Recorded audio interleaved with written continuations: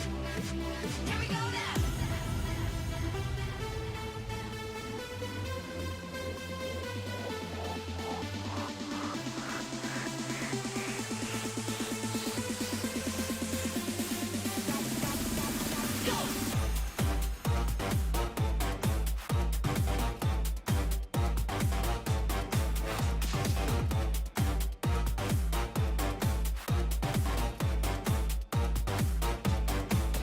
Go!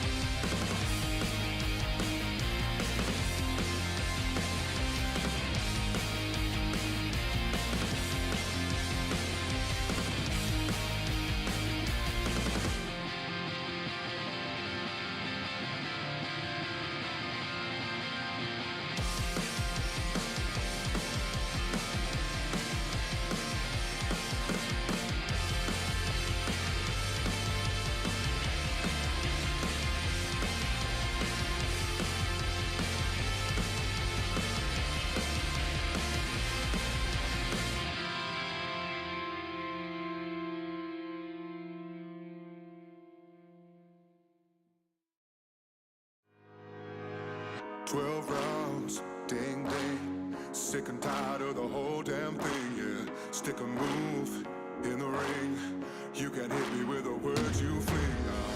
You're never gonna keep me down. You're never gonna keep me down. No, no, no. You're never gonna keep me down. You're never gonna keep me down. No, no, no.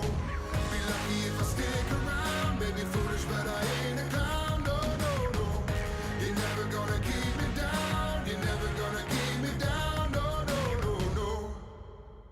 Got the belt like a king. Heavyweight champion of the whole damn thing, yo. Full of gas, full of spin. Jekyll and Hyde, you're the evil twin. You're never gonna keep me down. You're never gonna keep me down. No, no, no. You're never gonna keep me down. You're never gonna keep me down. No, you're never gonna. You're never gonna keep me down. You're never gonna keep me down. No, no, no. You're never gonna keep me down. You're never gonna keep me down. No, no, no. Be lucky if I stick around. Maybe foolish, but I ain't a clown. No, no, no. You're never gonna keep me down. You're never gonna keep me down. No, no, no, no.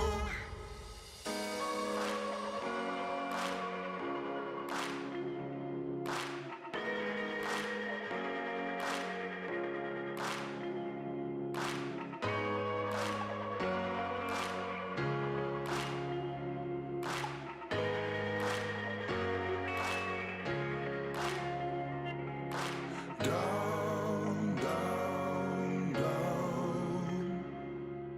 Down, down, down. Down, down, down. Down, down,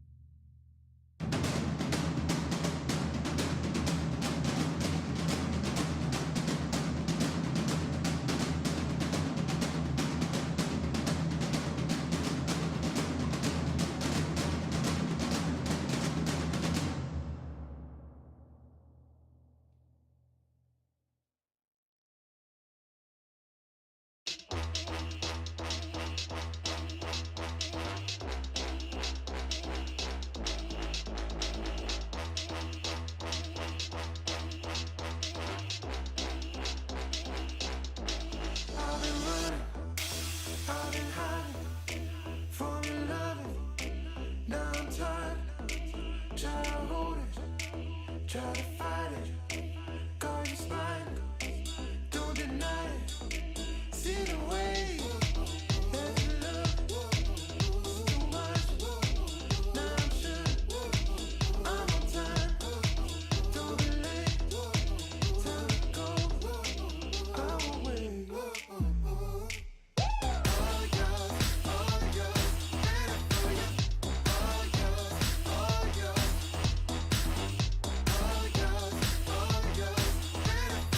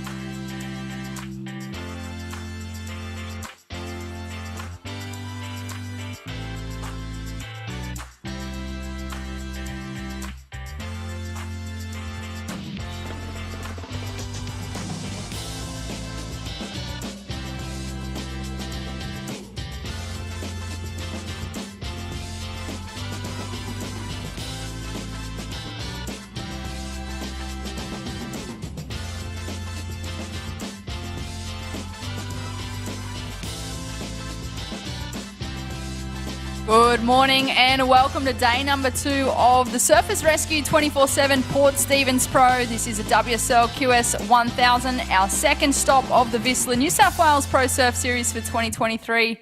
My name is Britt Nicol, joined in the booth with Adam Hennessy. How are you, Dimmy?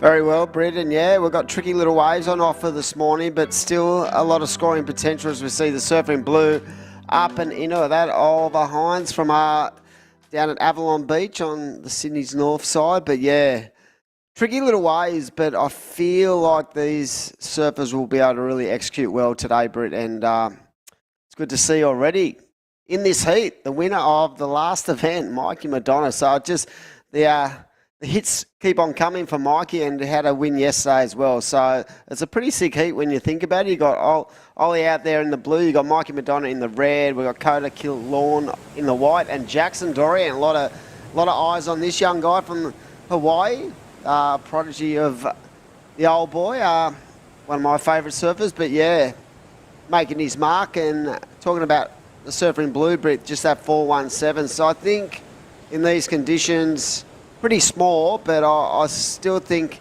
they'll be able to identify exactly what they're looking for to consolidate as we see. Here we go, we're just talking about him, and that is young Dorian up and riding. But yeah, it's just crazy how many events we've had back-to-back, and trying to sort of manage all those different levels, Brit, of fatigue and, and trying to keep yourself mentally fit, because still, this is a 1,000 event. You win this, and it could be the difference between jumping onto the Challenger or not. Yeah, for sure, Dimmy. They'd certainly all count at the end of the day and the end of this leg.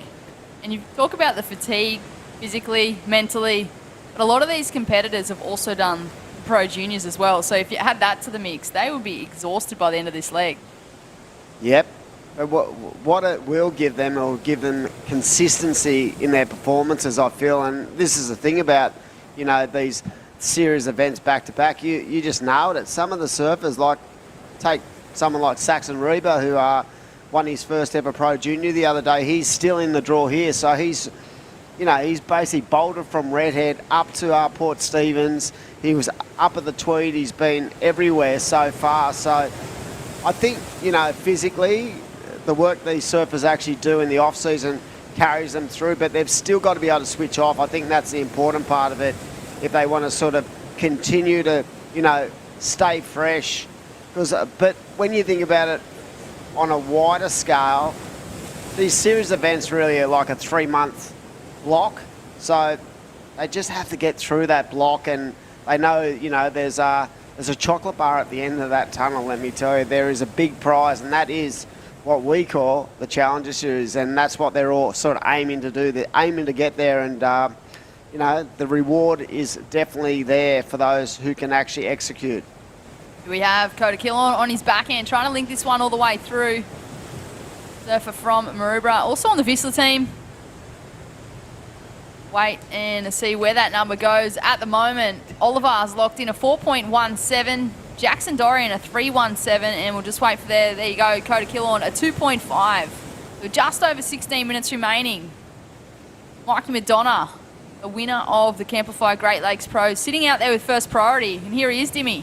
Yeah, up and riding on a little insider, and we're having a chat between the commentary team, Brian, and talking about that win and how, there was a real steely look to Mikey, even after the win. I think he was trying to sort of take it all in, he wasn't in shock, but he was sort of very steely in that post-heat interview after that win, and I felt like in his eyes, yeah, it was a great win, but there was so much more meat on the bone, and he knows where he wants to be. He wants to be on the Challenger full-time.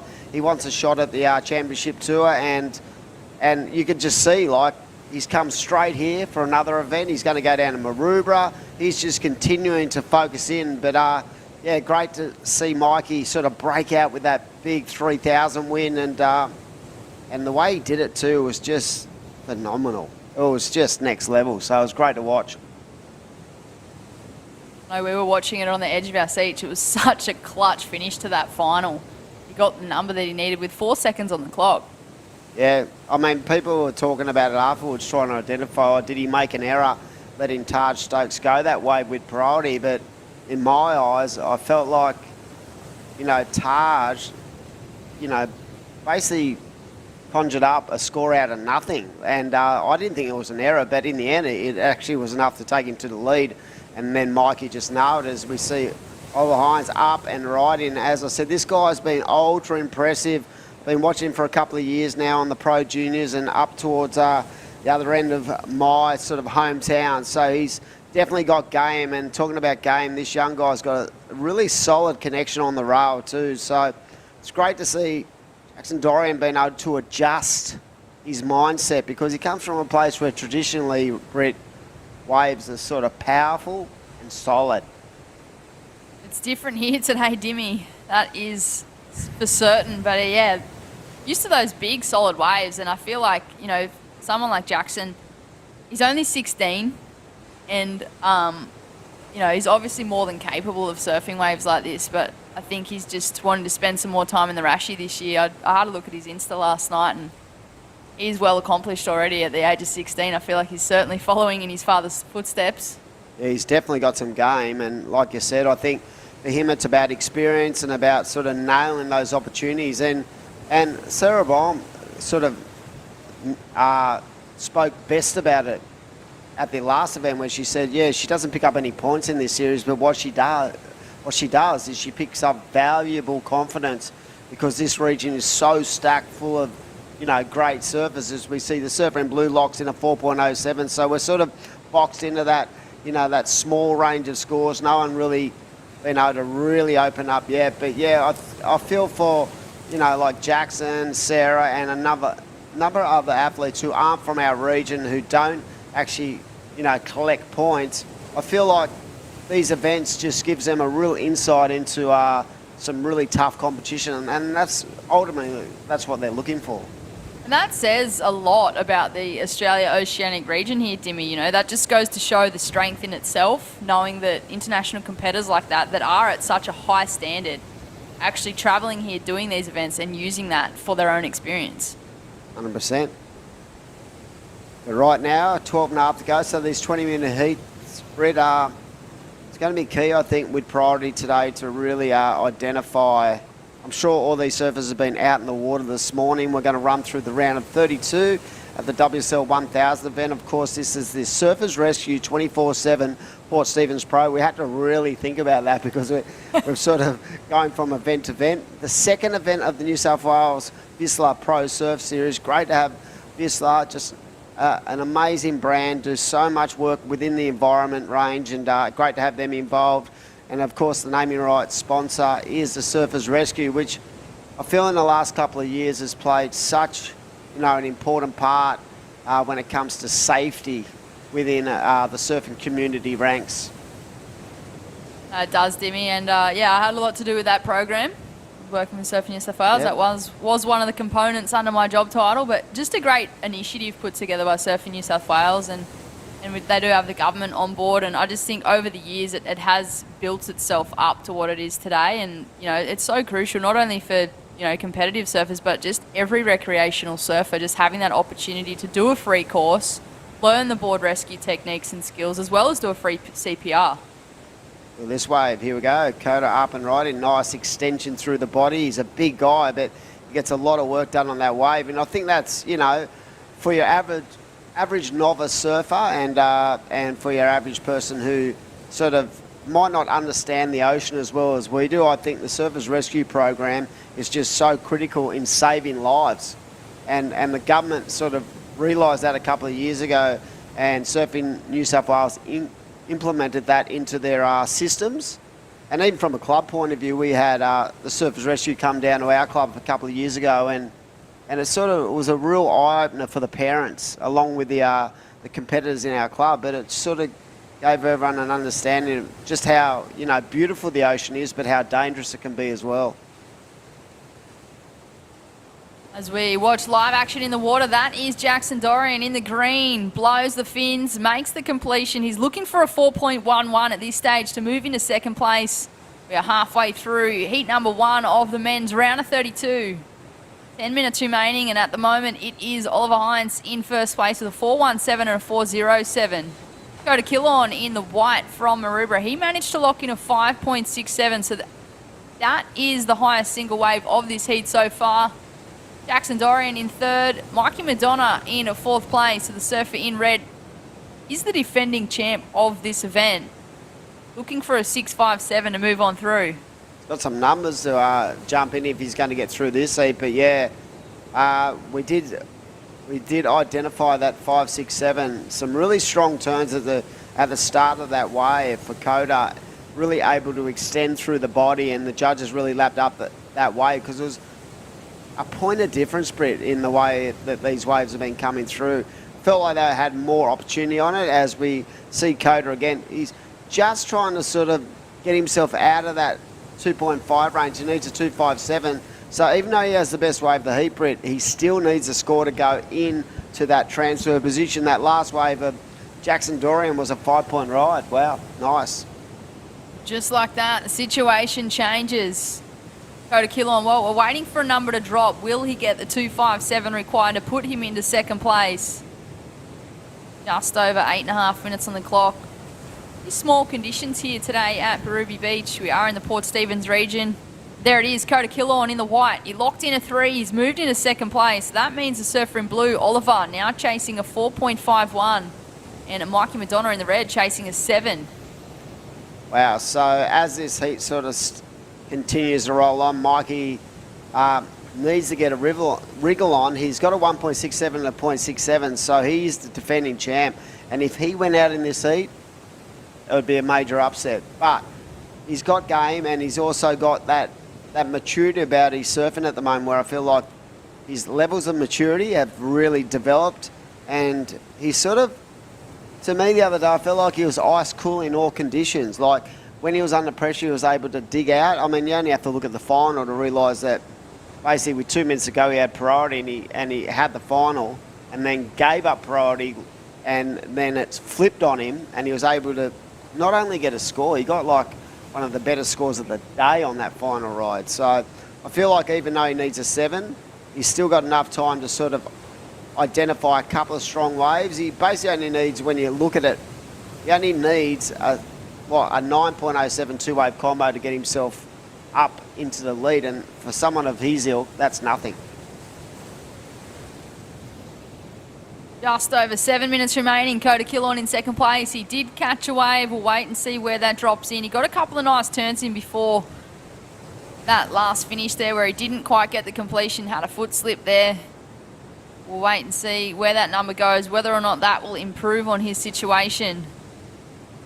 This is, of course, Surfers Rescue 24/7 Port Stephens Pro. Our second stop of the Vissla New South Wales Pro Surf Series for 2023. Great to have Vissla partnering up with Surfing New South Wales again on these QS events here in New South Wales. Well, Mikey Madonna up and riding, Timmy. Yeah, nice first turn, comes off the bottom, into the corner, and really well read wave, that one for the surfer in red, so that gets him on the game. So he's back in the hunt now, and I felt like he really wanted that wave.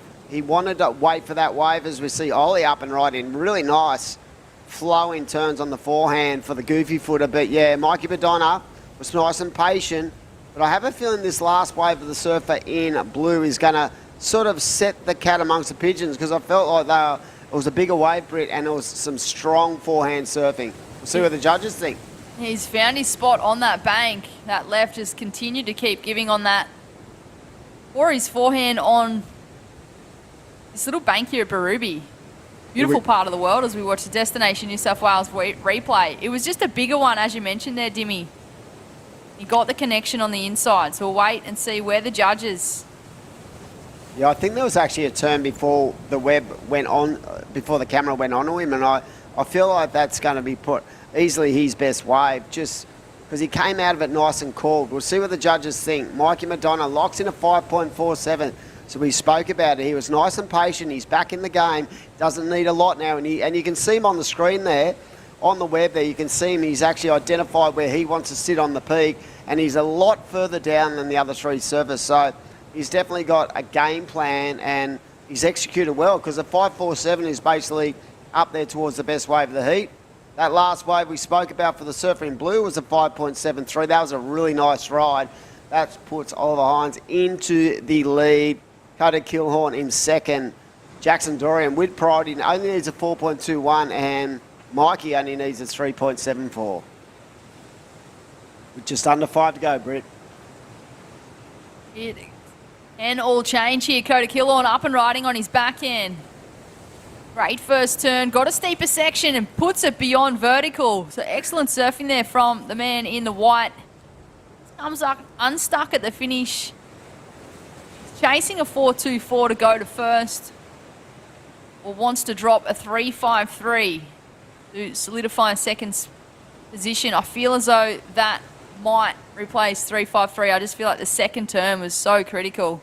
Yeah, that was money. It was 12 o'clock, and even though I believe he came unstuck on the last turn, I just felt like there was some really strength through those couple of turns, and we'll see what the judges think. And there it is, a 4.47. So had he landed that last turn, I reckon that would have gone, right up there with his best way. But right now, very tight heat. White goes to first, blue to second. And it is up to Jackson Dorian to get a 4.91, and Mikey needs a 4.44. So you can just see, Britt, there's those scores in the sort of the mid to good range, but no one has really executed that high 6, 7, and that is going to be where the separation is. So very tight battle. What a great way to start the morning at Port Stephens for the Surfers Rescues 24/7. Port Stephens Pro, of course, this event has been a part of the New South Wales surfing program for a number of years. And it's great to see the defending champ, he could have easily gone home and rested up for the next couple of events, but he chose to come and defend his title. He's actually in a little bit of trouble right now, Brett. He is. Mikey Madonna, that is the man in the red that we speak of. He's chasing a 4.44 to go into second place. Still 3 minutes on the clock, and it's a highly achievable score there for Mikey. We just watched him last week at the Qualifier Great Lakes Pro, which was held at Boomerang. He took the win and took it within the last 4 seconds of that final. So he's more than capable of locking in those scores under pressure. Yeah, definitely. And there's 2.5 to go. So priority right now sits with the Hawaiian.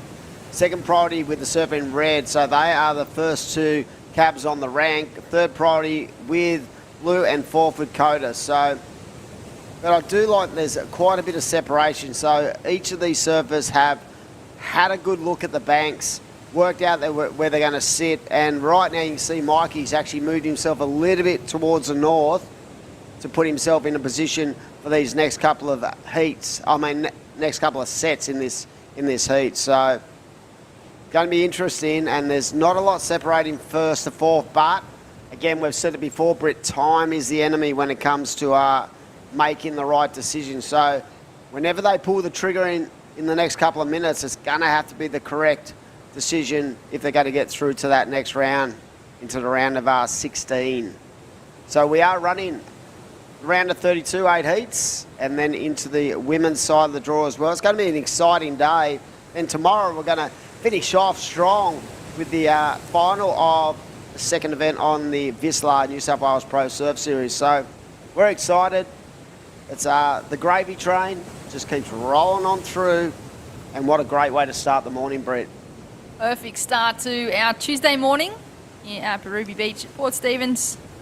Go to Kilhorn up and riding, belts the last section, gets the finish. Is currently in first place. He is on that Whistler team. This is, of course, our second stop of the Whistler New South Wales Pro Surf Series for 2022.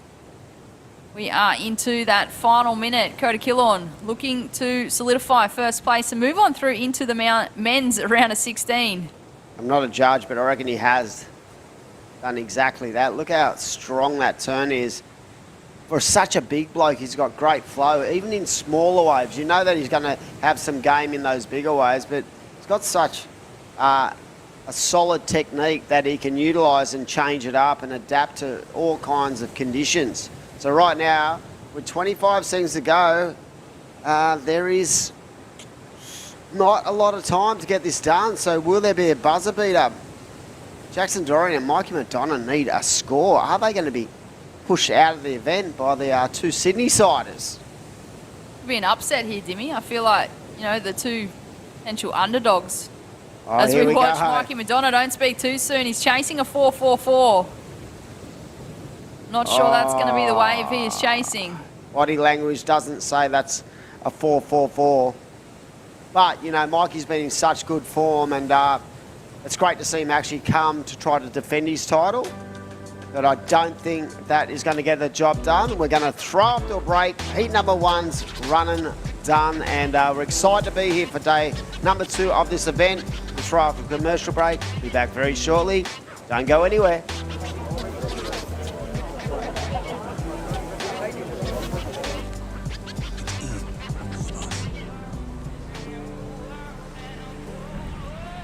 That craving to feel new again, to see something new that will blow our minds, or meet someone new who will change it.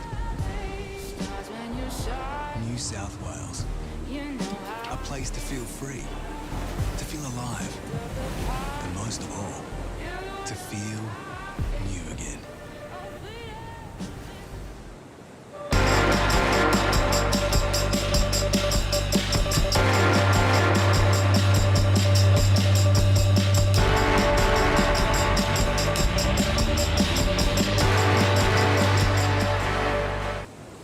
It's in all of us.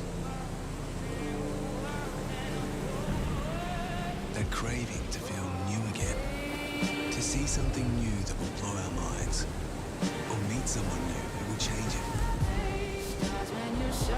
New South Wales, a place to feel free, to feel alive, and most of all, to feel new again.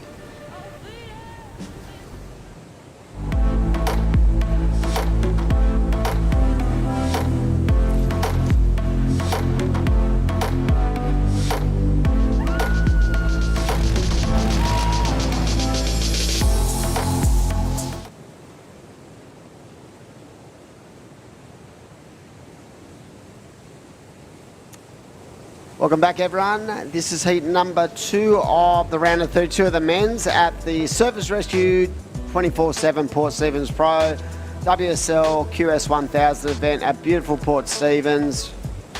And what an area it is. And Brett, you've had a lot of events at this kind of venue. How do you find the peaks and the banks out here? Oh, I love it here. Port Stephens is one of my favourite places to come every single year. And we are at Broby Beach, beautiful part of the world. Anna Bay down the road. Plenty of options for things to do here as well. Animals on the beach.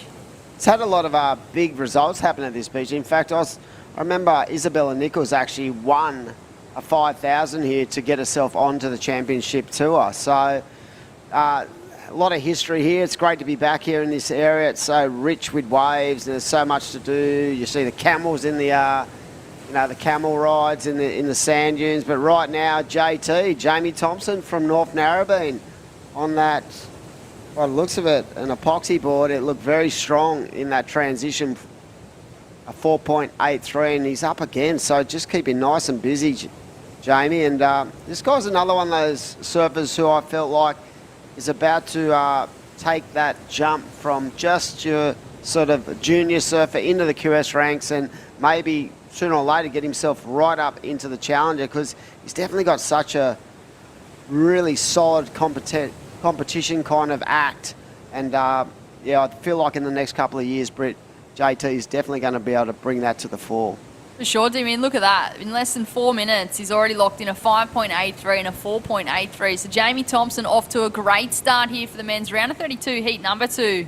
You also have Daniel Farr, Jack Thomas, and Tim Bain.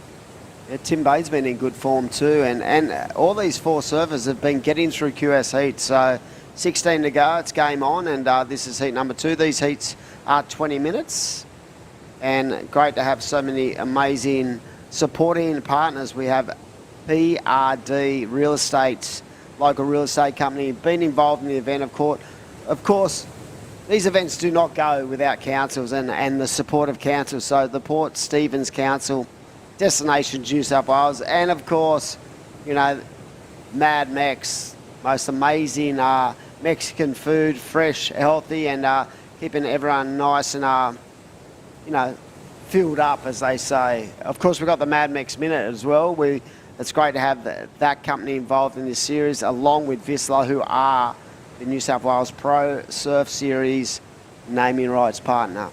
As we see another wave for Timmy Bain getting ridden there. So yeah, I feel like this is very similar to that second day, that first and second day on the webcast up at Boomerang. So they're going to just have to make the adjustments. But what I do like there in these small waves, Britt, I feel like the scoring potential is still there. The opportunity to get a big score we saw in that last heat, Coda Killhorn, and he really sort of executed well. Already Jamie Thompson, a couple of really nice waves early, keep him busy. And we saw Daniel Farr there up and riding. So yeah, even though the waves aren't, humping, opportunity's still there. And if there's enough sort of, opportunity, these guys, seriously, they can make anything happen. And just watching guys like Jamie Thompson and Coda Killorn in that last heat, they're quite tall surfers, and they're making these small conditions just look like they do this every single day. As we watch Timmy Bain on his forehand, belts a couple of turns there. Wow, that was impressive. Got that 3.5, and he's basically paddled back into the lineup and went straight into another one without priority. And this is the thing today. How do you feel with the priority situation today, Britt? Would you sort of be a little bit freer with priority because of the fact that there are a lot of waves being ridden? Yeah, you said it just there, Dimmy, being free with priority. I feel like in smaller conditions like this and the way the peak and the bank works, there is opportunity. And I think, you don't want to be sitting that entire heat just waiting for that perfect one, because you're going to have surfers in second, third and fourth priority and have those opportunities because they're waves coming through. It's not slow, there's not lulls. It's actually pretty consistent here this morning at Port Stephens. Yeah, if you think back to that last set with Mikey, I felt like he was really sort of structured in the way he wanted to identify the wave he wanted. He actually got the score that he really wanted, that mid-5, but what it did, it sort of, it strangled him towards the back end of the heat because he didn't have another opportunity. So as we see Surfer up and riding again, yeah, I feel like, Jamie Thompson sort of probably has been sitting on the beach with his coach, having a good look at that, thinking, you know what, as we see a replay of that really nice turn, that is 2 solid manoeuvres. I feel like maybe the next heat would have looked at that and gone, you know what, I think it's really important that we be a lot more busier in this heat. And already, look at it, 12 and a half minutes to go. That's been 7.5 gone, and there's been plenty of waves being dished up by these 4 surfers. We watch the Destination New South Wales replay.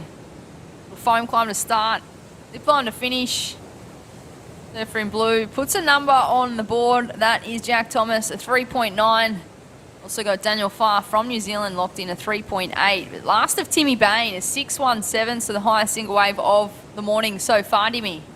Yeah, definitely. You could just see that power and the lovely way he engaged a rail on a smaller wave. It's such a important skill set, I think, for these surfers to be able to develop. And when you sort of live where we live, and you're going to get smaller days, and these surfers work so much on their technical side of their surfing in smaller conditions because they need to identify the fact that they're going to have to surf events when it's pretty much minimum, and the waves are 1 to 2 feet but clean, and if you get the right wave you can really tag off on that, and we've seen it with Coda in the last heat and definitely with Timmy Bain on that last wave. As we watch the Destination New South Wales replay, this is Tim Bain. Beautiful first turn. Just love how he keeps the momentum along that wave. It was tiny. Got the finish. I think the key to that was flows.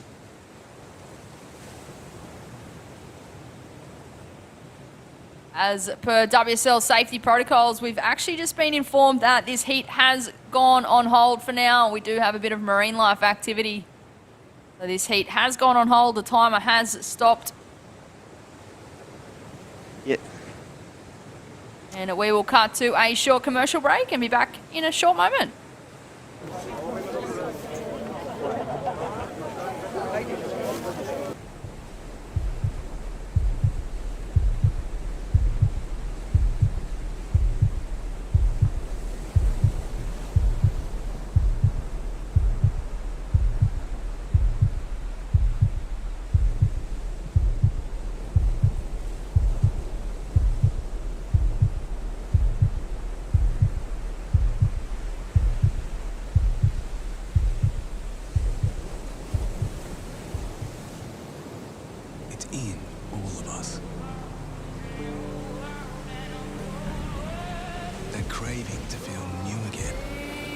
see something new that will blow our minds, or meet someone new who will change it. New South Wales, a place to feel free, to feel alive, but most of all, to feel new again.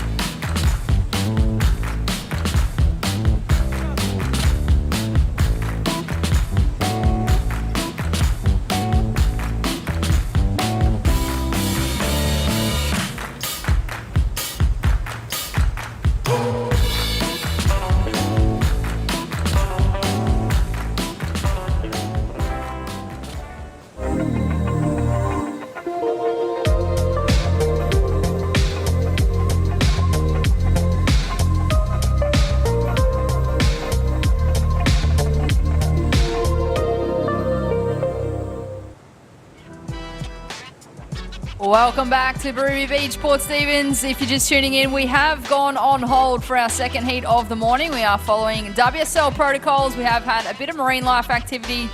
We are currently on hold, but stay tuned. Hopefully we won't have to wait too long. Yeah, I don't think it's going to be that long before we re-enter the fray when it comes to competition. Yeah, I think, the safety issues, WSL do a great job. They're onto it, and yeah, there is traditionally a lot of, marine life in the Port Stephens area, and you'll see this happen a couple of times, I think, during the event, and it's more of a safety issue and making sure that we connect the dots. And once they have that water cleared, they've got drones and they've got jet skis. You can see the skis out the back there. They do a great job, and once they feel like whatever has been around, has been pushed out to sea or whatever, they'll get underway. But Britt, let's be honest, it is the ocean, and you're going to have those days. We are, Dimmy. We are in that playground, so following protocol, we are on hold. Surfers in this heat are all safe, and that is our main priority right now. So we are on hold. For anyone tuning in, I think it gives the athletes an opportunity to maybe come in and have a chat to their coaches and stuff like that. So yeah, it's something that everyone is quite aware of, and they've probably been through it a number of times. So it wouldn't be really throwing anyone's rhythm out. It's just about when they get back out there. I think there was like 11 and a half to go. They reset, get themselves busy. But what has been impressive, Britt, in this heat was the start of Jamie Thompson. I feel like he really wanted to get 2 scores on the board nice and early, and those 2 scores he got were strong rides.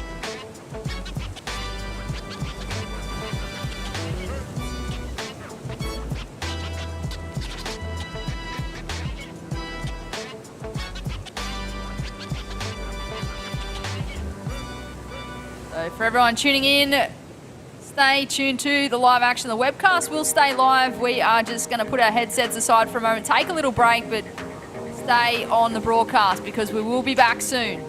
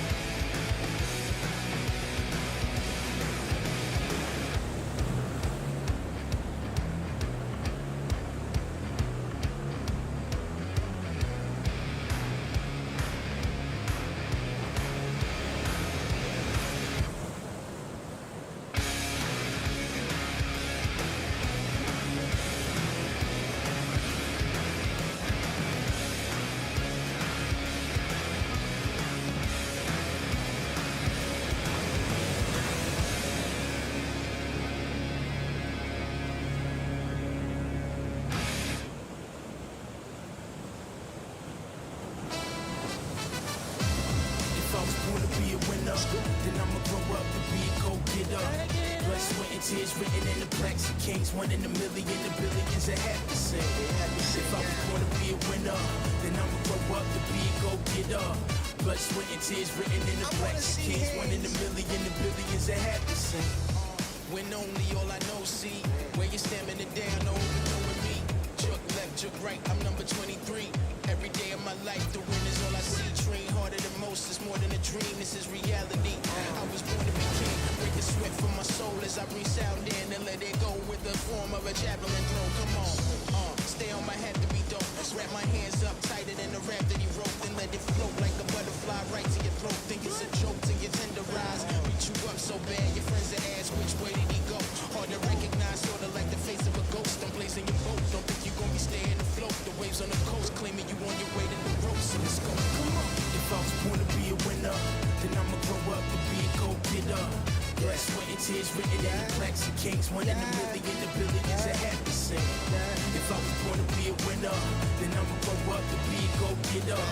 Blood, sweat, and tears written in the blacks of kings, one in a million, the billions that have to sing. I've been a champion for all of my life. As a young and golden medals, more than something I like. I would always look for challenges, the sorcerer's type. Always where the hazard is, left hook, so where the jabbing is. Brought up with the savages, I had to win. Thought about the war long before they brought the battle in. Hashtag warrior, what he channeling. Pick up the ball, then I'ma slam it in. What do you call what's really happening? Slapping with the bat in hand. Full house, now bring it back again. Oh, you lost, get back to hassling. Hustling hard to get back to the front. Reach for the stars until the day you catching them up. But you ain't never gonna catch me, son. You can call me the immaculate one. Foot the track and you're done. Supersonic, I'm a comet, short the black of the sun. It's not back to the one. If I was born to be a winner, then I'ma grow up to be a go-getter. Blood, sweat, and tears written in the blacks of kings, one in a million, the billions that have to sing. Come on. If I was born to be a winner, then I'ma grow up to be a go-getter. Blood, sweat, and tears written in the blacks of kings, one in a million, the billions that have to sing. Come on. If I was born to be a winner, then I'ma grow up to be a go-getter. Blood, sweat, and tears written in the blacks of kings, one in a million, the billions that have to sing. If I was born to be a winner, then I'ma grow up to be a go-getter. Blood, sweat, and tears written in the blacks of kings, one in a million, the billions that have to sing.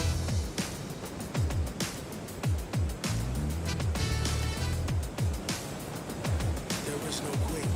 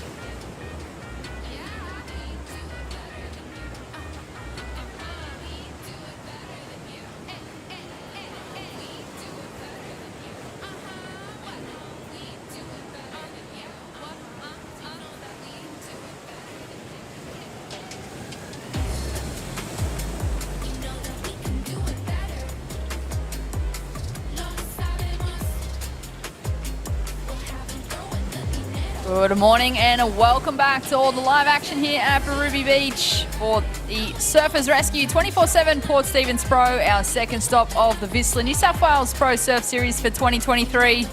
We did go on hold for a moment there due to a bit of marine life activity, but we do have all 4 surfers back in the lineup. We are just waiting to resume this heat. This is, of course, heat number 2 of the men's round of 32.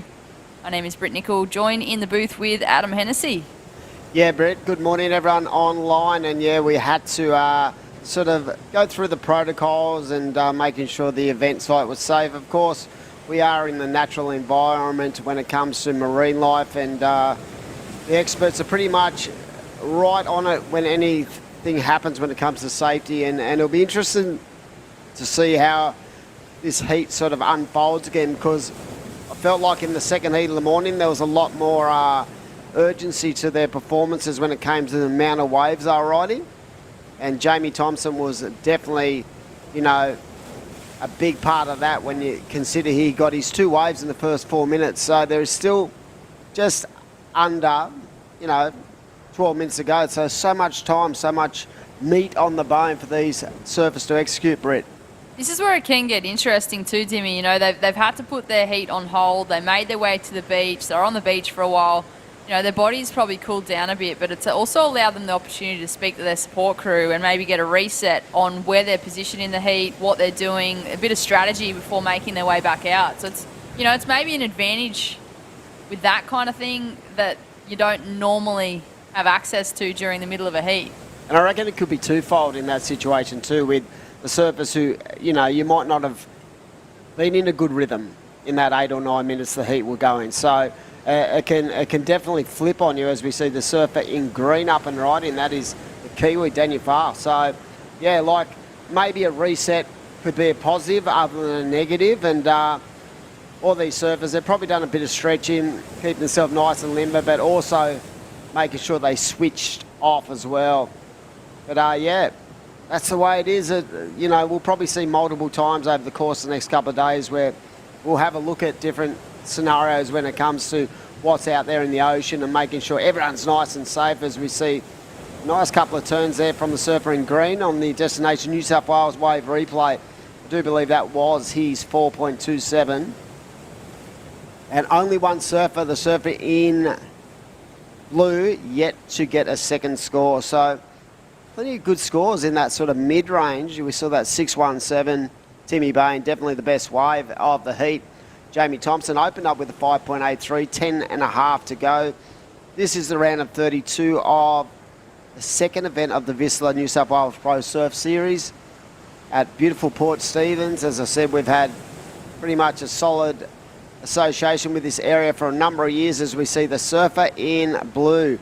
Nice flowing backhand, a little bit caught up, and probably, I would say, if I was a judge, that was incomplete at this stage.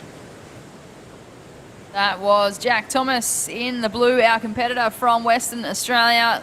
We have the Destination New South Wales wave replay. Nice first turn, just tries to keep the board moving to get the connection. And I agree with you on that one, Dimmy. I feel like he just didn't quite get the completion riding out in front of the foam. The 2.67, so the surfer in blue, Jack Thomas, in 4th place, chasing a 6.67 to go into 2nd place. Yeah, it's so great to have an amazing group of partnerships when it comes to this surf series. Of course, Whistler, as we see, green up and riding, nice flow on the forehand, really good speed down the line. And yeah, as I said, having the New South Wales government through its tourism and major events agency, Destination New South Wales, a part of this series, and they really support, surfing in New South Wales with more than 200 or 2,000, I should say, kilometres of spectacular coastline. New South Wales is home of some of the world's best beaches, and of course Australia's premier surf destination. So good to have the New South Wales government, Brett, forming those partnerships along with Surfing New South Wales and WSL. And yeah, these events don't happen without so many people coming in, as we see the surfer in red up and riding, nice backhand whip into the pocket, nice and relaxed on that bottom hand turn, gave him some elevation into the lip. But yeah, without the support of the government, I don't think would be here. Thanks to all of our amazing partners for making this event possible, and of course this Vissla New South Wales Pro Surf Series. This is our second stop. Another 2 events after this into Maroubra over the weekend, and then to the Central Coast. It just never stops here, Dimmy. Yeah, and if it's a perfect time to hit the road and enjoy some surf-inspired holidays. So visit the website, visit newsouthwales.com to plan your trip, as we saw a really innovative move, but unfortunately for the surfing green there, Britt, just catching an edge. So right now with 7.5 minutes to go, incredible. We spoke earlier about how Jamie Thompson was so busy in that first 4 minutes of this heat. It's like someone's switched off the tap. And, well, he paddled back out there with first priority. It's been 4 minutes since we hit that resume button, and he has just dropped anchor ever since. Maybe he's had a chat to his coach, and his coach is saying, look, let's identify something a lot stronger than we've been going, as we see Tim Bain consistently getting those scores. Another score in the good range, a 6.13, and interesting to say, he's basically dropped anchor now, and that leaves him vulnerable with 7 to go, because he's going to have to pull the trigger on something to better that 4.83, because you don't want to be boxed in. Certainly not, Timmy, and it's interesting to note that Timmy Bain, he got that under priority. You know, Jamie Thompson in the white, he was sitting out there. He had right away to any wave that came through the lineup. And red, well, he spotted a left and got the thing all the way to the beach. And here we have a split peak. The surfer in red, that is our current heat leader. He's looking to replace the 6.13 if he wants to improve on his situation. Doesn't quite get the completion. Yeah, I don't think they'll deem that complete. But it's an interesting scenario for JT, because you can see the other 3 surfers, they're trying to keep really busy. So maybe he's had to change the way he's thinking, and he has had priority basically since the outset. So, as I said, not a lot separating second, third and fourth, as we see the split peak situation. Surfer in red just trying to get himself nice and tight to the pocket to create that down the line speed. And nice rotation, but probably the easiest part of that move he got wrong, which was the completion, you know, to ride out. The judges want to see, 1, the better scores will come if you ride out in the flats and not onto the boil of the wave, and 2, definitely you ride out clean. We've got a couple of scores in there for the man in the blue, Jack Thomas. He's moved into 3rd place, but still chasing a 6.39 to advance with 5.5 minutes on the clock. Jamie Thompson in the white in 2nd place, still sitting out there holding first priority. He's looking to replace a 4.83 as his low score. Would you start to get a little bit eggy out there if you're Jamie Thompson? Because he's basically caught 2 waves in the first 4 minutes and nothing since. We've been back on for, say, 6 minutes, and he's held priority that whole time, while the others have definitely improved or better their situation. So he's either got ice in his veins, or he's had to have a rethink about what he's doing out there, because right now the surfer in blue only needs a 6.39, as does the surfer in green. So that's pretty much still, the benefit of that is it's still the best wave of the heat they're both going to have to get to actually overtake Jamie Thompson. So when you look at it from that scenario, it's, you know, it's a tough ask, but right now, from a coaching point of view, I'd probably like to see Jamie sort of on a couple of waves and trying to sort of work his way through as we see blue up and right in. Definitely these guys look like they're on epoxies. And you mentioned it earlier, Dimmy. It looks like they've just paddled back out there and they've switched gears. They're nice and busy, just giving themselves the opportunity. They're trying to lock in a score to move on through to the next round, with that next round being the round of 16 of the men's. And yeah, Jamie Thompson, well, he's done the opposite. He was busy in the first 4 minutes, and he has just dropped anchor ever since. Maybe he heard us talking about him, going, mate, how impressive it was. It was, you know, wave after wave after wave, and he's going, oh, you know, might go the opposite way. But still, there is 4 minutes to go, and it is the surfer in white who has first priority. It is Daniel Farr, the Kiwi, who needs a 6.39, and the surfer in green up and right, and again, nice flare. And surfer in blue only needs a 6.09, so he's reduced that requirement by the barest of margins, but still, 3.5 to go. It's an interesting scenario being played out here. Tim Bain definitely, I feel, has been on the two strongest waves.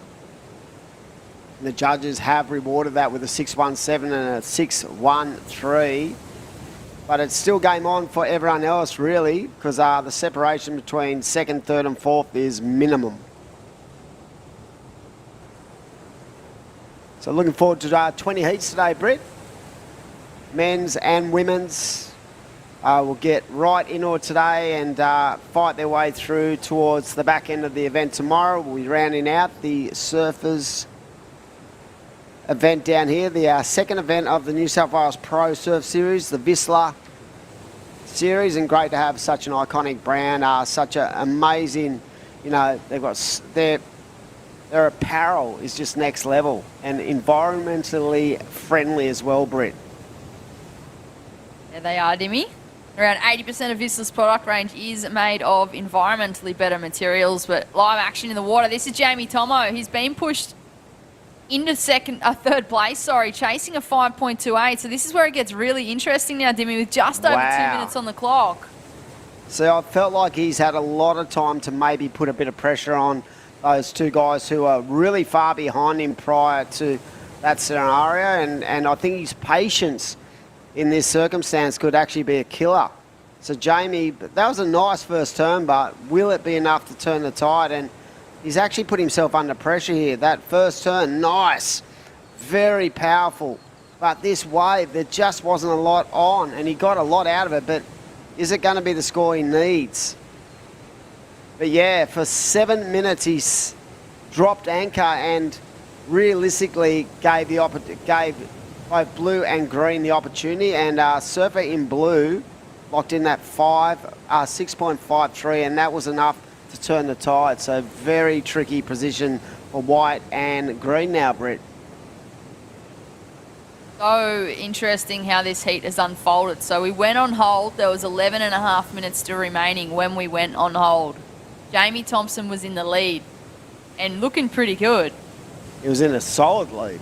Came back to the sand, reset and paddled out, and well, he's now in third position chasing a score as we hit the Mad Mex minute. Thanks to Mad Mex.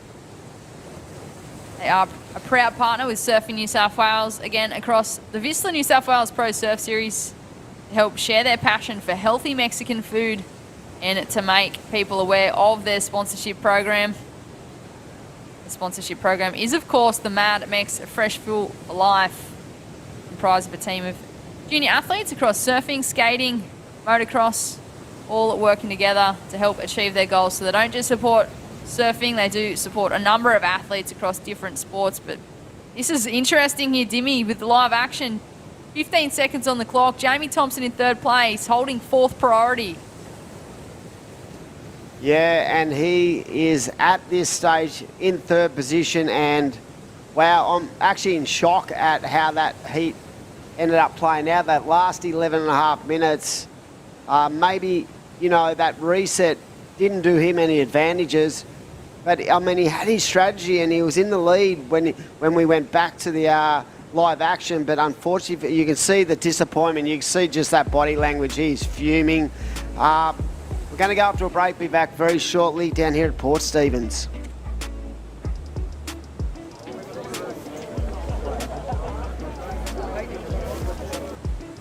It's in all of us. That craving to feel new again. To see something new that will blow our minds. Or meet someone new who will change it. New South Wales. A place to feel free, to feel alive, and most of all, to feel new again.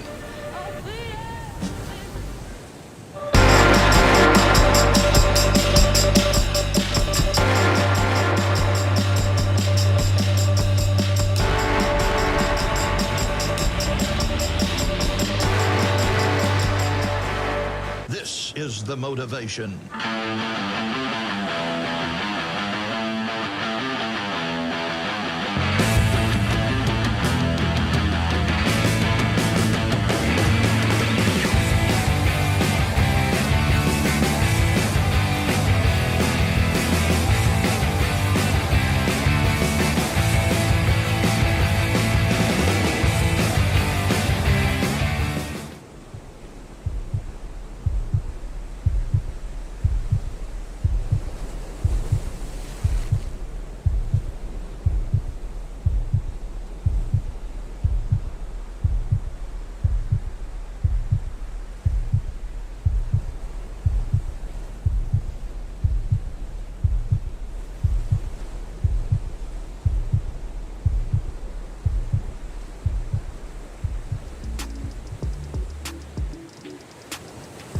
Welcome back to day number 2 of the Surfers Rescue 24/7 Port Stephens Pro. This is a WSL QS 1000 event.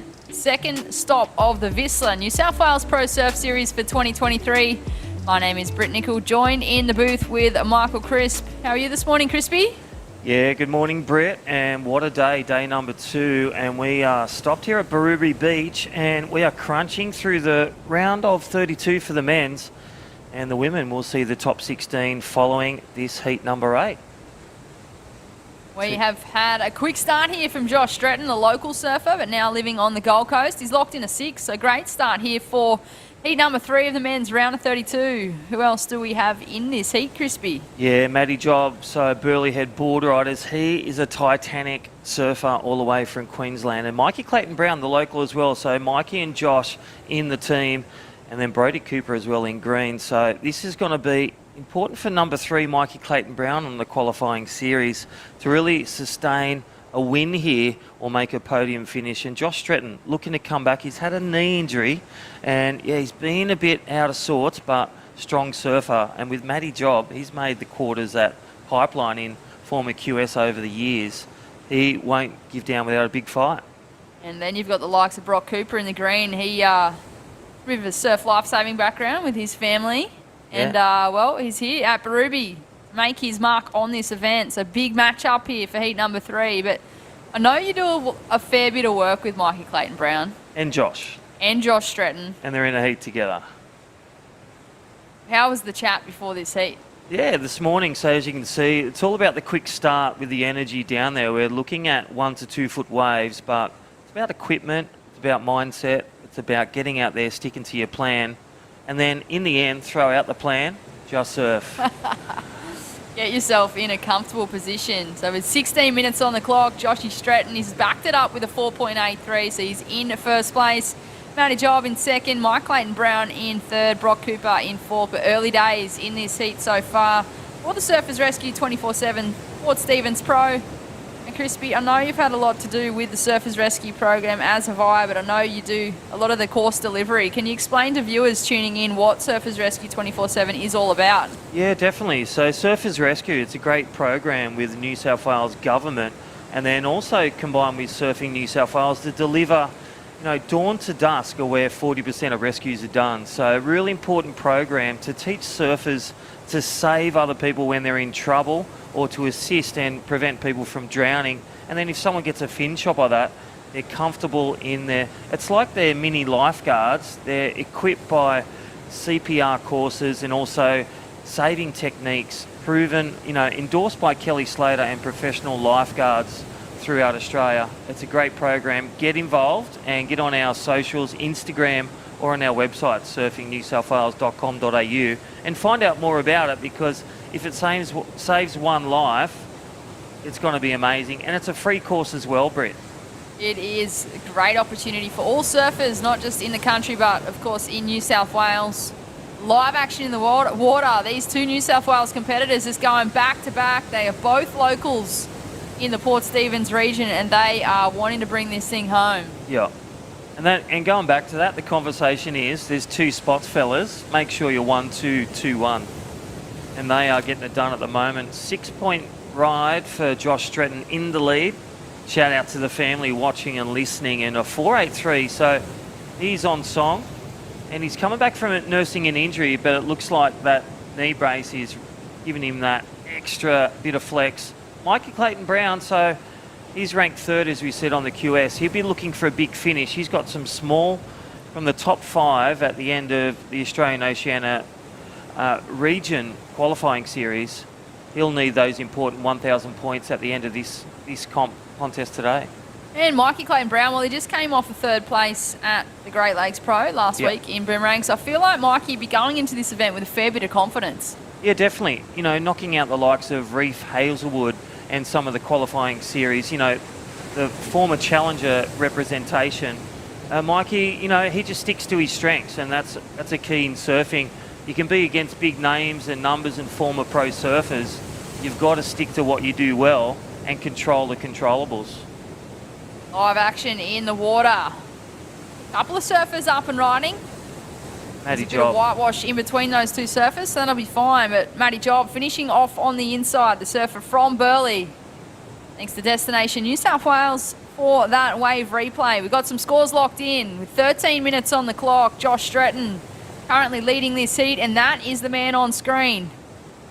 Yeah, nice with priority. Nice first turn. Again, the judges are looking for critical turns and also risking it to get that combo in. And look at the speed, power, flow. And this guy's a big fella. He's rating about 80 kilos, surfing his small wave board, and that's a key where we talk about equipment. What equipment you're going to use? You're going to use your epoxy or your small wave board, and you still got to go vertical. Here we go, great little replay. Brett.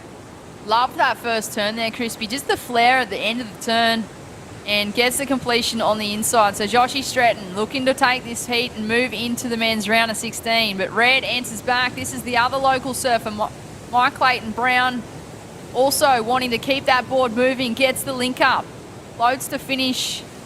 And Mike Clayton Brown sitting in third place, chasing a 4.25 with 12 minutes on the clock. And Crispy, you spoke of equipment just then. We've been talking about the epoxies. You work with both of those surfers, Josh and Mikey. Yep. What was the equipment that they were taking out for this heat? Yeah, definitely epoxies for them. Still smooth waves, as you can see. Just light winds down straight out the front of Barooby, just to the right of the clubhouse, the contest bank is. And epoxies seem to sit on top of the wave. They give you an extra bit of speed that is so essential to get that first turn done and then skip over to the second, possible third turn. And that's what you do in building the house. And as you can see, Mikey Clayton Brown, a score to lock in. Looks like he's replaced his best score and still in need of another one, now a 3.45. So Brett, still on the ropes, but we're at the halfway mark, 11 minutes to go. What are you thinking as a former QS shredder? What would you be taking out if you're in a heat today, Brett?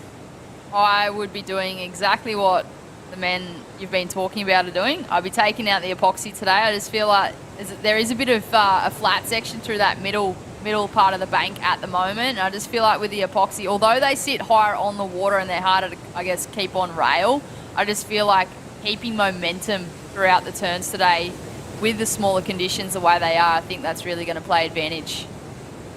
We really saw a lot of that momentum at Boomerang Beach. You know, you saw Taj Stokes take down Mikey Clayton Brown in the semis and Mikey Madonna do battle. And the speed, I can tell you live at that event, which I was, that was amazing. Just their body technique, their equipment they were using, all combined with the wave. That's why it's so hard to surf and yet so rewarding when you put a great wave together. Bring together a great wave here. That is Mike Clayton Brown getting the finish. So he'll be happy with that one. He's looking for a 3.45 to progress. We've also got Brock Cooper flying down the line, takes to the air, finally gets the completion that he has been looking for on the last couple of waves. Well, judges are looking for repertoire, and I can tell you, Mikey Clayton Brown might get the wave, but Brock Cooper might even sneak and get the second. This will be an interesting replay from, and there it is, the score's in. Mikey Clayton Brown drops in the second, Josh Stretton in the lead, and here's Matty Job. This is a hummer of a heat. Matty Job uses priority on this one, belts that last section, gets the finish. So Matty Job being bumped into third place in the white. He is chasing a 4.87. Wow, I reckon if there was two of those turns, Brett, that was the score. This one's going to, again, come down. We've got 9 minutes remaining. This is round of 32. Heat number 3 here at the Surfers Rescue. 24/7, Port Stephens Pro, QS 1000, men and women.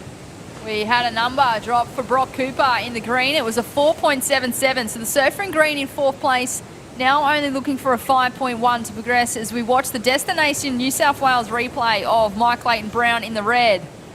Races down the line, gets a second turn in, straight into a third, so no downtime there for Mike there, Crispy. Yeah, it was a good 3-turn combo there for Mikey Clayton Brown. Nice and vertical, speed, power, flow, and we saw that replay. Nice little air rev, that's his best for Brock Cooper.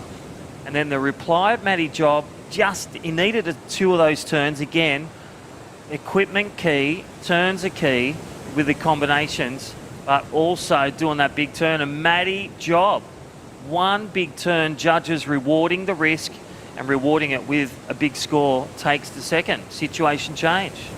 Oh, Matty Job in a second place. He locked in a 5.5. He's got a backup of a 5. So Surfer in white chasing a 6.3 to take first place from Josh Stretton in the blue. That is the man up and riding now, using priority. Beautiful first turn. Straight into a second. This is one of the better waves of this heat so far. Wow. Drifts the tail to finish, and there it is. Josh Stretton getting the work done. Well, a little bit of backstory. He's feeling a bit sick. No, it's not COVID, but just, with his knee and, waking up, probably didn't sleep all night because he was nervous about his heat going against his good mate, Mikey. But Josh Stretton getting it done, building rhythm, building house. Here we go, Mikey Clayton Brown live on screen. Needing an above average, and as you can see, body language kicks out of that one. Won't be the opportunity to take him to second. In saying that though, Crispy, with just over 7 minutes on the clock, Mike Clayton Brown in third place. He's only looking for a 4.87. Small requirement here for the man in the red as we watch the Destination New South Wales wave replay of Josh Stretton. Yeah, love that first turn. His wave selection, he's such a waterman. Didn't you know, longboarding SUP for SUP, he's also an Australian winner of those, additional to shortboarding as well. He is. I was the team manager across all disciplines for New South Wales for many years, and Josh, he was always in those teams. He is a phenomenal SUP rider. Oh, complete waterman. We're just talking of that. Josh Stretton, a 7.33, so highest single wave of this heat so far. End of the morning here at Berube. Yeah, I feel he's in the flow state. Waves, boards, manoeuvres, headspace. All right, here we go. Mikey Clayton Brown loves to get a wave. He's like an energizer buddy, beating that drum. Lots of waves, but needs a 4.87. What does that look like to you, Britt? One big solid turn and he'll get the number, but I just feel like he needs something better than that 4.87 if he's wanting to move on through this heat. Yeah, definitely. He's sitting on that 5.63 in third now for red. Brock Cooper has priority. He'll be waiting for the wave to take him to the round of 16. Then we go to the man on man and the woman v woman in the quarterfinal. So again, thank you to our great sponsors. Again, series naming partners, Vissla All the Crew, John Mosser and Jen at the factory. Check it out, Vissla.Australia. Great website. And I'll tell you what, you can order right now. Live action. This is a Destination New South Wales wave replay of the 7.33 from Josh Stretton. We also had Mike Clayton Brown answering back, flying down the line, floats over the first section, comes out with speed to get a second, and just a little tap to finish before hitting the eject button. So Mike Clayton Brown in the red, he was chasing a number. There it is. He's looking for a 6.71 because Matty Job in the white in second place just locked in a 6.83. So the requirement has extended, Crispy. Yeah, definitely. And again, a stacked heat, as we said. And look at the scores, some of the biggest. There's Matty Job live on screen, just staying wide under priority, trying to really chip away at that 5.5. So, and there we go. Mikey Clayton Brown.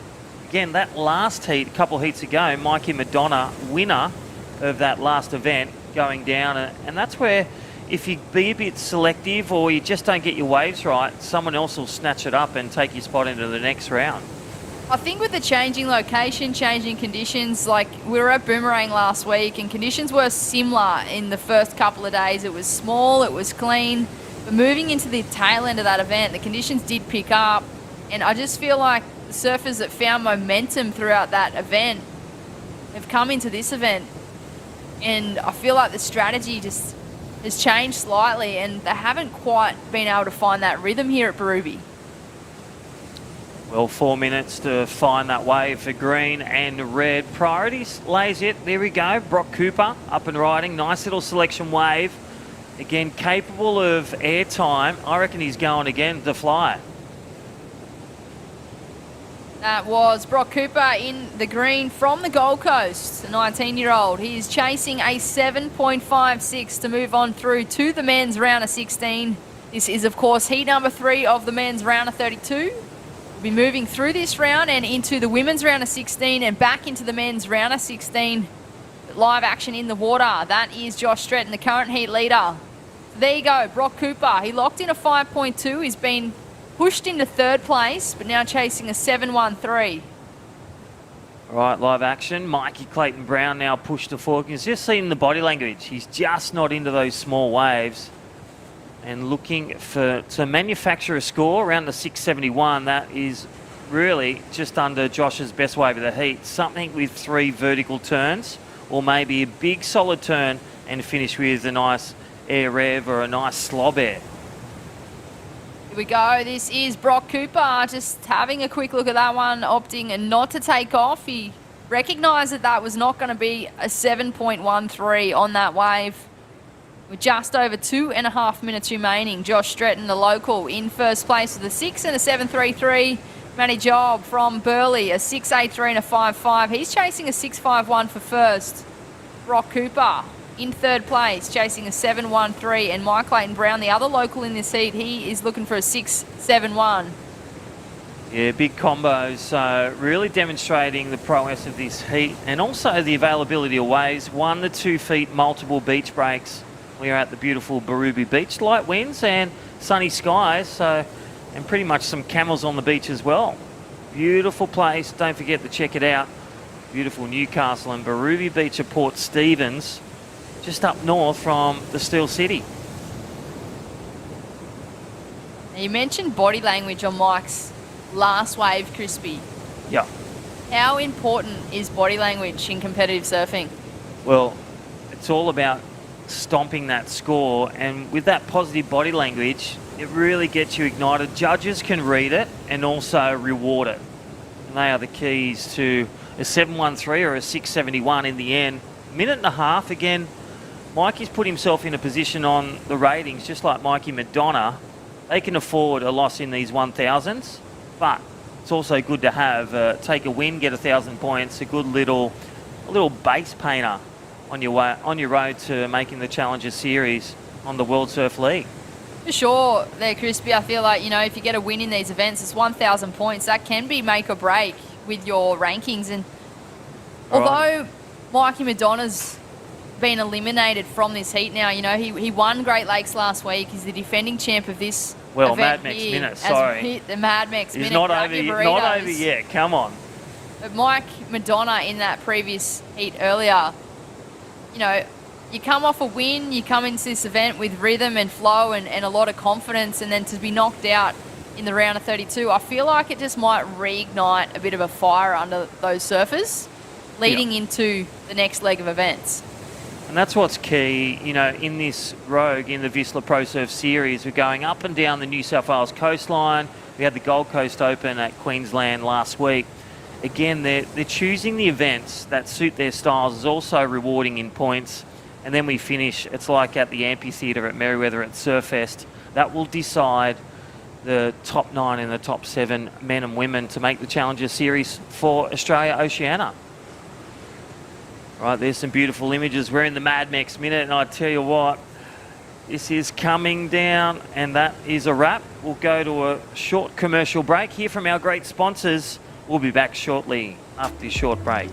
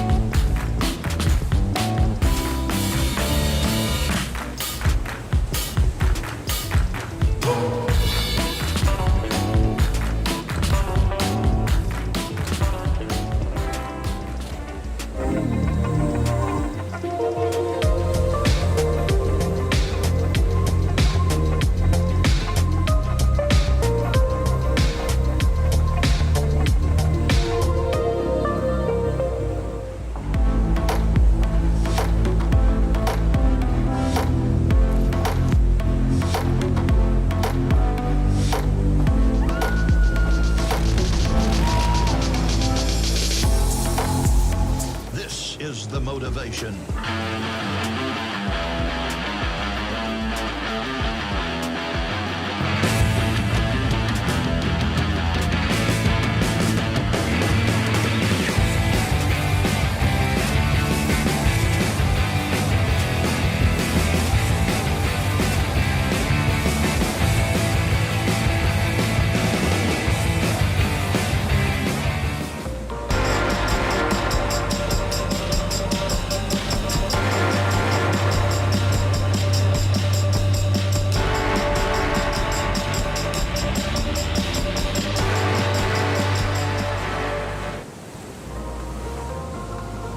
welcome back to day 2, the Surfers Rescue 24/7 Port Stephens Pro.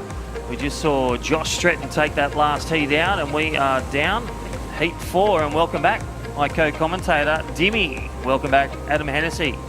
Yeah, how are you, mate? Yeah, good times, and good to see the men in the water this morning at Port Stephens, one of the most beautiful areas on our brilliant coastline of New South Wales. And I think eyeing off what we've seen in the first couple of heats of the day, mate, you're going to have to keep busy out there if you're going to get the job done. You do not want to be putting yourself under kind of any duress towards the back end of the heat. Well, I tell you, someone that's got a big appetite, and he got the biggest combo of the day, and that is Josh Stretton. We'll be hearing from him shortly, but some great little waves and combos and really making his intentions known. Right now we have Mad Max, some of our great partners. Check it out online or on Instagram, the Double Crunch Nachos. Yeah, here we go, a bit of a replay and nice transition on the back end. Of course, Mad Max, massive contributors when it comes to the Whistler New South Wales Pro Surf Series, and great to have Whistler involved, of course, and Mad Max keeping everyone nice and energised with good fuel, good healthy fuel.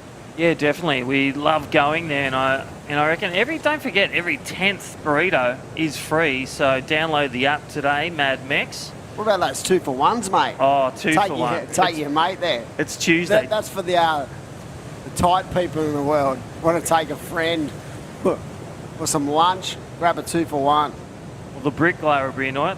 There it is. Scan that code live on screen. 2-for-1 burritos. Right now, take a picture, scan it. Mad Max.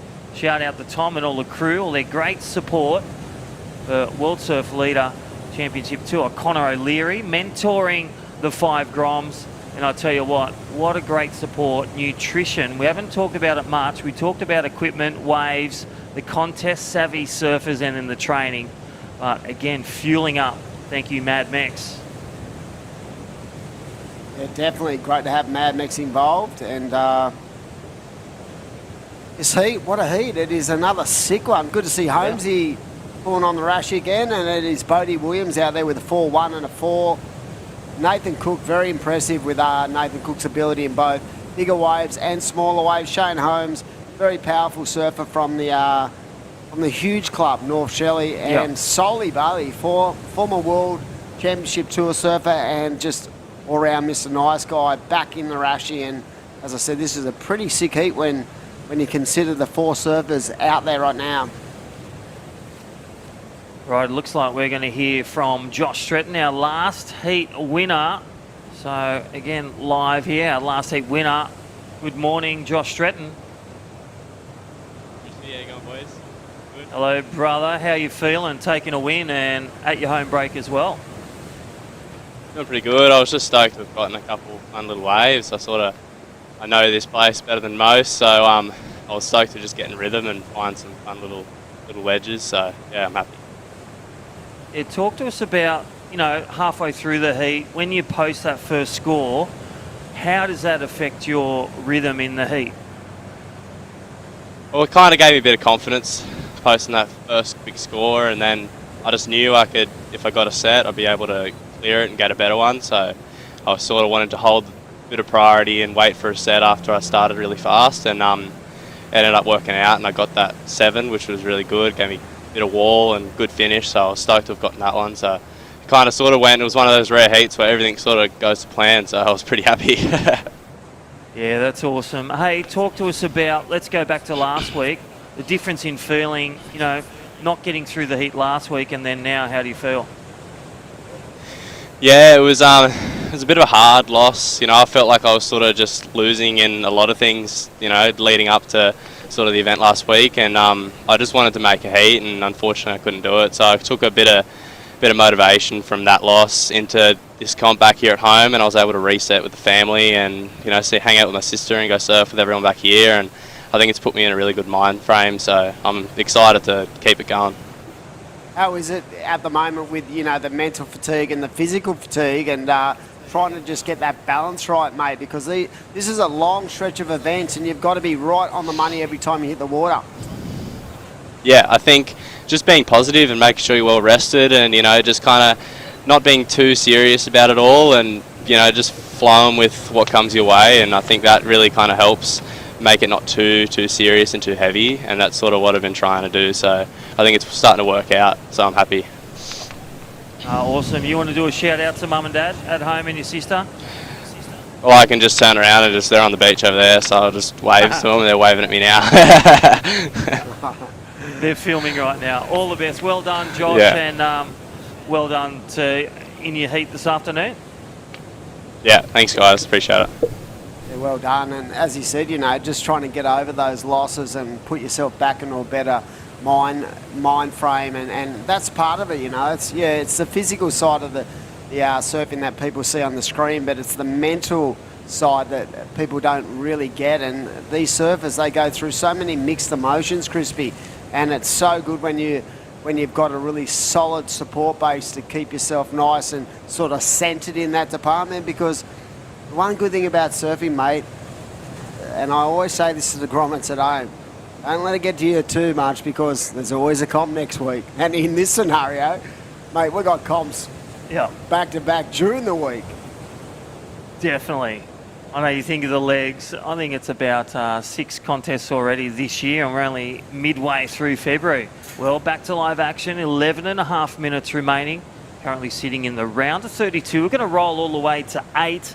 Heat 4 right now. It's a stacked one again. Bodie Williams, again from Vico, made the trip up to here, training and staying and residing at Lennox Head, and pursuing that dream of making the championship tour. Nathan Cook, again, lives up the Goldie now. In second position, the goofy footer, needing a 4.43 to grab the lead. And Solly Bailey, he's just opened up now with a 5.0, opened up with a small score throwaway, a 0.83. He's just started the engine and warming up the rails. And Shane Holmes, everyone's favourite tradie, Shane Holmes, one of the biggest performers in the ABB, from North Shelley Board Riders, such a powerhouse of grassroots surfing, and he'll be looking, for a 2.64. He does that literally at the boat ramp. 100%. He's such a powerful surfer, been a staple of the North Shelley Board Riders Club for a long time. As you said, just a tradie who loves to pull on the Rashi and feels comfortable in the Rashi, and maybe he's the next Scotty Cam, who knows. But yeah, he's a brute of a human, and geez, can he throw some spray. And the good thing about Holmes is he actually has quite a really lovely way he goes about surfing small waves as well for a big bloke. As we see White, this is solely up and right in. This guy's got such a beautiful technique and style. Part of the all-conquering Byron Bay Borders Club. Oh yeah, wow. Weren't they a dangerous power punch at him and Dakota Walters. Dakota Walters, that's right, and the juniors as well. So Byron Bay Board Riders, Neil Cameron and all the crew, they're rubbing their hands together. They've really created, because they were knocked out the last few years at the regional qualifier. And this year they won it over Labar, knocked them out, and then they took the win against over 100 board riders entering that event. Thank you, Surfing Australia. Yeah, here we go. Solly up, just flowing down the line. But that's the money turn where he just opened up, engaged the rail, and really lent and threw quite a bit of water. And that's a 5.67. He's already got a 5, Crispy. But yeah, I felt like it was going to be only a matter of time before Byron Bay Board Riders showed their wares. And Danny Wills, master. To see Willsy. The triathlete now. What else can he do? Pocket dynamo, the nicest guy ever to pull on a rash, I reckon, Willsy. But yeah, I just felt like sooner or later they were going to find their rhythm, and here we go, surfer up, talking about finding their rhythm. Spoke about this guy, he's a big boy and flows great down the line in small waves. So even though you think maybe it's a disadvantage in small waves when you're that big, when you've got such a good technique and good flow to your surfing, I feel like it's an advantage as well. Well, think about that last one of Solly Bailey. He chose a nice medium wave. Look at the wave replay. Thank you, Destination New South Wales. This is Nathan Cook trying to get into second position. And I'll tell you what, nice little foam climb there. Just drifts over. Doesn't push too much, but he gets the speed to finish that one. Nose to the judges. Nice and disciplined. Stomps that landing. Good wave combo. That's pretty hard to do when you consider, the wave isn't that powerful. And he got so much pop out of that little foam climb to give him that opportunity to get himself into that little bit of that corner at the end of that wave to maximise the scoring potential. So even, when you look at execution in small waves, that was impressive. Well, I'll tell you what, Solly Bailey, he's punching above his weight. Not even a 5.67 and a 5.0. Bit of background on Solly. He's been doing a lot of boxing at Byron Bay. And again, I love finding more about these guys. Like, we've got the tradie right now, Shane Holmes. And again, nice two-wave combo, two-turner. Is it the small score? I reckon that is there, Dimmy. He will potentially go to second. This could be one of those ones. Bodie Williams leading at the start. Like we saw with JT, he's really got to compose and learn that just because you're sitting in the lead at the start of the heat, it's all about that middle and finish to get you across the line to the top 16. I think it's important in heats like this, on days like this, you need to keep busy. And that last wave of Holmesy, I think it was the 3.73. I don't know if it was enough. He needs a 3.87. But yeah, I feel like the key to success out here is not to be overthinking the situation, especially with priority. Here we go, Holmesy, straight into another one. Nice vertical turn. I actually think that is going to be the wave that puts him up into second. But yeah, I think, even though priority can be an advantage, it can also be a disadvantage. And I felt like in that heat earlier with Jamie Thompson, it was a key indication that he held priority for 7 or 8 minutes, and then basically the other three guys got the better of him. But I feel in small waves, if there's a lot of waves and opportunity, have a crack, because you just don't know what's going to unravel in front of you. And there it is, that last wave of Holmes. It was 4.23, I think, and it did put him in the second. So Bodie Williams goes down to third now. Needs a 4.80. Nathan Cook needs a 5.17. These are 20-minute heats. Great to have the water safety out there, Crispy. And we saw this morning. Yeah. We went on hold just to make sure the safety mechanisms are met, the WSL standard that they set, not just in this region but around the world. Yeah, definitely. So Australian Lifeguard Service, well done to Chris O'Rourke, Ruben Roxburgh, just leading the team, the safety team, and they're doing a great job down there, the local lifeguards, keeping our athletes safe. Again, in conjunction, you want to become a surf coach, Sea Surfing Australia, you want to become a lifeguard, Australian Lifeguard Service. Mate, what's the tides are doing? It looks like it's low tide at the moment. Have we got an indication of what the tide will do? And what is your professional opinion on what's going to happen when that tide starts to come in this afternoon? Yeah, definitely. So we've got light winds all day, and we're sitting on that 1 to 2 foot waves straight out of the east. So it actually faces south, this bank. So Okay. if you go to your right hand, that is directly south. So it gets the south swell as well as the east swell, and it's offshore in the northeast. So it's a really open beach at Barooby. It's the north end of Newcastle, Stockton Beach, and it's such a great hole of, it's offshore in the nor'easter, but it's also fun on the cross shore as well. So a bit of everything. Bit of a mixed bag, As we see surfers getting busy with 5 to go. It looks like Shane Holmes is going to have a look at this wave up and right in and out. So that little double up didn't eventuate for Holmesy, but waiting on a couple of scores to lock in with just under 5 to go. And yeah, it looks like we have a 0.7 of a metre swell on tap. So that's 1 to 2 foot, but I feel like there's plenty of opportunity. So no one is really missing out there this morning. This is heat number 4. Round of 32 action. The Surfers Rescue 24/7 Port Stephens Pro. And it is great to have Vissla part of the New South Wales Pro Surf Series again, as we see. Really nice first turn, and again, just that little bit of point of difference from Bodie Williams. Is that going to be the 4.80? Crispy. Yeah, well, we're going to leave that one with the judges, but what they are looking at, size of the wave, good wave, ticked his 2 turns. I feel that last turn, it just got a bit, not uncontrolled, he completed it, but didn't come out with solid control and power. I'm going to leave that one with the judges. I'm saying, does he get a 4.77? I'll compare it to those other scores, the 5.67 and the 5. That's what they're thinking about with Solly Bailey's, and I say he just gets under. Yeah, I feel like that was a little bit clunky at the end of that wave for the surfer in blue, but I mean, really nice first turn. Yeah, really nice first turn. And that's when the nerves, you're hearing the beach commentators, and you're seeing where you are in priority. So there's a lot of pressure, and that's where, you've got to deliver some gold out of the pressure cooker. Yeah, definitely. With 3 to go. Bodie Williams now requiring a 477. Nathan Cook a 5.03. And really, Pro Junior, they are grinders, and also with Nathan Cook, he's, I reckon, been around qualifying series for around 10 years, whereas Bodie Williams coming up from Vico, training on the North Coast and then coming over to Gold Coast.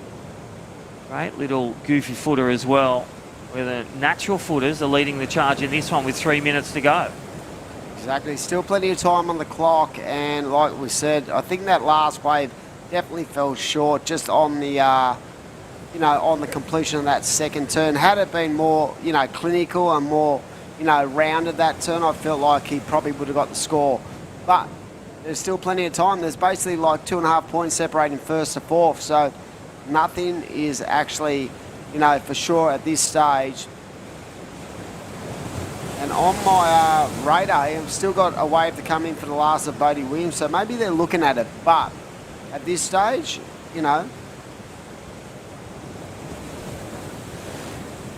Righty, welcome to day 2 of the 3-day event. This is the Surfers Rescue 24/7 Port Stephens Pro. We are coming down to 2 minutes remaining. Solly Bailey from Byron Bay in the lead in white, 5.67 and a 5.0. Strong scores.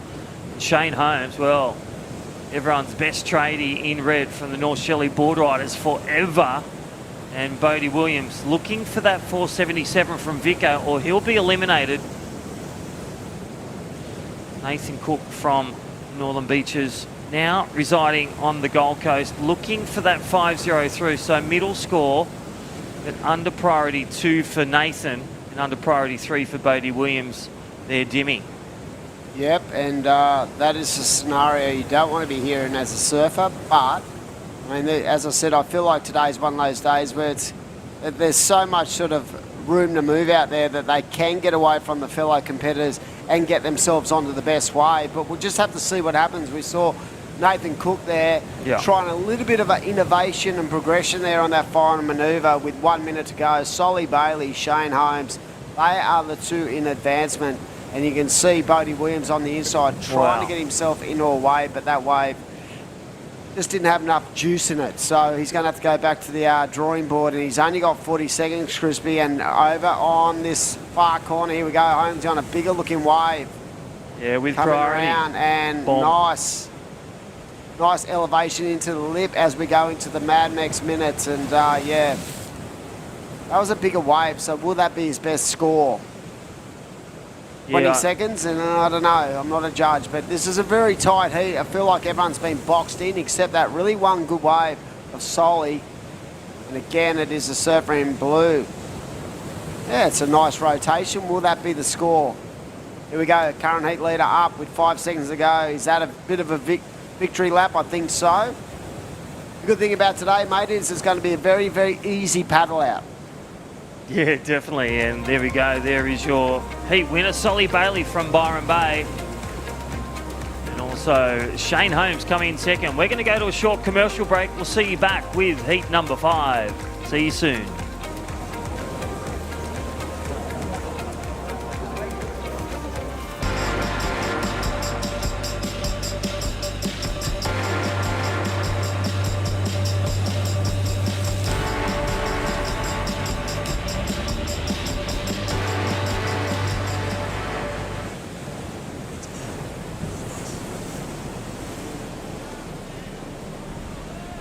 They're craving to feel new again, to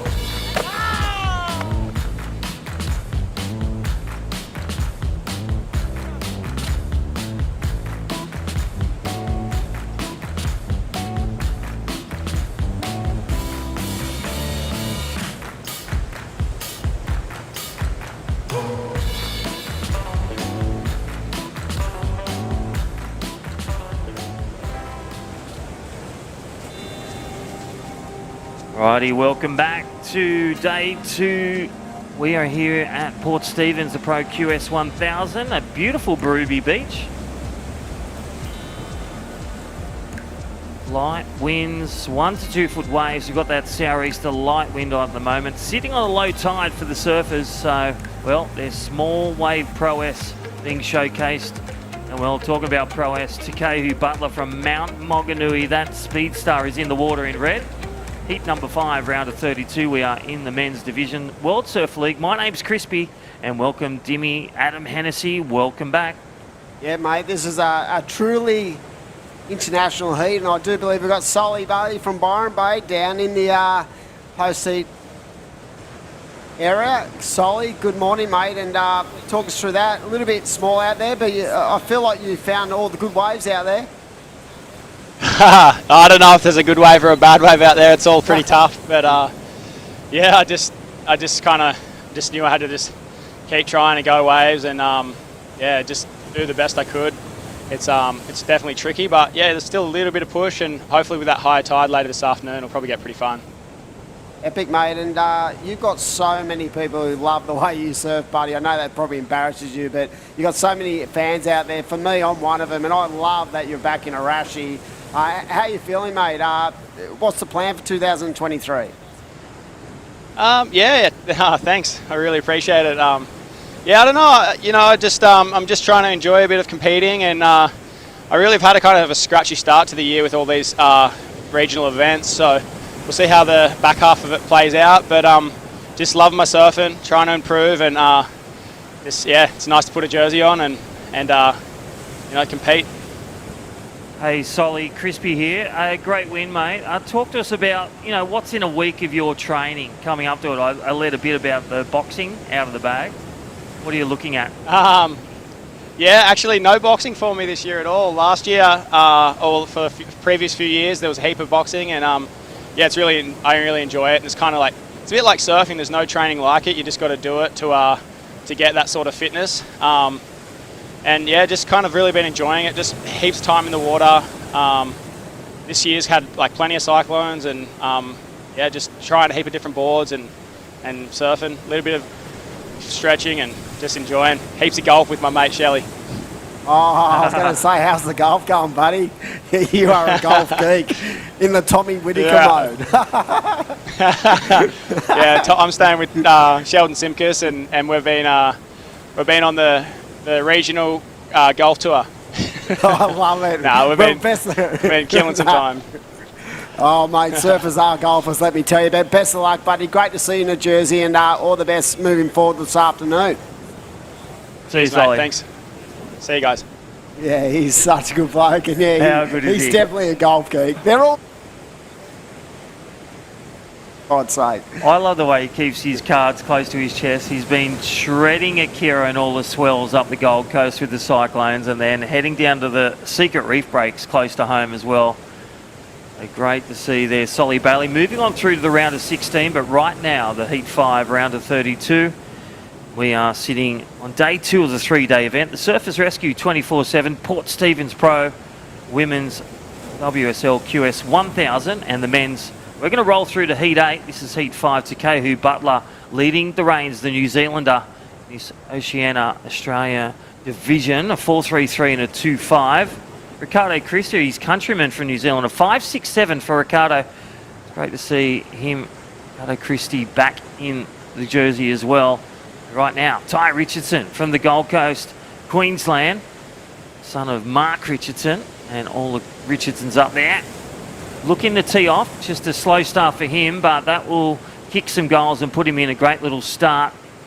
15 minutes remaining.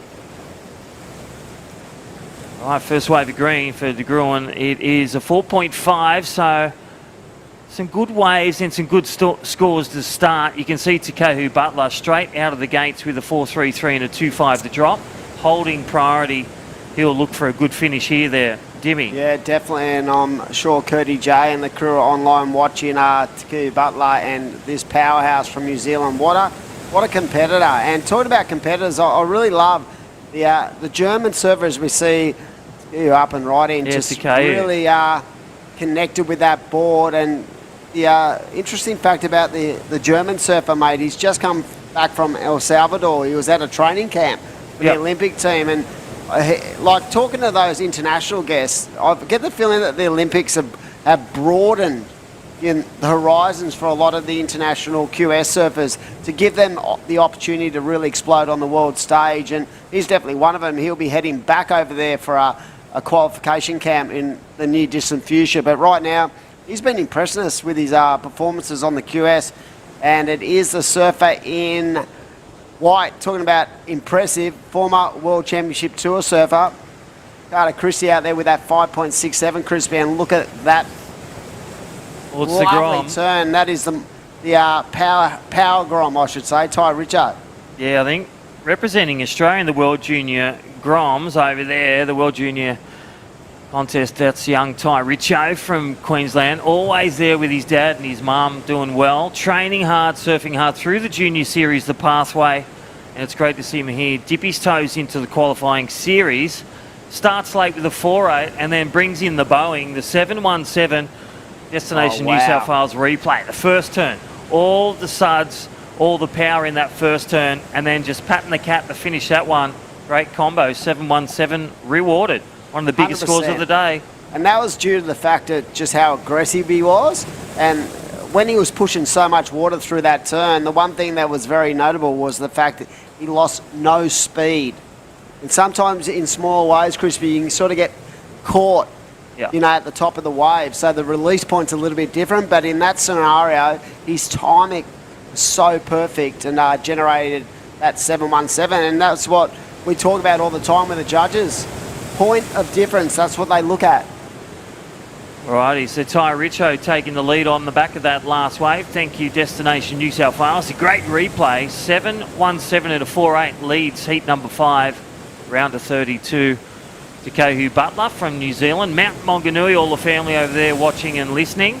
Only requires a 4.42, and I love his fast, dominant surfing. And here he goes. He looks like he's on the Black Beauty. Strikes a nice vertical turn and then jams into that last one. Just the rhythm, the speed, the power. That is Takahu Butler in the local dictionary. Takahu's got that, you know, rare ability to make it.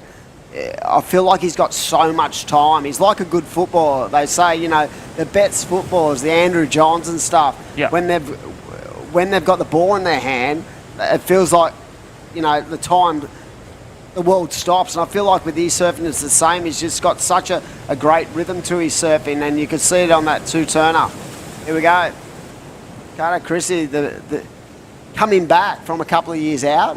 Took a bit of time off the tour, I do believe, and great to see him back because, you know, he was a powerhouse on the tour. But, yeah, I love how, you know, the timing of those turns for both red and white, just a different kind of setup.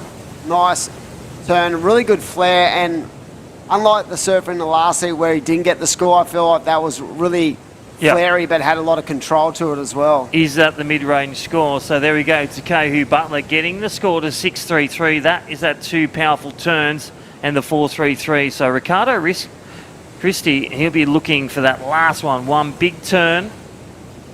That may see with Dylan Groen needing a good score now. What does that look to you now in these conditions, Timmy? If you go off what we saw from Ty Richo, that really potent first turn, 717, and finish it off strong, and then you go back to the last of red where, you know, that really solid connection and great flow. So it's going to have to be something substantial for him to get himself back in the second.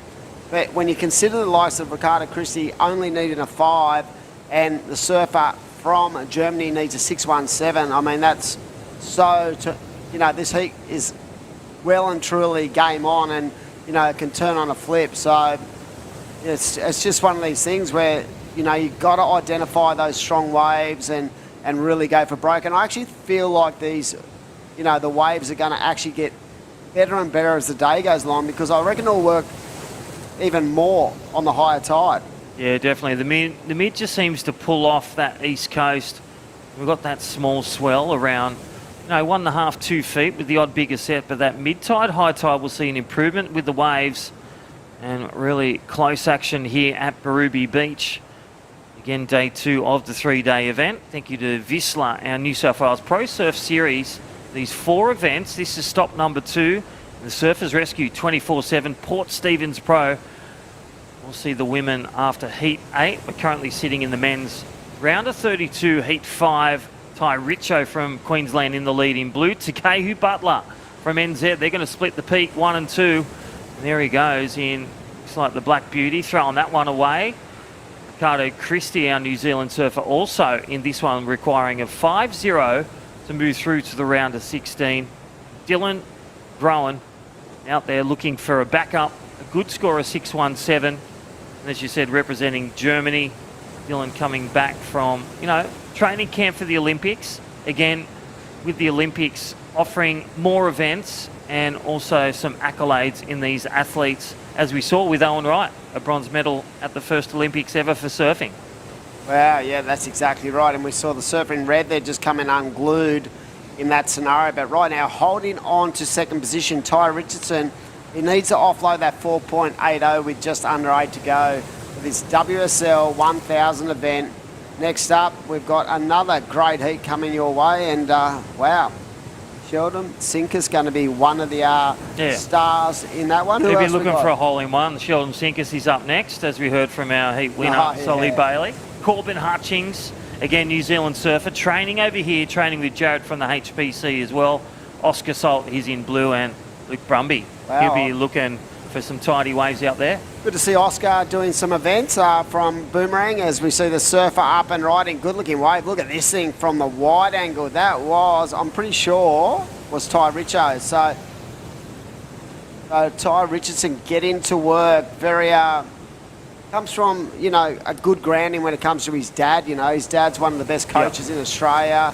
And I feel like, some surfers have that unique ability to find diamonds in the rough when it comes to competing. And even from a junior level, I felt Ty definitely has been put in that in that little jar.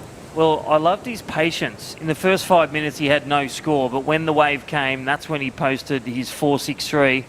And then the next one was the 7.17, as we see Takehu Butler, again from Mount Maunganui, New Zealand, just weaving that one. Mount Maunganui, mate. Oh. The Mount, bro.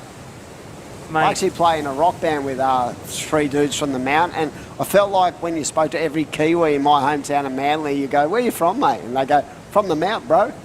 I love when he's won the Pro Junior, or whether he's at Cronulla at another contest, the whole family follows, supports him, and here he is live on screen, that young champion, Takehu Butler, the speedster. Nice little round and a nice little finish. Again, carved a finish. Will it replace his score? I'm feeling won't replace his 4 range, but it does block the other surfers from getting the wave and making something of that wave as well. Yeah, it might go a little bit further south than the 4.33. I don't know if it's going to be very tight, but at the end of the day, what you said is important. I feel like that was an opportunity to not taken away from Ricardo Dylan. or Dylan to have a crack at that wave. So with 5 to go, it is the surfer in the blue with that 7.17 and a 5.23. He holds the lead in second. Surfer in red, he only needs a 6.08 to go up. There's still plenty of time on the clock. And yeah, like I said, with Ricardo and Dylan, they're going to have to get busy. And there has been a priority change. Yeah, so again, Ricardo Christie just paddling on that one, though. He's really being patient with his selection, but goes from priority 2 to 3. So Dylan Groen out there with priority. And we talked about that. There's been a few priority errors this morning. You hold it too long, it's like that hot potato. It starts to sting and burn. Definitely, and I feel like at times it can be a hindrance to a surf, especially in these kind of waves where there seems to be a lot of waves available, and sometimes when you identify one wave, it might not be the actual good one because it's so shifty on the peak. Here we go, red up and right in. He's on that Black Beauty, and he saw no substance in that wave. But the thing for the surfer in red, Hugh Butler there, was that didn't have priority. You throw the dice. You're a 20-second paddle back into the lineup, so it's not a dramatic change up when it comes to how much oxygen and how much sort of physical, exhaustion you're going you're going to pull out there. You're just rolling the dice and hoping for the best as we see surfer up and riding. That's a nice turn for the surfer in green again. Wow. That's 2 big clippers there.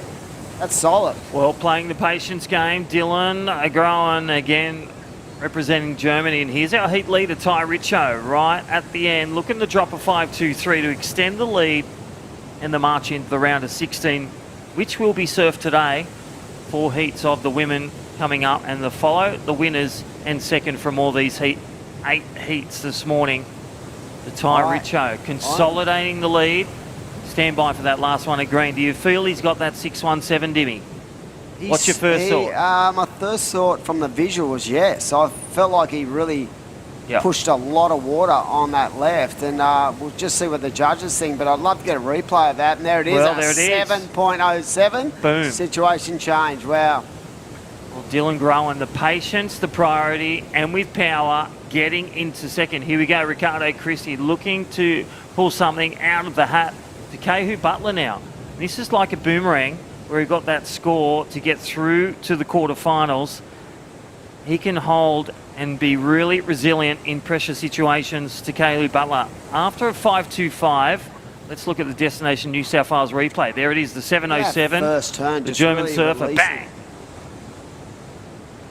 On the biggest wave of the heat for sure, and I felt like the execution was right up there as well. So even though it's not the best wave of the heat, I felt it was pretty much right on the ball to what Ty Richo did on that sort of left peak further down. But yeah, I definitely felt like he was going to get the score, and the judges sort of lapped that up. So there was a point of difference in that wave.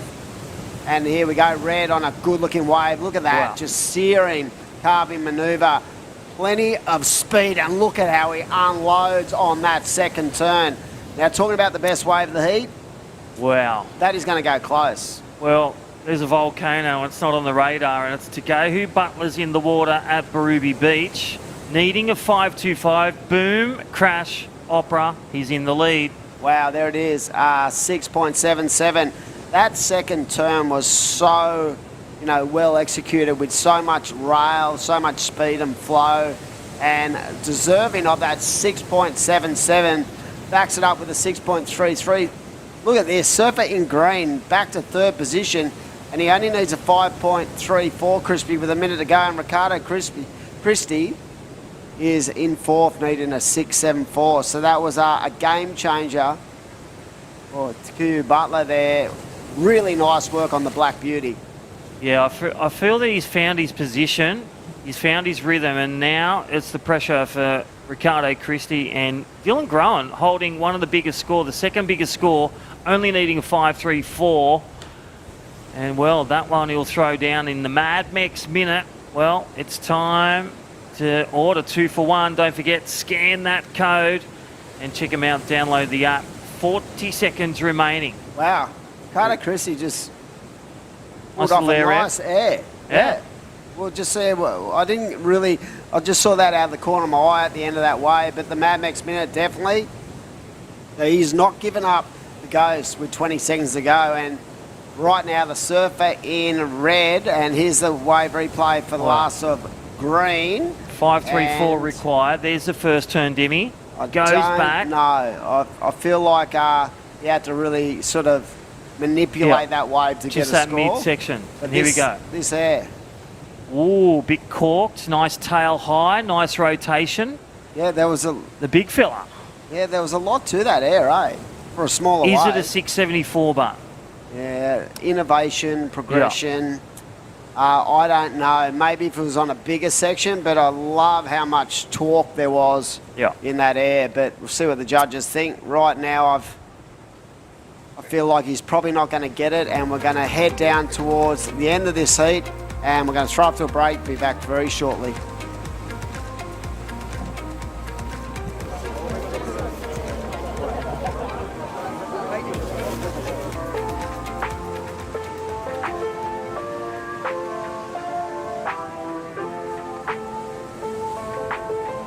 It's a beautiful day. Huge thanks to Surfing New South Wales for getting out there, not only communicating with people about why it's important to not use single-use plastic, but how easy it can be to transition and stop it and swap it. basically down here to showcase how we are reducing our plastic footprint through all things like keep cups and reusable water bottles and our beautiful toggles which we use instead of cable ties. We've invested in about 100 water bottles and keep cups. We've distributed to the whole team. You know, everyone's so passionate about this program and so enthusiastic to be a part of it. We're doing our bit to give surfers a cleaner ocean and save the environment for a better future.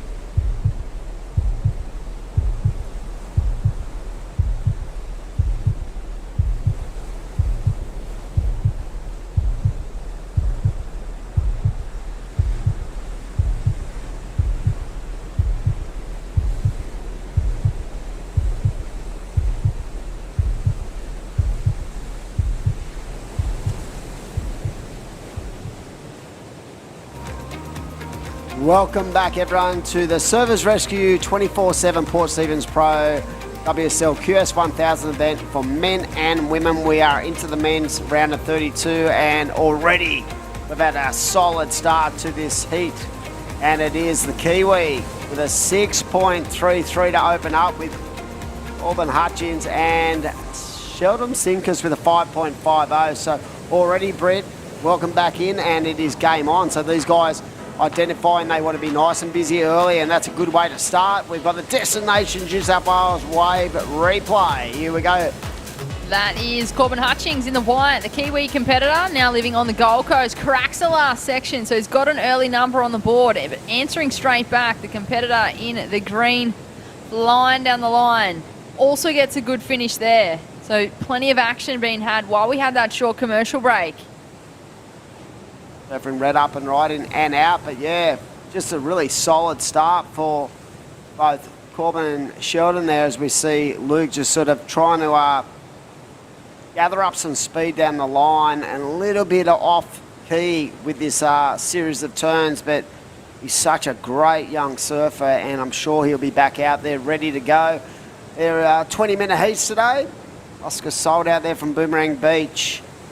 He is out there with first priority, and the waves, I feel like, are starting to get better and better.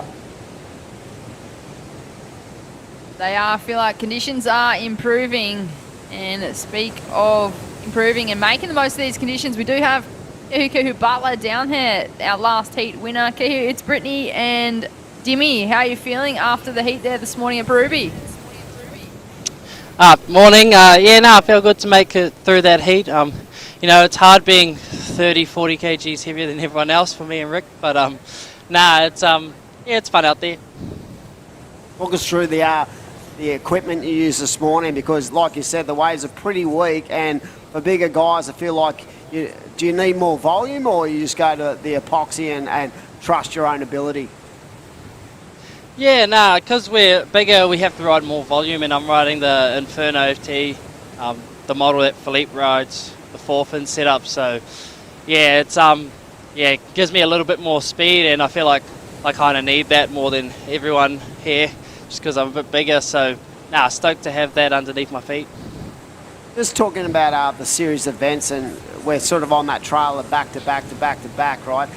What are you doing in your downtime? How are you sort of keeping yourself mentally in shape? Because the physicality of the comps are one thing, but just trying to keep yourself nice and switched on. How do you do that as a professional athlete? As a professional athlete, you've got to learn how to switch off just as importantly as switching on. So my downtime, I just cruise, play tennis, waiting for the footy to start. Can't wait for that to start, and just treating it like every normal day. How good's the footy, mate? Can't wait for it to start. Something to look forward to. I reckon it's going to be a good one this year. Going to be a cracker. Hey Kihu, I noticed you've got Kihu's Cuts on YouTube. Can you fill us in more about that and how you make the most of those downtime moments between events? Yeah, so Q's cuts, it's just a bit of a joke, eh? Like I got heaps of good barber mates, and they taught me how to fade. So I've just been kind of buying the old $20 clippers and seeing how I go on the boys around here. So if anyone wants a fade, I mean, not many surfers have fades these days, but if anyone does, like, hit me up. Mate, you got to have. For me, you got to have hair to be able to do that. So I'm out of the loop. Yeah, it might be the old Ashley and Martin, eh? The old hair repair for you, cuz maybe. Mate, you're going to surf again this afternoon. You're going to hang around the beach, or you're going to go and just rest up and then come back? I'm just staying around the corner, eh? So I'll just go walk home, have a feed, cruise, and then come back down. Now, coming back down for the men's round of 16, moving into that next round, what are your intentions here for the QS 1000? Yeah, like, it's a QS 1000, so I don't think the points will matter too much for myself, but, you know, just, it's good practice, eh? Like, everyone, like, is ripping, and it's just, you know, seeing how well you can be, you know, when you don't have that pressure of needing to do well, you know, so just trying to dial in my preparation and consistent heat performances. Taking off the pressure here with the QS 1000, do you find that helps you find momentum with those bigger events? Oh yeah, like just trying to treat every day just the same, as if I was back home, and feel like when you nail down that kind of preparation, you find the best out of yourself. So yeah. Well, you're prepared and ready to go. Stoked to have you through to the men's round of 16. Enjoy the rest of your day, Kihu. Cheers, thank you. See you later. Yeah, mate, yeah, well done. And right now in this heat, we are 12 and a half minutes away from completion, and it is Sheldon Sinkus on a tear, a 6.73 and a 5.50. There's been so much action going on when we're talking to Q, but what about that? His cuts. It's pretty funny. I mean, it's a great insight. Like these, you know, every surfer has their own kind of set personality, and I feel like Cuzzy Bro just brings it to the game every time. He's that fun. He's always been like that, and you know, I think at times it's a mechanism to release that pressure off an individual. And but he said something interesting with these 1000s, like, yeah, the points don't really come into play for the most part, but I reckon they do. If you win a 1000, and that could be the difference between sort of getting in or not getting into the Challenger Series. So yeah, they have a tendency to push that, you know, the points don't really apply. But if you do get 1,000 points, let me tell you, that could be a keeper, as we see the surfer in green up and riding. That was Sheldon Simkus from the Tweed area. He is the current heat leader of the men's round of 32, heat number 6. He has a 6.73 and a 5.5. It is his good mate, Corbin Hutchings, in second place with a 6.33 and a 4.23. And there's quite a separation between second, third and fourth. Yeah, that's the first time I've seen that today. I felt like all these heats have been so really tightly bunched up. But yeah, I mean, when you consider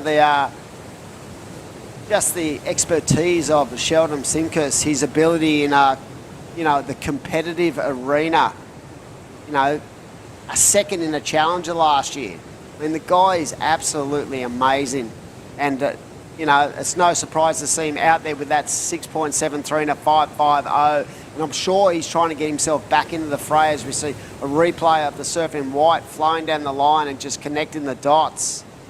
And, yeah, I just feel like this guy is going to, you know, really push the point in 2023 as we see the Destination New South Wales wave replay. And it's going to be really, you know, important in the next couple of minutes, Britt, for both red and blue to sort of get themselves back in the game, because they're needing scores in the high sevens. And to be honest, there hasn't been many of those kind of opportunities arisen. So they're going to have to go and try to get a couple of waves on the board to sort of break that down. When you consider Corbin Hutchins has a 10.562 wave total, it's just two mid-range fives. That feels a lot more easy to get than when you look at that 7.96.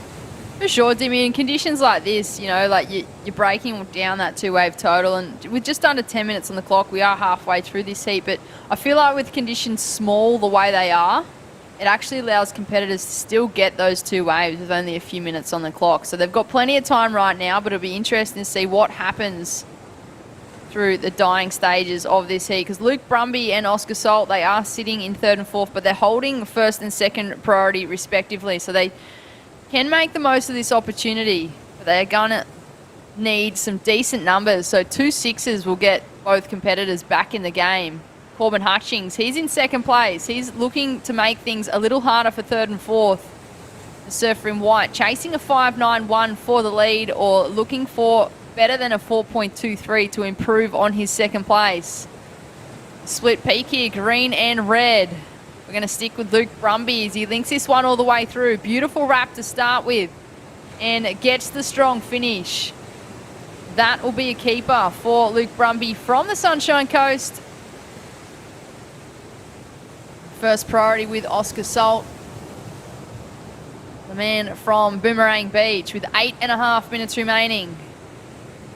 Yeah, plenty of time on the clock. It is beautiful Port Stephens, one of the most picturesque destinations on our tour, and you've got everything going on in the background. I remember when I first rocked up there a couple of years ago to commentate the QS 5000 for the women's, and sort of had to I got out of the car and went, what the hell is that over there? All the elephants and everything going on, the camels and all the rides and stuff like that. It's a pretty unique place, isn't it? It's sort of close enough to Sydney, but far enough away to feel like you're really sort of out there in nature. It is elephants, camels. A really unique destination here. If there was an elephant, I need to go get some glasses. I feel like I've seen camels, but I haven't seen an elephant yet. No, there's been no elephants. I meant camels. You looked at me like are you serious? Yeah, elephants? No, it's a pretty cool place to actually visit. I've been up there on a holiday a couple of times, and it's really laid back, but you feel like, you're only like 3 hours away from Sydney, but it feels like you're really sort of out there in nature. So it's a great place to visit. Get on to Destination New South Wales, visit newsouthwales.com and really check it out, because it's a great place to take a family on a holiday. It is, and you pull up in the car park and you really do feel like you're in the middle of the desert somewhere. There's so much sand dunes just running for kilometres and kilometres. Is that good for the local, like athletes who get to train in that environment too? I reckon the Newcastle Knights, they would have done some pre-season on those sand dunes, a bit like the Wanda Beach sand dunes over in Cronulla. But yeah, it's a great place to visit. We really encourage everyone, on the serious note, to get up there, have a look at it, maybe grab the family. Great accommodation, local people are just so warm and welcoming, as we see the surfer in white up and riding, nice carb to start this wave, but it runs out of juice. But he's looking to offload that 4.33, and when you consider the surfing red's just locked in a 5.60, he's shortened the requirement. We spoke about that. A couple of mid-5s is going to get him there. And right now he's sort of well on the way to bouncing himself back into this heat. Really nice read on this wave, and 3 nice turns on that sharp eye. So Luke Brumby, even though he needed that sort of mid-7 a couple of minutes ago, he's broken it down in increments, and I think that's an impressive strategy to come by. Smart play there from Luke Brumby in the red. We were talking about it earlier, breaking down that requirement into 2 waves, and there it is, last of red, 3.93. So not enough to move him into 2nd place. He is chasing a 5.07. As we watch the Destination New South Wales replay, I feel like that middle section might have just been the difference. It definitely wasn't the surfing. I just feel like that middle part of that wave let him down when it comes to scoring potential. I couldn't agree more with you there, Dimmy. He'll make his way back into the lineup and look to reset and chase that 5.07 with just under 5.5 minutes on the clock. Oscar Salt out there in the blue chasing an 8.06. Well, he's going to have to get moving if he wants 2 waves.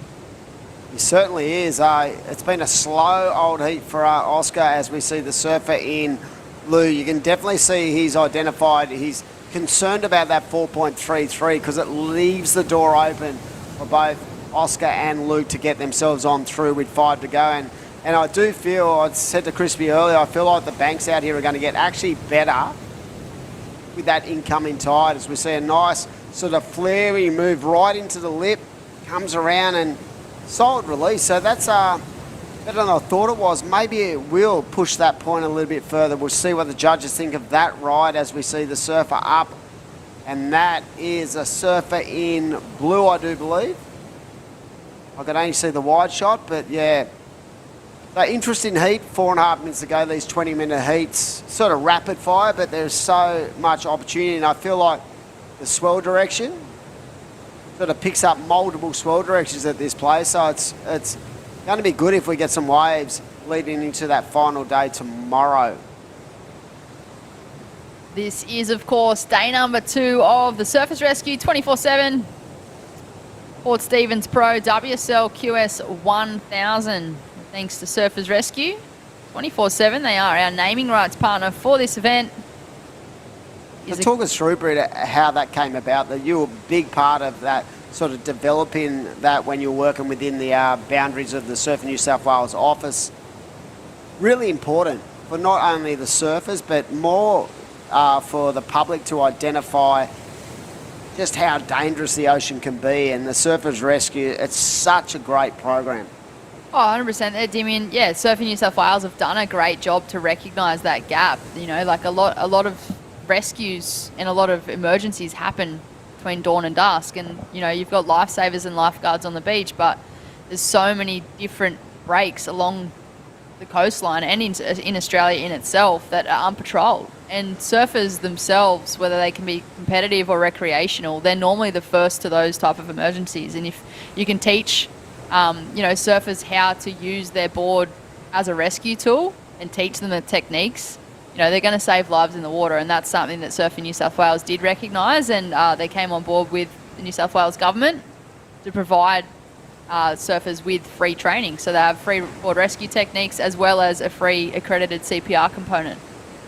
Yeah, the importance of wave and knowledge and ocean safety, it is such, you know, a tragic part of, you know, the summer of it in Australia, and always has been, as we see the Surfing Red up and riding, where you see tragically so many people drown because they just don't identify with, yeah, the ocean's beautiful, but it's also very dangerous. So programs like this to really put people in a strong place when it comes to being not only being able to save people, but understand the powers that the ocean has.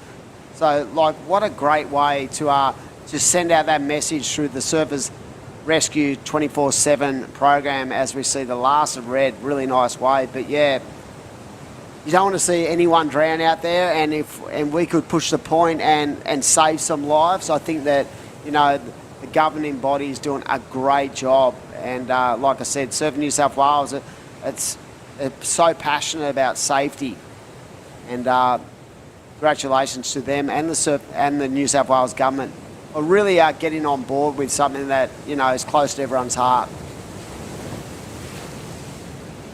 Back to live action in the water with just over a minute on the clock. This is the men's round of 32, heat number 6. And at the moment, Luke Brumby up and riding. He's still chasing a 5.57 to move into second place. Corbin Hutchins did improve ever so slightly. So Surfer in white in second place. Sheldon Simkus in the green in first. It is Luke Brumby and Oscar Salt. Well, they've chipped away at that requirement, Dimmy. Mid-range scores required now.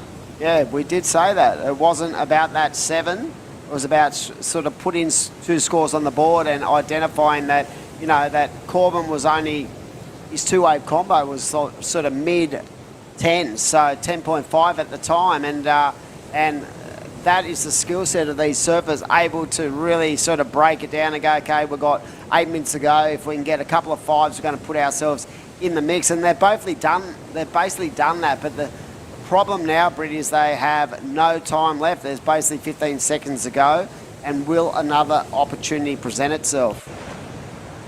Time will tell. With 10 seconds, it looks like there is one more wave rolling on through. Will there be anyone on it? As we look to conclude heat number 6 of the men's round of 32. Coming up next, we'll have heat number 7 of the men's round of 32.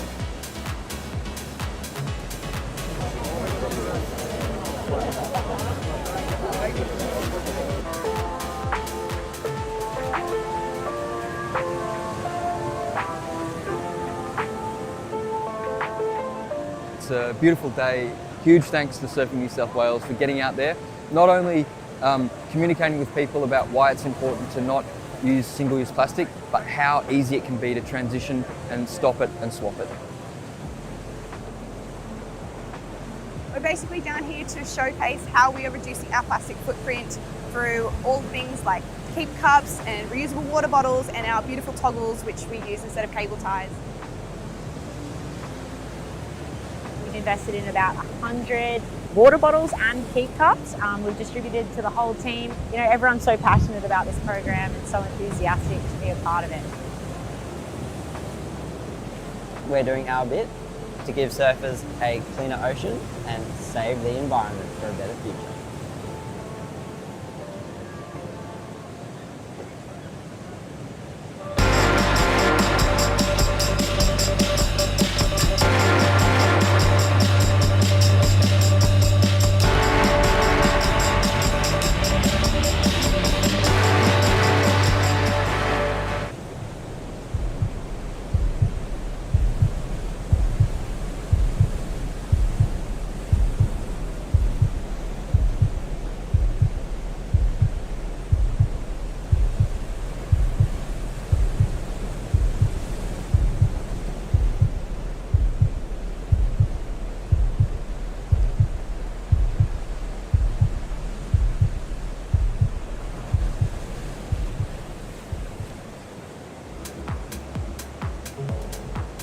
Welcome back to all the live action for day number 2 of the Surfers Rescue 24/7 Port Stephens Pro WSL QS 1000. This is our second stop of the Whistler New South Wales Pro Surf Series for 2023. My name is Britt Nicol, joined back in the booth with Michael Crisp. Yeah, good morning, Britt, and welcome back. Day 2 action. And, well, look at this one. Eddie Hamady from Liverpool. Nice little place in the city of Sydney. Kobe Clements, Northern Beaches, Billy Stairman, the man from New Zealand, and Jay Okolupo, second generation shredder. It's going to be a good one, Eddie Hamady. No fun fact with Eddie Hamady, he used to train with Kai Hurst. He's quite an amazing swimmer as well. He's got a beautiful stroke. And then Cody Clements, little fun fact, wants to land that backflip in competition because he does it when he's free surfing. Could the day be today, Crispy? Well, it is low tide as well, so you want to get your spinal board out, but this is Eddie Hamady on the live screen, the man in green in the lead, looking for a nice little backup as the speedster, and looks to stomp that one. Nice little backup there, quick backup. Always good to start with building the house, build the house with a nice score, build rhythm, and then get that quick backup under priority, separate from the crowd. Always a good martindunn.com strategy. Plenty of strategy coming into play here at Barubie Beach. We are, of course, in the beautiful Port Stephens, just north of Newcastle, but live action in the water. That is Jay Okolupo. Beautiful first turn, links straight into a second, gets the finish, and he is looking like he's surfing with some confidence there, Crispy.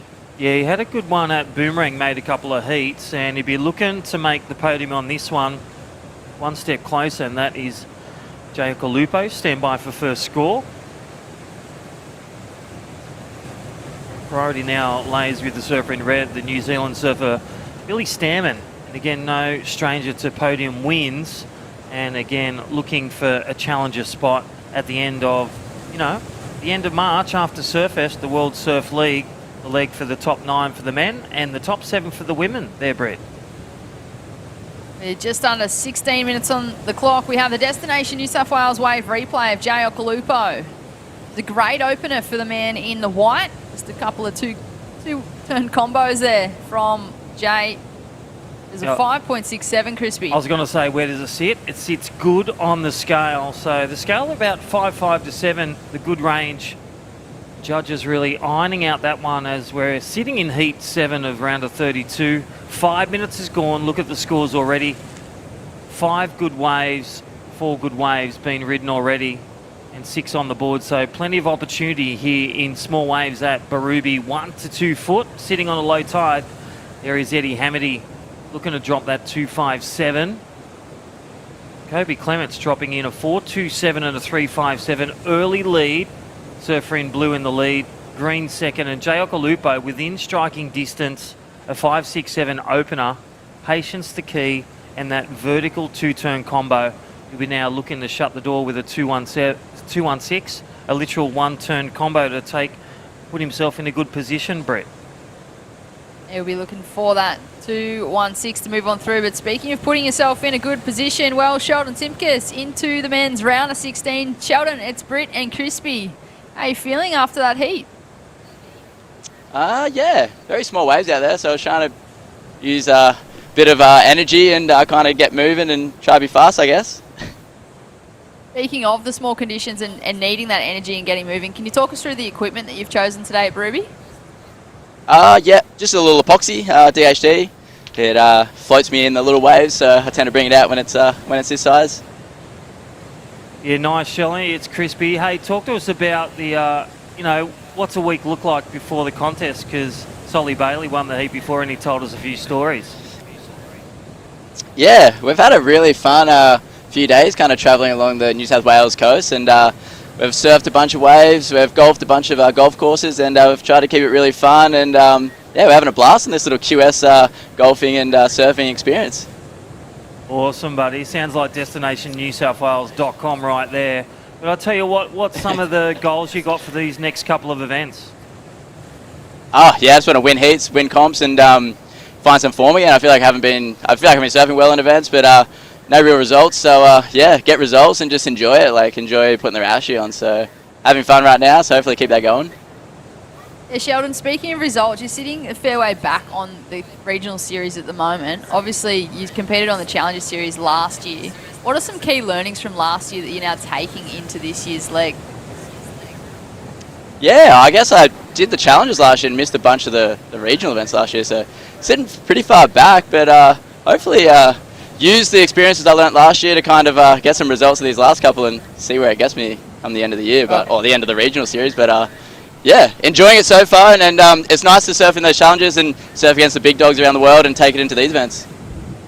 Well, you're making a good effort so far. You're through to the next round, men's round of 16. You'll be surfing again this afternoon. Congratulations to you, Sheldon, and hopefully we'll see you back for an interview later today. Yeah, sounds good to me. Thanks, Britt. Thanks, Crispy. Well, there he is, winner of last heat. That was Sheldon Simkus, and happy smiles, and again, going back to the basics, winning heats and winning comps, posting some big scores, getting the points. And really enjoying it. You can just tell, Sheldon, he's actually, you can just see the passion in his eyes and in his face, and when he talks about it, he lights up, and it just seems like he's having an absolute ball at the moment, just putting that Rashi on and travelling with a group of mates and, looking to get some results. And, it was interesting watching Sheldon last year. He had that massive result at the Challenger at Snapper, and then competed on the Challenger Series, and he made mention of it then in that interview, and that's kind of where I was leading that to go. And yeah, he competed on the Challenger, and he actually missed a heap of the regional QS events at the tail end of last year, leading into this leg. So that's the reason why he's so far back on the ratings and looking to jump back up a fair few spots. Well, I reckon he'll play a bit of golf at Maroubra, have a surf, and then head on to Surfest and be one of the big cards. As we see Jay Okolupo, nice little air rev there. We'll try and get our Destination New South Wales replay on that one. But Billy Stammen in the lead, 7-1-7 and a 2-1-7. Kobe Clements holding second, and Eddie Hamity looking for a 3-0-1. But Jay Okolupo, that score potentially will get him to the lead, and there it is. Nice 5-1-7, so gets it done. Gets it done with just under 11 minutes on the clock. So we're halfway through almost this heat. Heat number 7 of the men's round of 32. It is Jay Okolupo in the lead with a 5-6-7 and a 5-1-7. Closely followed by the Kiwi competitor in the red. That is Billy Stammen locking in at that 7-1-7. He's only got a backup of a 2-1-7. Anything better than that will improve on his second place position. Kobe Clements in the blue. That is that man up and riding on screen. Facing a 5.08 to advance, and Eddie Hamity in the green and now chasing a 4.52. Only small requirements, just mid-range scores for third and fourth to move them on into the next round.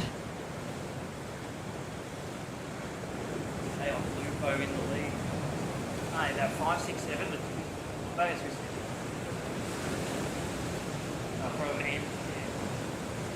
there in New That was Billy Stammen from New Zealand. He is an Olympian. He is also the 8-time New Zealand national champ. So a lot of experience in that competitor in the red. Yeah, definitely. I love the way Jay Okolupo in the lead, holds priority. The ace cards are in his hand, a 5-6-7 two-turner, and then the 5-1-7, nice little snap and air rev. 3 manoeuvres, literally, to get him to the lead. Let's look at the Destination New South Wales replay as the blue and green split the screen, and surfer in red, Billy Stammen. Great little combo. So Billy Stammen holding second, Brett. Well, he's just gone into first place. Last of red, Billy, a 5-1-7. So the Kiwi goes to first place. Jay Okolupo in the white now in second place, chasing a 6.68 to take that lead. Now Kobe Clements in the blue looking for a 6.57 to go to second. Eddie Hamity in fourth place, also chasing a score as we watch the Destination New South Wales wave replay. This is the competitor in the red from New Zealand. Beautiful surfing here from Billy. I love the way, small, solid guy, but really using his body technique, really reaching the arms, throwing the arms to get that extra speed, to get that potential and moment to hit that score. Well, here we go. Looks like Eddie Hamity from Liverpool, the Sydney sider, looking for that good score. And again, not a lot of rail speed, toe speed, just looking for those big moments. It won't be the wave, but it might be his best waves thus far there, Brett. Yeah, I feel like that's going to be the best on his scoreline. So Eddie Hamity, he's got a 4.83, and a 3. Sitting in fourth place. Still plenty of time on the clock though for Eddie, 8 minutes, and only chasing that mid-range requirement. But at the moment, Billy Stammen and Jay Okolupo, they are sitting in first and second. Yeah, I love the way the momentum we've been talking about at Jay Okolupo. He's been edging through, as we see live on screen. That is one of your qualifying series leader. That is Nixie Ryan, warming up for a couple of waves before a heat there, Brett. He is, and I'm sure she's the defending champ of this event as well. She won 2 in a row, the World Surf League QS 1000s and the 3000s last week at the beautiful Boomerang in showcasing style. All right, Billy Stammen out there in the lead, a 7.17 for the New Zealander and a 5.17 back up to drop. Jay Okolupo talking about momentum. He's made a couple of heats. He's had a few learns from the first couple of contests, but I feel that hasn't even clicked in the gear. That's starting to get that build and that momentum of 5.67 and a 5.17. That is what the Whistler Pro Surf Series does. It enables inputs for events as well as going through with the other events from the other regions. Great into these guys to build their rhythm, build their points, build their potential to make the Challenger Series for 2023. This is, of course, our second stop of the Whistler New South Wales Pro Surf Series. And speaking of that leg of events, great to have Whistler on board for the series naming rights partner again this year. Whistler has partnered with Surfing New South Wales on QS events over the past 4 years. Whistler and sister brands. So Sister is that sister brand to Whistler. Both brands have a history and investment in grassroots surfing, both at a competitive and free surfing level. So great to have Whistler back on board. They are certainly leading the way in the industry. Around 80% of Whistler's products made of environmentally better materials. What more could you want from a brand? Head to Whistler.com and SisterEvolution.com if you're wanting to check out their websites. Grab yourself some product. They've got great wetsuits, clothing, accessories. Name it, they've got it. Great to have Whistler back on board again. We look to live action in the water with 5.5 minutes remaining. This is, of course, heat number 7 of the men's round of 32. We're running the men's round of 32, 8 heats. Right into the women's round of 16 and wrapping out today with the men's round of 16 as we watch Eddie Hamity link this one through the bank. He is chasing a 5.91.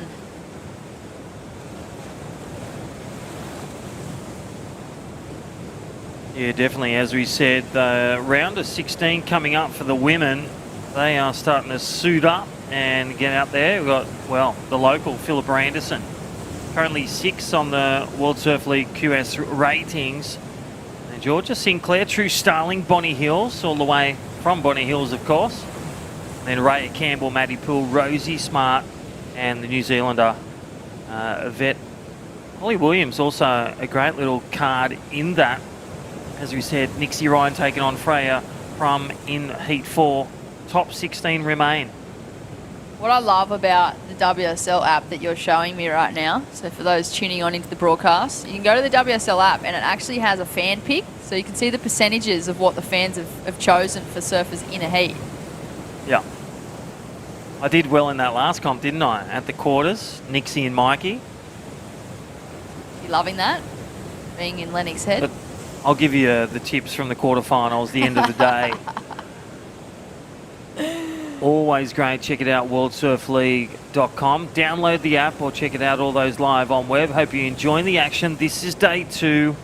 And again, Visla New South Wales Pro Surf Series. Stop number 2 of 4. Surfers Rescue 24/7. We are at Port Stephens Pro. Again, the QS 1,000 points for the winner, men and women. Valuable points to really bring that baseline. You get, Nixie Ryan's got 3,000 points. She's got a couple of 1,000. So it's really just a momentum kicker for her. I'll tell you what, Jay Okalupo, he'll be loving to get to that podium. Or again, Kobe Clements or Billy Stammen to build the house. So coming down the crunch time, 3 minutes remaining. Billy Stammen, the stalwart, is such a campaigner that regularly reaches the podiums, even won at Burleigh Heads against Stewie Kennedy a couple years back. Jay Okalupo, second generational. You've got Bugs, you've got Mini Bugs, and now you've got Mini Ock out there flying the flag for second generational pro surfing. Earlier today we saw Mini Dorian as well. Yes, Jackson. He's been amazing at the events. Surfs all day, even in the contest area. All day. Good on you, Jackson. Every day. But back to the action in the water. That is Kobe Clements belting that thing all the way to the beach. He is chasing a 6.57 if he's wanting to move on through to the round of 16. Another one for you. Ethan Prestige, Todd Prestige's son, retired in 04. Here we go, Destination New South Wales. There's a bit of accolades for that one, and that is Kobe Clements. Under the lip, firepower, 3 bangers. Is that enough there, Britt? It falls just short of 5.47. So Kobe in the blue now looking for a 5.38 to move on into second place with 2 minutes on the clock. We have a surfer having a look at this one. That is our Kiwi competitor, Billy Stammen, flying down the line looking for a section. He's looking to replace a 5.17 to extend his lead. Look at that energy, Crispy. Yeah, definitely taking that one and looking for the man in blue. Just one turn on that. You can see the Richter scale, just the heart rate going up, the urgency in every turn, even to get priority over red. So that situational awareness there really well for Kobe Clements. Just kicking out of that wave, knowing that's not the score, and then kicking out for a potential one more moment. Here we go, Jay Okalupo with priority as the coffee van rolls in here for the webcast. Again, thank you to Visla, thank you Surfers Rescue 24/7, our naming rights of the Port Stephens Pro QS 1000. We are at the Mad Mex Minute. It's time to scan the code. Oh, I want that 2-for-1 burrito. Do you like guac or sour cream, or do you do both? Both. The naked burrito is my favourite as well. There it is on screen. Scan that QR code thanks to Mad Mex. You can grab 2-for-1 burritos. They are absolutely delicious. So make the most of that opportunity. Yep. Eat 2 to yourself if you want to. Maybe share one or put one in the fridge for later. Yeah, I'm going to zip out for a short break and head on to the Gold Coast Mad Mex. Or if you're local at Port Stephens, head on down to Newcastle as well. A Mad Mex near you. Check them out. That concludes heat number 7 of the men's round of 32. Coming up next, heat number 8. We'll cut to a short commercial break and join you back here for all the live action.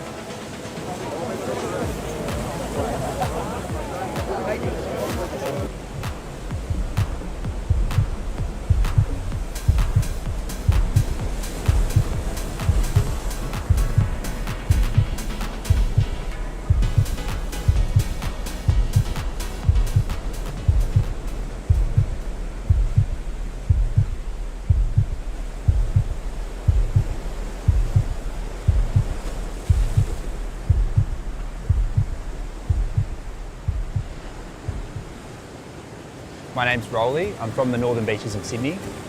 I love making coffee and I love picking up rubbish. And I love surfing. That's probably an important one, right? Yeah. As surfers, we have such a unique experience in the ocean and almost begin to develop our own language with it. Having Surfing New South Wales and the weight of the EPA behind the New South Wales government's Stop It and Swap It campaign, it's great because it formalises the issue and it really connects with everybody at this first touch point of how much waste we're producing in the first place.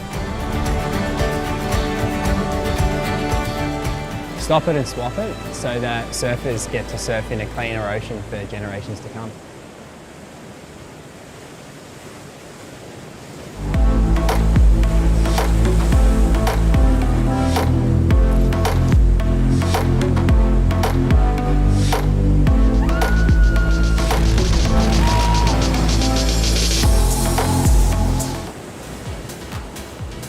Welcome back to all the live action at Berube Beach here at Port Stephens for day number 2 of the Surfers Rescue 24/7 Port Stephens Pro. This is a WSL QS 1000 event and our second stop of the Whistler New South Wales Pro Surf Series for 2023. My name is Britt Nicol, joined back in the booth with Michael Crisp. We are straight into this last heat of the round, Crispy. Yeah, definitely. So heat 8 in the water. Then we go to the top 16 of the women. But I'll tell you what, Billy Stammen taking a win in that last heat and Jay Okolupo advancing on through the top 16. So well done to those two. We'll hear from Billy Stammen very shortly.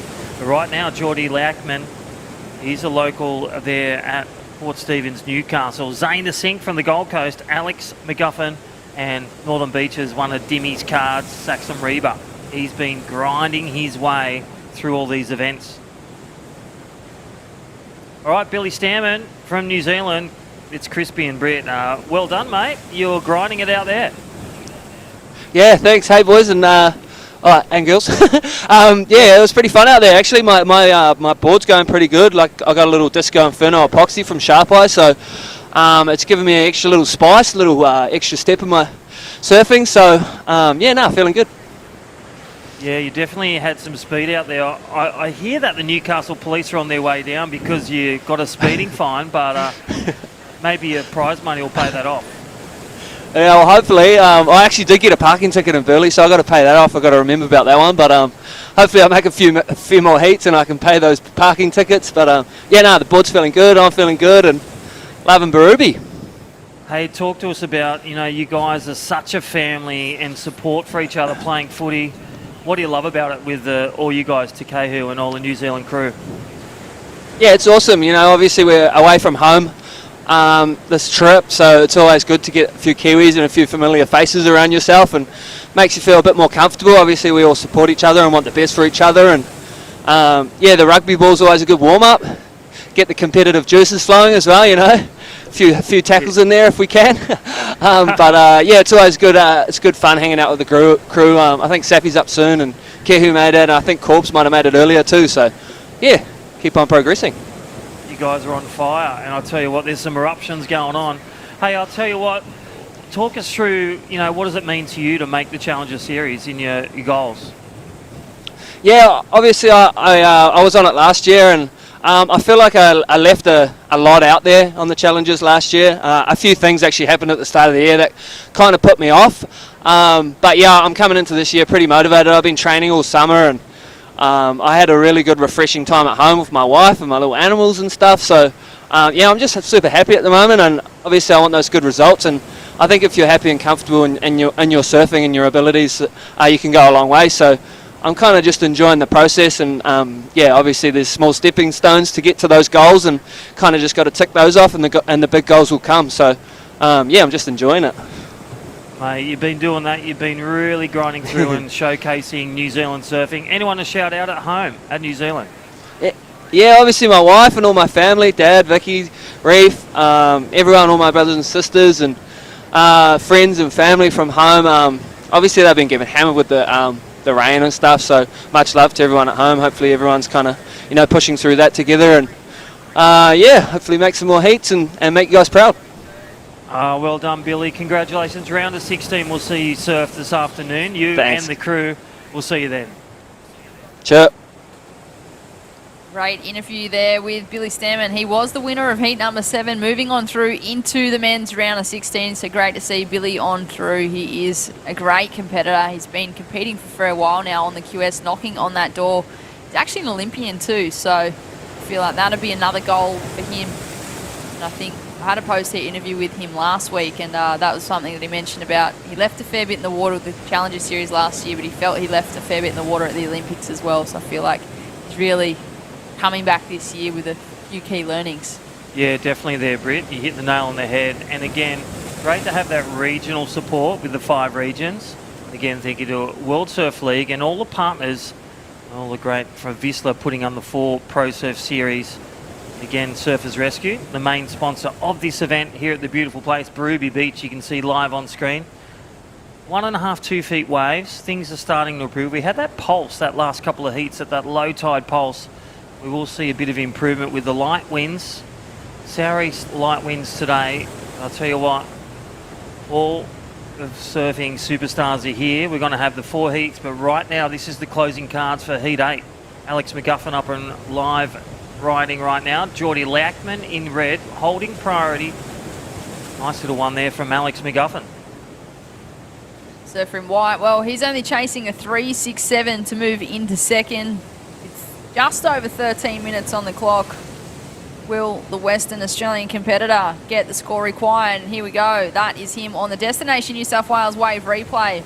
Couple of nice turns here, Crispy, as he linked this one all the way through. Yeah, I like the way he stayed in the power pocket. And then he waited for that moment right at the end, really to go vertical. Judges are really going to reward that. Is it a 3.67? Yes, it is. We have another wave replay here. That is the surfer in green. Puts it up there, drifts the tail to finish. So answering back. That is Saxon Reeb, and I'll tell you what, his foot, if we get a slow-mo of it, it literally is on the tail cord, on the tail of the board. It's such a beautiful style. Just his body techniques you can see with these goofy footers or the naturals. Everyone has a different style. Really body technique. We can see Geordie Liakman, the natural footer, again from the Newcastle region. Only started to do the qualifying series with his mate Cooper Buttergill last year, but really sinking his toes from the Pro Juniors, making that pathway to the qualifying series here in Australia 2023. I think it's a great transition too, Crispy, you know, going from the Pro Juniors and being able to compete in these regional QS events. We watched the Destination New South Wales wave replay. That's Geordie on his forehand. I love the finish. Nice and compressed and rides out cleanly. So he was only chasing a small score, and there it is. He got a 4.1. The surfer in red went from 4th straight up into 1st. That is the doghouse to the penthouse, and Geordie Liakman is currently in the lead. Saxon Rebar getting the score of 4.83 and a 3.73. Green goes to second. Zane Sink from the Gold Coast, the Australian surfer, a 3.87 out of a perfect 10.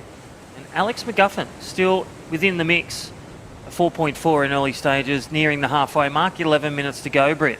What are you thinking as a former athlete, and you're still getting in the waves and shredding a few events?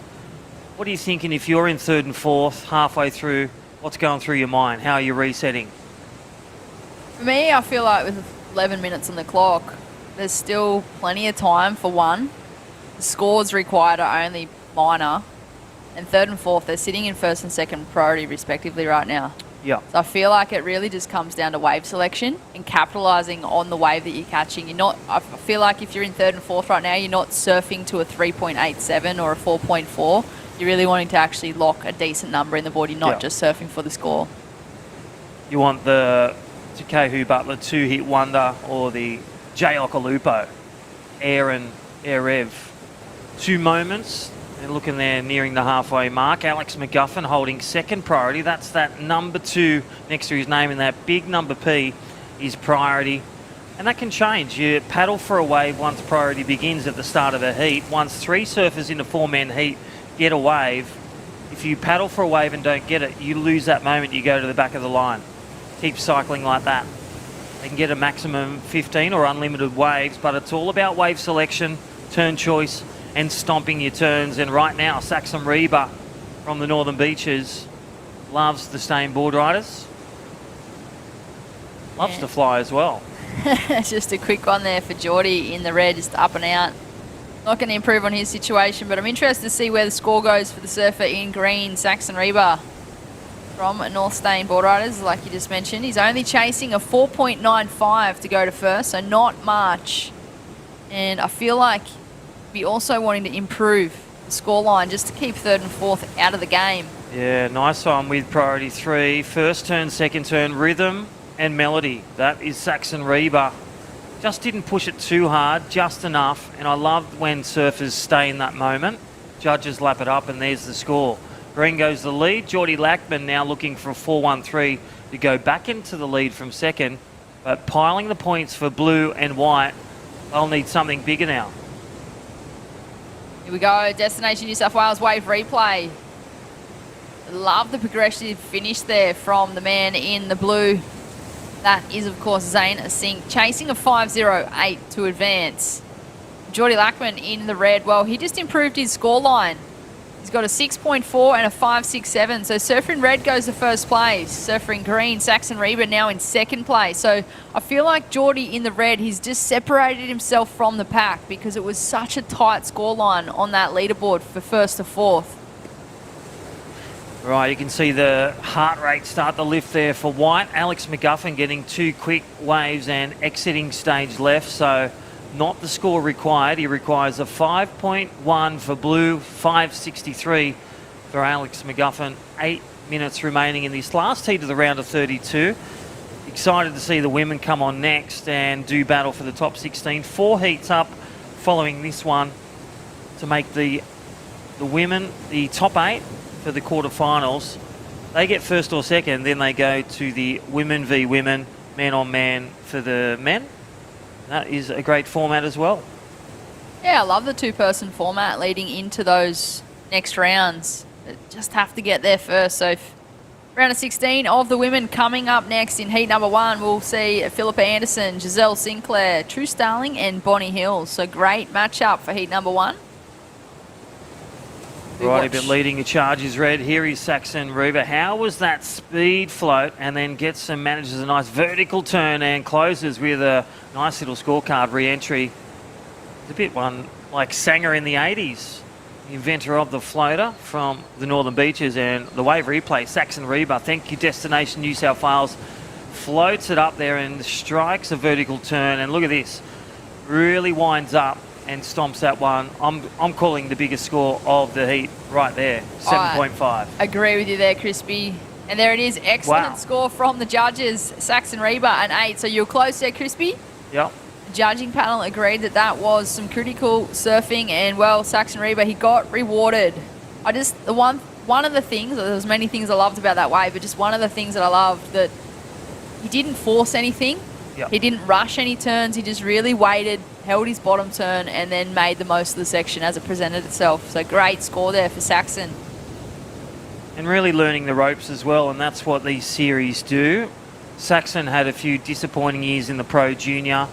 You know, you see a lot of tears, you see a lot of heartache when they don't get through, but he kept going, and this is a manufacturer for these moments. He's looking the goods for the round of 16. In the lead is Saxon Reba from the Northern Beaches of Sydney. All that hard work with the coaching staff and also the gains from those losses. When you win, you celebrate. When you lose, you learn. There is always something to learn with competitive surfing. I feel like even when you're winning, you can still learn from those moments. Well, that time I held priority for 18 minutes and didn't get a wave. We always go back to that. I've always got a wave in competition ever since. Still brings a smile. If you're ever down, you just think of that. I'd forgotten about that until now, Crispy. Etched in history. One you won't forget about, that's for sure. Righty, Saxon Reba currently holding down with an excellent score of the day, looking to drop a 4.97, the goofy footer. Again, coming through the pathway with Surfing New South Wales, the juniors. Just that regional state in the Australian team. And then now Geordie Lackman looking for a 6.58. But Zane Singh, Alex McGuffin, as you can see live on screen, on the ropes, looking for an above average score. They need a class act to get through this one to the top 16. Still opportunity but need a flawless effort to get through, Britt. And time is running out. We are just under 5 minutes in this heat. This is, of course, our final heat of the men's round of 32 coming up next. The women's round of 16. But we do have a replay here for the West Aussie competitor. Alex McGuffin in the white. He's chasing a 7.9 on this wave. Yeah, you can really see, like, banging out as much as possible. I feel with that wave, if he more sought, like with Saxon Reba, just that waiting, that holding of energy on the bottom turn instead of fitting more in would have been the key moments in that to getting within distance. So it will be his best wave for Alex McGuffin, but still requiring that 7.9. And sometimes you've got to just cut that 12 in half. You're looking at a pair of sixes in 4 minutes. Again, another Martin Dunn strategy. Got to get those scores or get the big one. I think one of the key differences between, say, Alex's wave then and Saxon's was the size of the wave as well. The size of the wave that Saxon had, he had that critical start, and then he had that middle section, and then it actually stood up again on the end section and almost like built in size. It didn't fade away, and I just feel like the size of the wave that Alex got just wasn't quite what he was going to get a 7.9 on. I'll tell you what, if he wins his heat, it will, no doubt he'll be riding an epoxy board. And as you see, Alex McGuffin really hitting the high notes on this one and just couldn't control that landing. Well, he stomped that. He would have been striking maybe a lesser score. Like we're saying, potentially the score of 7.9. So good combo there, nice snap. Attempt of air rev, but just couldn't consolidate that one. Surfer in white, still chasing a 7.9, just couldn't quite stomp the finish on that last wave with 3 minutes on the clock. Saxon Reba in first place, locked in an excellent scoring wave of an 8, backed it up with a 4.97. Closely followed by Geordie Lackman in the red. Zayna Sink in the blue, he is up and riding. He is chasing a 7.37, he goes big and also cannot get the completion. So I feel like the mentality has shifted in third and fourth right now. It looks like they're taking to the air, they're trying to throw the variety and get progressive, knowing that they need a pretty big number, Crispy. Yeah, definitely. And that's that mental game, staying positive, but knowing what you need to, with 2.5 minutes to go, knowing you need an above average score. You can't take a small wave, you can't do a small safe turn. This is where you've got to go big and hope that that wave and that board and that energy all connects in one. That was the current heat leader, Saxon Reba, just finishing off that wave, not able to get the completion. He is looking to replace a 4.97 as we watch the Destination New South Wales wave replay. Talk us through it, Crispy. Yeah, nice little first setup turn. As you can see, his 3-wave combo. He is just on song with his rhythm. He's on song with his flow state. He's on song with his board. Just couldn't get that last section, but his wave selection is really hitting the high notes at this one. 2 minutes remaining. Wave selection is crucial. Whether it's small, whether it's medium, whether it's big, whether you're a pipe at a comp or you're a boomerang at Big Boomers or at Gold Coast, it's all about knowing that spot. What are the good waves? Is it the first one or is it the one right behind on a nice cyclone swell? Just a quick one there for Zayna Sink. He's chasing a 7.37 as we are approaching the Mad Max minute. This is day number 2 of the Surfers Rescue 24/7 Port Stephens Pro. Our second stop of the Whistler New South Wales Pro Surf Series for 2023. There it is. We are into the Mad Max minute. Grab your burritos. Yeah, 2-for-1 deal. Check it out. Even download the app as well. And every 10th one, if you scan that right now, right on screen, all those watching and listening, Mad Max 2-for-1 burritos, scan it and then head to your local store and even download the app. I've got one on mine and I'm up to burrito number 5. Don't tell the wife, Brittany.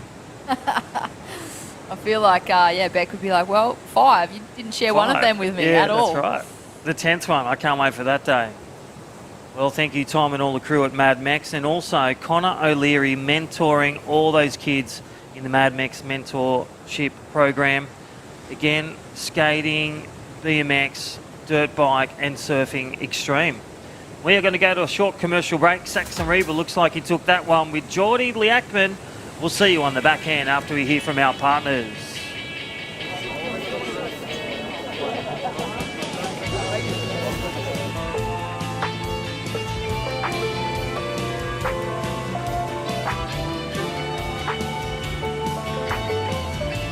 beautiful day. Huge thanks to Surfing New South Wales for getting out there, not only communicating with people about why it's important to not use single-use plastic, but how easy it can be to transition and stop it and swap it. We're basically down here to showcase how we are reducing our plastic footprint through all things like keep cups and reusable water bottles and our beautiful toggles which we use instead of cable tie. We've invested in about 100 water bottles and keep cups. We've distributed to the whole team. Everyone's so passionate about this program and so enthusiastic to be a part of it. We're doing our bit to give surfers a cleaner ocean and save the environment for a better future.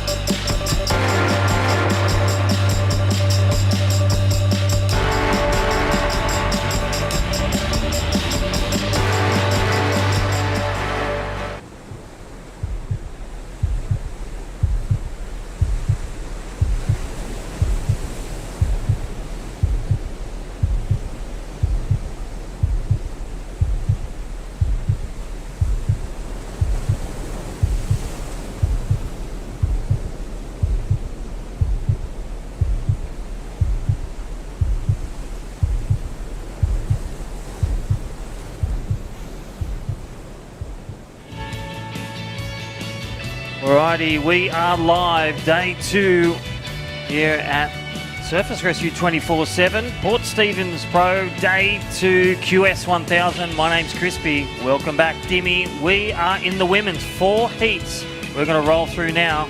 Philip Anderson, the local, in red. Gia Sinclair in blue. True Starling in white. And Bonnie Hills from Port Macquarie in the green. Great way to start off the round of 16 for the women's. As I said, a lot of experience in this heat, Crispy, and straight off the bat, here we go. Philippa Anderson, one of the stalwarts when it comes to competition in this country, and it would be great to see her finally, burst that bubble and get herself where all of us believe she belongs, and that's on the championship tour. But for myself with Philippa, I just think that she's really sort of knocked the door down a number of times, got very close. She just needs that 1 year where she just puts consistency through those performances, and I truly believe, her skill set is tailor-made for the World Championship Tour, as we see Bonnie Hills up and riding. Yeah, one of our sister Revolution surfers, Bonnie Hills, all the way from Port Macquarie, up in green. Surfing and growing up with Carly Shanahan in the local board riders, that is where Bonnie Hills is from. So great to see her here, and great replay. Thank you, Destination New South Wales. As we see, there is the replay of Bonnie Hills. Nice little car back right to the source, the pocket. And again, nicely good start, building that rhythm there. To make the 2-person heats, that's what's on the card for 2 of these ladies in this 4-person heat. 100%. So tomorrow when we go into quarterfinals, it'll be the 2-athlete format, and that will be great because that's a different kind of mindset. It's a different kind of strategy. Unlike, the frantic pace of a 20-minute 4-surfer format. So, there's definitely, there's a light at the end of the tunnel, and when you start to consider quarter semi-finals, you win an event like this, you get 1,000 points towards your overall qualification, and we've seen it on a number of occasions where those smaller scores towards a surfer's qualification will to apply and could get them over the line. So right now we are going to flash on down to the winner of the last heat, Saxon Reba. You must be stoked to consistently just continue those performances, Sax. Yeah, pretty happy. That one was a bit nerve-wracking until I got that wave, but it feels good to put a couple heats together, and talk us through, like you just said you were happy. Once you got that 8, did you find that you're relaxed and with your great wave selection to get that 8 when you hear it? Yeah, definitely takes a lot of pressure off. It's definitely a scrappy heat, and there's not too many ones that give a lot of opportunity out there, so I was pretty happy to get that one. Do you find now, you got your heat this afternoon, but do you find yourself looking at your competitors, or what do you do to get yourself in the right mindset? Nah, just do my own thing, just try and listen to music, do some stretching, and then just focus on my own heat. Can't really control what they do and what they don't. So. Hey Saxon, you know, like with Dimmy and myself, we've seen a lot you grow through your junior series and the Pro Junior. What has that taught you, bringing you now to the qualifying series to make the Challenger? What has it taught you throughout your career? Yeah, just like what I said before, you can only focus on you and, I don't know, just kind of do your own thing, focus on yourself. I don't really, yeah, just that sort of stuff. Hey, tell us about your board, epoxy board. Yeah, Chile Volume 2 epoxy. It was actually one of the guys that worked there, and then I ended up stealing it, and I liked it a lot, so he just let me have it. Mate, I'm interested to know, you've had a really good 12 months when it comes to the juniors. You got a shot at the Junior World title. You had a great result over there. Talking about that win the other day, that breakthrough win, what does that do for your mindset? And you must have been absolutely delighted to, you know, finally break that bubble after so many finals. Yeah, it was almost like a bit of relief. I was just so badly trying to get a win, and then I ended up getting one in the last 10 seconds in that heat, so I was very happy, and yeah, kind of bit of relief and a bit of pressure off almost. Well, mate, go refuel, get ready to go. You're going to be back in it this afternoon, and we wish you all the best moving forward. Go for it, bud. Thank you very much. Yeah, Crispy, so he's in good form. Like I said, I felt like, you know, from Saxon's point of view with that win, it's been coming for quite a while on the junior circuit because he was just so consistent. Like, he ended up third last year, and I feel like he's broken the barrier, and I think that is going to really play a part in his develop on the QS as we see the girls really are getting to work on these rights. Good transition on the forehand for the surfer in green, and yeah, the women are bringing it definitely as we see Philippa Anderson. Yeah, great replay. Good read. Good read this on last this way. one. Left thing. Watch us stomp it, hold it. Judges want to see completion and they want to see positive body language.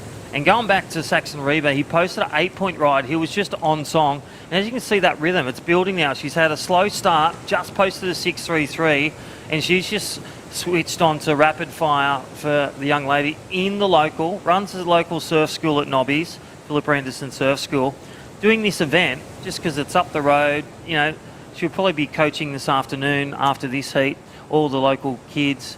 And then a shout out to Rod and Deb as well for Philippa Anderson. Talk us through Philippa's situation at the moment. Where is she rated, and what is she looking at the moment as we see surfer in blue up and riding, just trying to keep that rhythm going. That wave sort of runs off a little bit, but yeah, where is she sitting, and as a coach, what is her mindset going into this current system? Mindset is consistency, like we talked about, but it's also bringing and taking those moments. There's going to be moments where you fall behind, where you're not comfortable, but it's that resilience in building house, getting through your heats, and not just focusing on others. What you can't control others. You can't control what waves they get, but you can control what board you use, what waves you select, and how to come back and really rely on the strengths in the gym, the mindset being positive, and bring it all out in that 20-minute heat. That is the key. Yeah, I feel, as I said, like she's been so close on a number of times. You only got to look at, you know, what she's thrown out in these smaller conditions. And talking about someone who is impressive in these kind of ways, Drew Starling's another one. Yeah. She's consistent. She's got a really solid sort of base to her surfing. But yeah, I feel at the moment there are a number of, you know, athletes from our region who are just knocking on that door. Knocking on the door, and it'd be so great. This young lady's one of them, and she's got such a good centre of balance. She gets coached.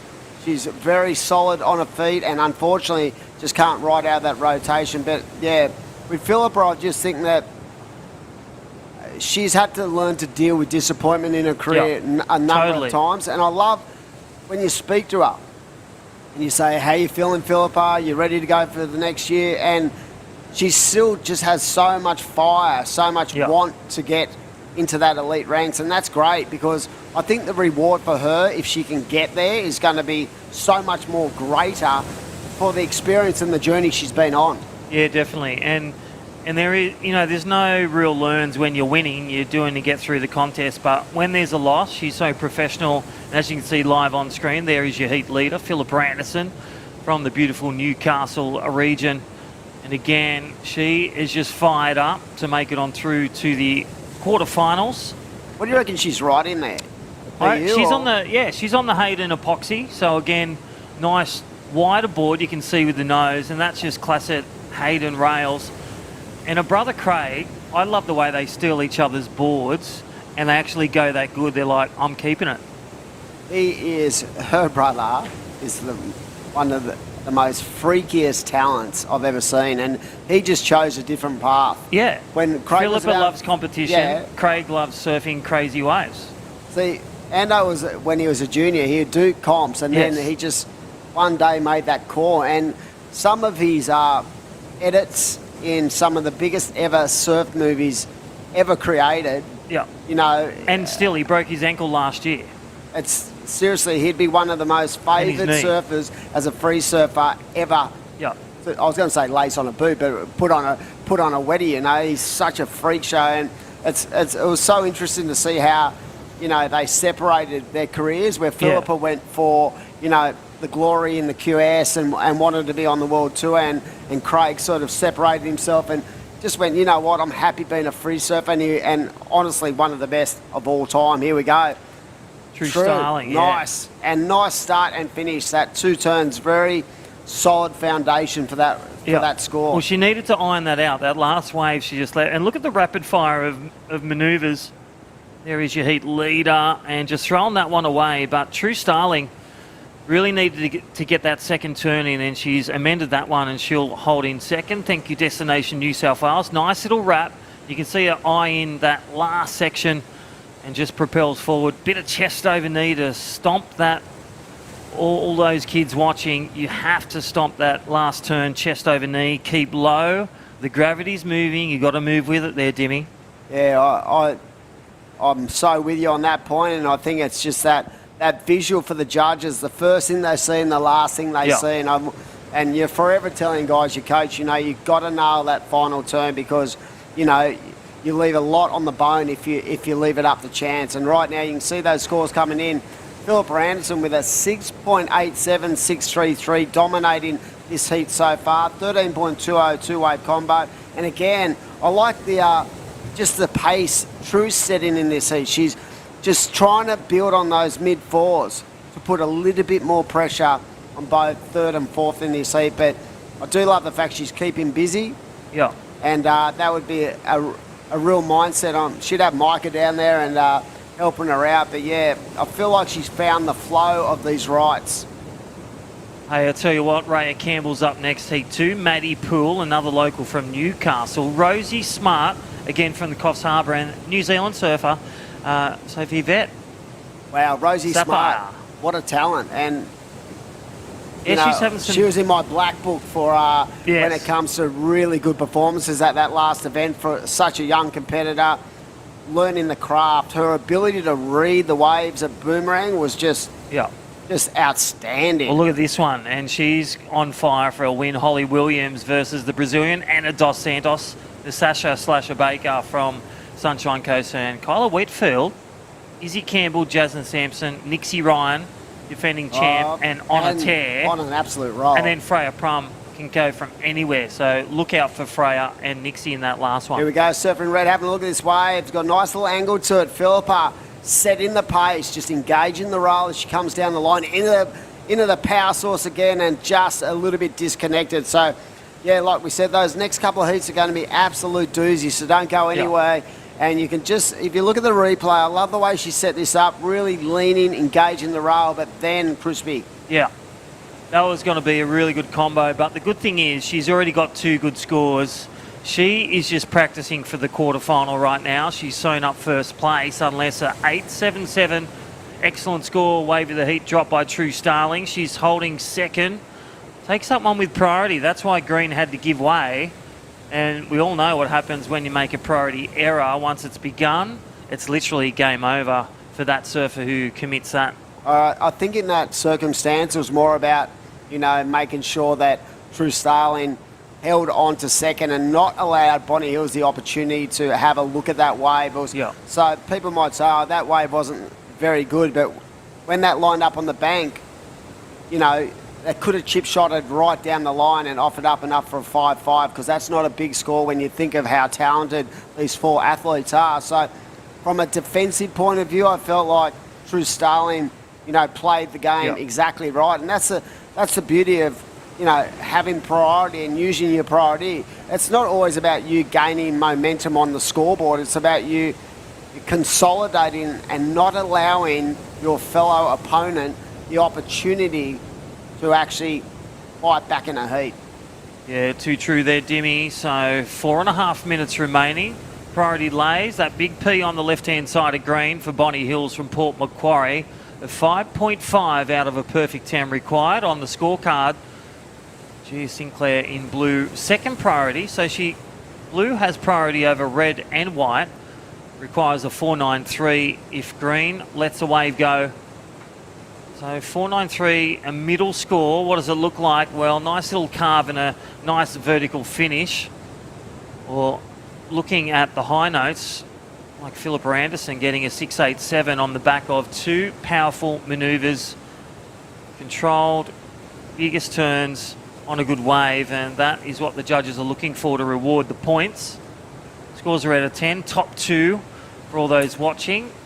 They're scored on their best 2 waves. They can get unlimited waves as well, they're Dimmy. So you got 20 minutes, and we even saw Mikey Clayton-Brown last week get 9 waves in 20 minutes. That was pretty impressive. Yeah, I feel like the waves are actually going to get better during the course of the afternoon session. So we're going to run right through the round of 16, both men's and women's. And if you can get yourself into that 13-point range on a day like today, I feel like you're really in tune with the ocean. Philippa up again, just sort of not having to worry about priority at the moment, just without priority, a little bit more freed up and, just trying to advance that position. The other thing, her moving around the lineup and it creates a bit of doubt in the other surfer's mind as well, as we see the Destination New South Wales wave replay. So this is Philippa's good 2-turner, and I love how, patient she went into that lift, Crispy, and talk us through this next one. Yeah, just a nice looking wave to select, but you can just see on the takeoff, she just stays present with each turn. So wraps it back, gets the speed back, and then just engages that second turn. With that one, that was that incomplete manoeuvre. So not a top 3, but I'll tell you what, she's looking on fire for a quarterfinal berth. She's in the lead. They need an excellent score to grab her. But she is one to watch, as with Nixie Ryan and Freya Prum coming up, and Holly Williams in 3 and 4. Yep, so True Starling again, just keeping that momentum down the line. And another athlete, I feel like, her rhythm on these waves suit her surfing, and already she's locked in a 4.43. But when you look at the surfer in blue, she only needs a 3.90. She's fighting back. So surfer in blue and green needing scores. We are down to 2 minutes to go, and holding all the aces, you'd say right now, is Philippa Anderson with that 13.202 wave combination. Lovely fight back from blue and surfer green. They're all in the mix with only a minute and a half to go. Here we go, surfer in green up and right in. Lovely flow to her surfing. I feel like she's just going to have to snap away to get that 3.60. I don't know if that's going to be enough. There was just under a minute to go. What do you reckon? Yeah, I like the first turn. I just feel here there's just a couple of moments where she could have whacked up another one, and then it would have flowed right into that third turn. I think that's going to go right just under there, Dimmy, but we'll leave it. It's the Mad Mex Minute. Don't forget, the deal is on. Scan the code, 2 for 1 burritos. Thank you, Mad Mex. Check them out. Download the app today. Connor O'Leary, one of our mentorships for our junior surfers. He's mental. He is the mentor. He's mental. How good is he in the water? He's surfing so strong. Here we go. Talking about strong. Philippa, look at this little wedge. Crispy. Nice transition. The 2-turner. And held on. Well, it's the 2 for 1 deal, and that is Philippa Anderson in conjunction with Mad Mex. So she will take a win. True Starling is holding on the second, but look at this destination replay. It's a victory lap. It's do what I do, and again, just go surf your heat and win. Really good first turn. You could just see how much speed she was creating down the line, and she got nice and deep and really jammed under the lip. And we were speaking about it before, Crispy, about the fact that, it's a 1,000, Yeah. But if you win a 1,000... Well, she can you're gain gonna- the points. Yeah, I was going to say, she's Yes. dropping a 3 and, and a 350. So, for someone who's sitting in 6th position, that's good surfing. Alrighty, we're going to go to a break. That is a wrap for our first heat. We'll see you on the back as we hear from our partners. See you soon.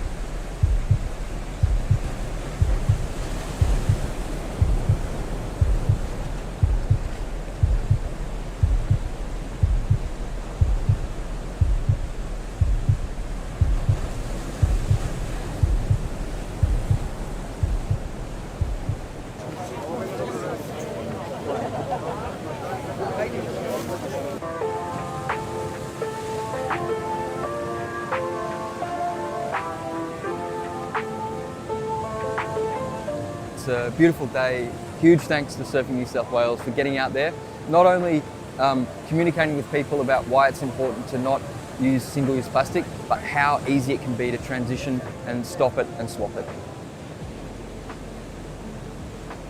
We're basically down here to showcase how we are reducing our plastic footprint through all things like keep cups and reusable water bottles and our beautiful toggles which we use instead of cable ties. We've invested in about 100 water bottles and keep cups. We've distributed to the whole team. You know, everyone's so passionate about this program and so enthusiastic to be a part of it. We're doing our bit to give surfers a cleaner ocean and save the environment for a better future.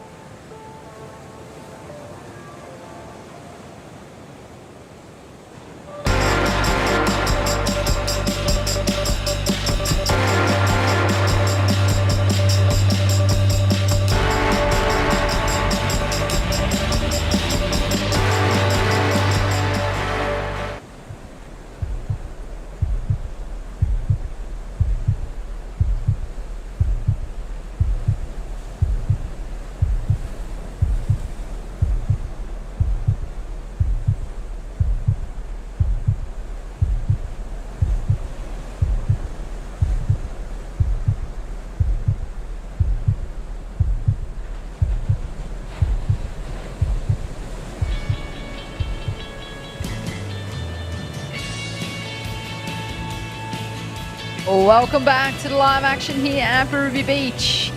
Port Stephens for the Surfers Rescue 24/7 Port Stephens Pro. This is a WSL QS 1000. Our second event of the Vissla New South Wales Pro Surf Series for 2023. My name is Britt Nicol, joined back in the booth with Adam Hennessy. Yeah, thanks, Britt. Yeah, great way to start day number 2. It's been some really intriguing battles going down in these smaller conditions as we see Raya Campbell up and riding on the backhand, nice start, nice pace she set in, and I do believe we have had Philippa Anderson down in the post-seat interview area. And good morning, Philippa, and just a solid result, legend. How you feeling out there? Hey guys, yeah, good to get that one out the way. And talk me through it. You've had some good results this year, and even though this is a 1,000, a win here will definitely improve your situation because you're dropping a 350 and a 450. So how are you taking to this event, and what are you looking for out of your performances? Yeah, definitely the goal is to make the Challenger Series. So yeah, dropping that 350 and other low one's really good. Yeah, just surfing heats. Yeah, haven't really had the start to the year that I wanted. So yeah, it felt good to get 2 6s, and hopefully I can walk away with the 1,000 and yeah, get that in my point score for the end. Now, being at home, you get to sort of hang at home during these events. That probably plays a part, probably a little bit more relaxing. How's your boards? What are you using out there today in these little clean 1 to 2 feet? Yeah, it's more with if you can just get yourself on the right wave and right in the pocket there, like you saw Billy and a few of the boys in the heats before, they were dropping 7s because they just managed to take off and read the wave really well. So that's what I was hoping to do. And yeah, I've actually on like a board that's like 5 or 6 years old. Just an epoxy white noise 5.7. So goes well. Looking a little bit yellow, but okay. Yeah, yeah, just it goes really good in this stuff. So yeah, hopefully, well, if it's more for the remainder of the event, I'll just jump on that board. Now, talk us about tomorrow. We go into the 2-surfer format. Looking forward to that because that sort of changes the dynamic of how you approach a heat. Is that correct? Yeah, definitely. I mean, with 4 people out there, then when I didn't have priority or the first 2 priority, I tried to move away. So yeah, it's yeah, I really like woman-on-woman heats. I've had plenty of them. So yeah, change up the game plan a bit, and then yeah, it's really just who's the best surfer and the smartest surfer in the heat should walk away with the win. So hopefully that's me for tomorrow. All right, Philippa, go rest up. You know, you got a lot of support out there. We all want to see you do well, and congratulations on today. Stellar performance in these tricky little waves. Yeah, awesome. Thanks, guys. Have a good rest of the day. Philippa Anderson there, looking nice and, you know, relaxed, very quiet, just a little bit reserved today, but yeah, a stellar performance. She said she was on that board that's basically 5 years old. But you've got those boards, you probably got boards from 10 years ago that you still sort of pull out the garage door and just go, yep, this is a little gem. Everyone's got those boards that, you know, for some weird reason feel so good under your feet no matter how old they are. As we see the surfer in red here, Brett. Nice. Oh, projection into the lip. It can't ride in out of that. So, yeah. Interesting to just sort of get her insight into how she's feeling. You could definitely feel like the energy there. A little bit disappointed with what's been going on in the first sort of section of this tour. But the thing for Philippa is she's holding 2 fifth placings at those 2 events in Indo. So that goes towards her, you know, her placing on the QS. Right now she's sitting in 6th. That's a great place to be. Yeah, no, like you mentioned, I feel like, you know, Filsy, she was quite relaxed in that interview. I don't know, she seemed a little bit flat, and I don't know whether that was maybe just knowing where she's sitting, but like I was almost going to mention, like, you know, she's sitting 6th place. It's a good position to be in. You've still got another 1,000 event after this. You've got a 3,000, you've still got a 5,000. Like, there's still plenty of opportunity for Filsy to get those results, and she's well on her way here at Ruby Beach.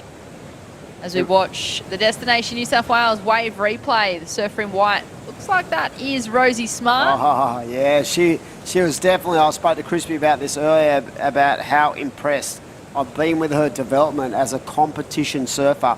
She's just, the read she had at Boomerang was exceptional. And again, I just find her technical way about her approach is just brilliant to watch. And, you know, she's come out of that junior rank. She comes from down at Coffs, or up at Coffs Harbour. She comes from a good program up there, but she's definitely, when I look at it, she's been one of the more impressive female athletes that I've seen this year.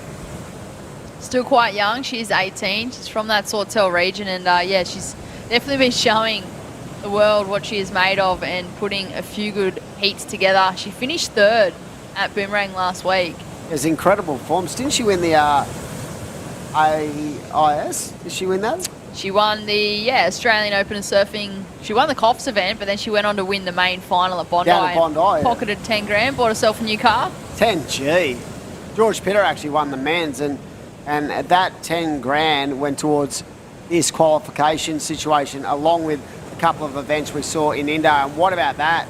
All right, Campbell just absolutely blowing up on that nice little peak. That was one of the better waves that stood up on the bank, and I feel that is probably going to be the best wave of the heat. But yeah, Rosie Smart, she's up and riding once more, but here we go. Look at this, Britt, take us through it. Freya Campbell on her backhand, great first turn, straight into a second.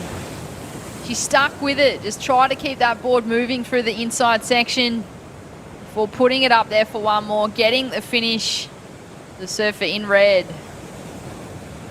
That Gold Coast region. I know she does a bit of training with pipe surf coaching, so shout out to Andre if you're tuning on in. Wait for those scores to be locked in, but with 9 minutes on the clock, it's currently Rosie Smart in first place with a couple of fives as we watch the Destination New South Wales replay. This is Rosie here, Dimmy. Yeah, nice connection, but I felt like the surfer in red definitely got the bulk of that transition there. There it is at 6.67. What I loved about that wave, Britt, was how coiled and low she got on that second turn. She was really able to get herself nice and centered on the board. Judges lapped it up, and it was definitely the best wave of the heat at 6.67. Now the opportunities to offload that 4.83. We saw that in the last heat with Philippa Anderson when she got one score. She backed it up with a very similar score, and that basically shut the door on the other three surfers in the heat. This is the women's round of 16, heat number 2 in the water.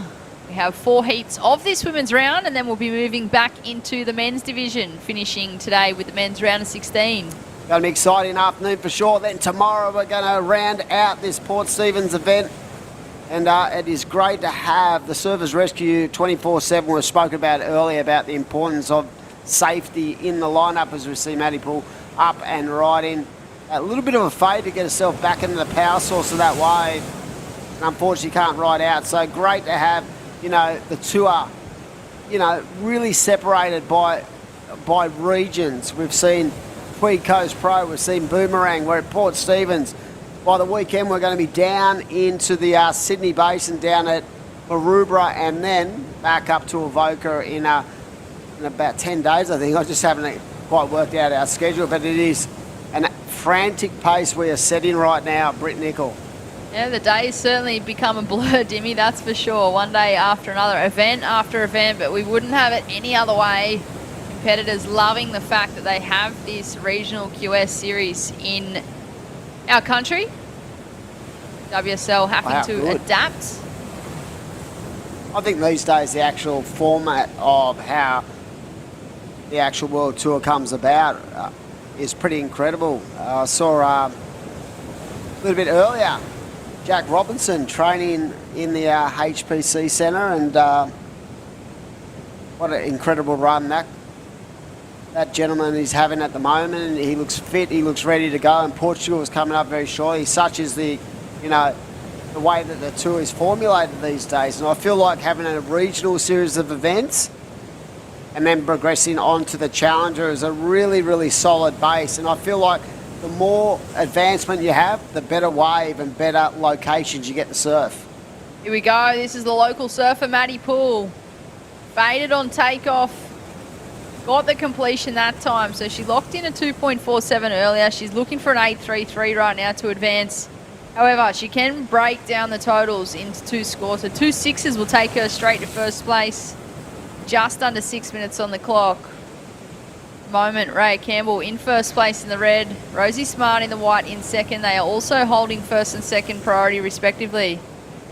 They're definitely on the strength of that mid-point, 6-point ride was the benchmark in this heat, and we can just see the Surfer in Blue fading back, but not a lot on offer. Nice turn there just to complete that ride, but yeah, it's not the score she's looking for, and there's still 5.5 to go, and right now this is heat number 2, round of 16.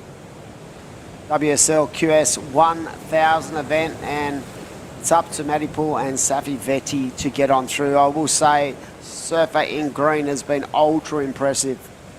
She's got such a solid foundation to the way she goes about her surfing. So this is another cracker heat. The round of 16 heats in the men's and women's, it's just incredible, the talent on show. And this is like a look into the next generation for the Australian contingent. Certainly a talent pool over here in Australia. And yeah, it's hard to believe that this is a QS 1000. There are so many stacked names in the draw as we watch this young lady here. That is Rosie Smart. Beautiful first turn, straight off the bottom, cracks the lip and gets the finish. So she's looking for a 5.84 to take first. Wow. That is such a great read on that wave. Look at the approach, nice and tight, and look at the speed she generates to get that second turn in, and the fact she was able to sort of change it up just that little bit more dynamic on that second turn was pretty impressive to watch, Britt. And there it is, a 6.3. So Rosie Smart goes straight into first place. She is closely followed by Ray Campbell in the red in second. The requirements have extended for third and fourth. So Safi in the green now chasing a 7.5. Maddie in the blue chasing an 8.83 with just under 4 minutes remaining. That's definitely put a lot more pressure on third and fourth on the base of those two turns, just eloquently, you know, positioned when it came to the board and the rail. And what I loved was the amount of pop she got from that first turn to give her that chip shot into that corner, and she's just exploded with really nice connection with the lip, and that's what the judges saw. They rewarded that with a 6.30, and seen a lot of her going right, and very impressive. I haven't seen a lot of lefts, but wow. Well, she is. She I wanted it, I asked for it. She might be able to hear me out there. Look at that. I love the way she's actually releasing on the forehand as well. So she's got game both ways, Britt. She certainly does, and well, I've watched a lot of Rosie surfing over the years. She's had a lot to do with Surfing New South Wales and coming through their junior system. Rosie Smart, she is on fire here at Berube. She's wanting to move on through to the quarterfinals. She had a third place finish at Boomerang for the Great Lakes Pro last week. Can she go better here at Berube? For any junior out there watching, if you're a grommet, have a look at her position of her legs and how low she is through those turns, how much coil and spring she got out of those turns. Even though it was a smaller wave, the execution of those manoeuvres were incredible. So yeah, I'm loving the way that she's, you know, working this regional qualifying series, and like you said, a third place in against some, you know, world-class surfers last week, and she's having to do it again. So just the internal grommet, I think that, you know, that younger generation just have that a froth meter going high, and their ability to just continue to work through heats, and they love it. The more heats the better for the younger contingent, as we see Rosie up again. But nice surfing right now. She's in the lead, red in second, and we have the Destination New South Wales government replay, and really nice transition, and the read just able to keep that board going on a very small wave. So down to 1 minute 40 seconds. It is up to Savi Vetti to get that 7.5, or Maddie Poole needs 8.83. That in itself would have to be the best wave of the day. Yeah, it's certainly no easy task out here at Berube. Small conditions, but highly contestable.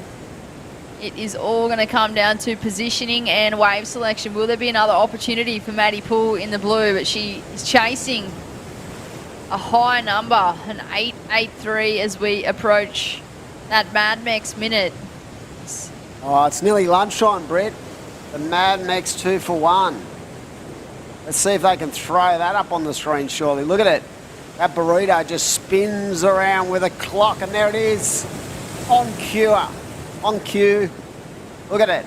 2 for 1. You can shout you made a lovely lunch. They are so filling, fresh ingredients, a great company, the Mad Max burrito 2 for 1 deal, as we see the Surfer in red up and right in. So with 35 seconds on the clock, is that all she wrote? Is there going to be an opportunity for both green and blue? Because Britt, they do have first and second priority. They do, but time may be the enemy here with 20 seconds on the clock. Look to conclude heat number 2 of the women's round of 16. So it'll be Rosie Smart taking the win over Raya Campbell in a second. And that concludes that heat. We'll be moving into heat number 3. Stay tuned after the short commercial break.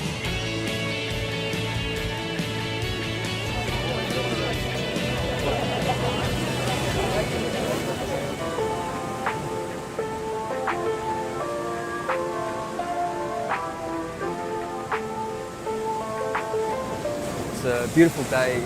Huge thanks to Surfing New South Wales for getting out there, not only communicating with people about why it's important to not use single-use plastic, but how easy it can be to transition and stop it and swap it. We're basically down here to showcase how we are reducing our plastic footprint through all things like keep cups and reusable water bottles and our beautiful toggles, which we use instead of cable ties. We've invested in about 100 water bottles and keep cups. We've distributed to the whole team. You know, everyone's so passionate about this program and so enthusiastic to be a part of it. We're doing our bit to give surfers a cleaner ocean and save the environment for a better future.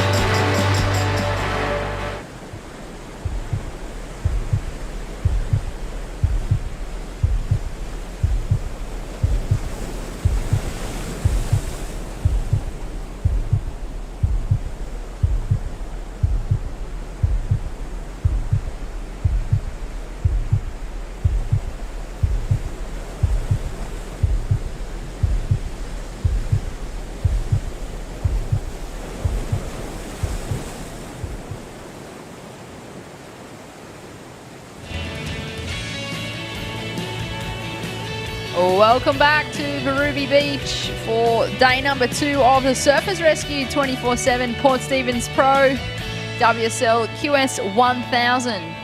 Second stop of the Vissla New South Wales Pro Surf Series for 2023. My name is Britt Nicol, joined in the booth with Adam Hennessy. We're straight into this next heat, Dimmy. Yeah, certainly are, and we saw the surfer in blue there. I'm pretty sure that was Annie DeSantos getting to work, and I've seen a lot of her in the last 12 months. She spent a lot of time on the northern beaches, and this is just another indication of the strength of this region and how many good surfers we have, because round of 16, they are not holding back.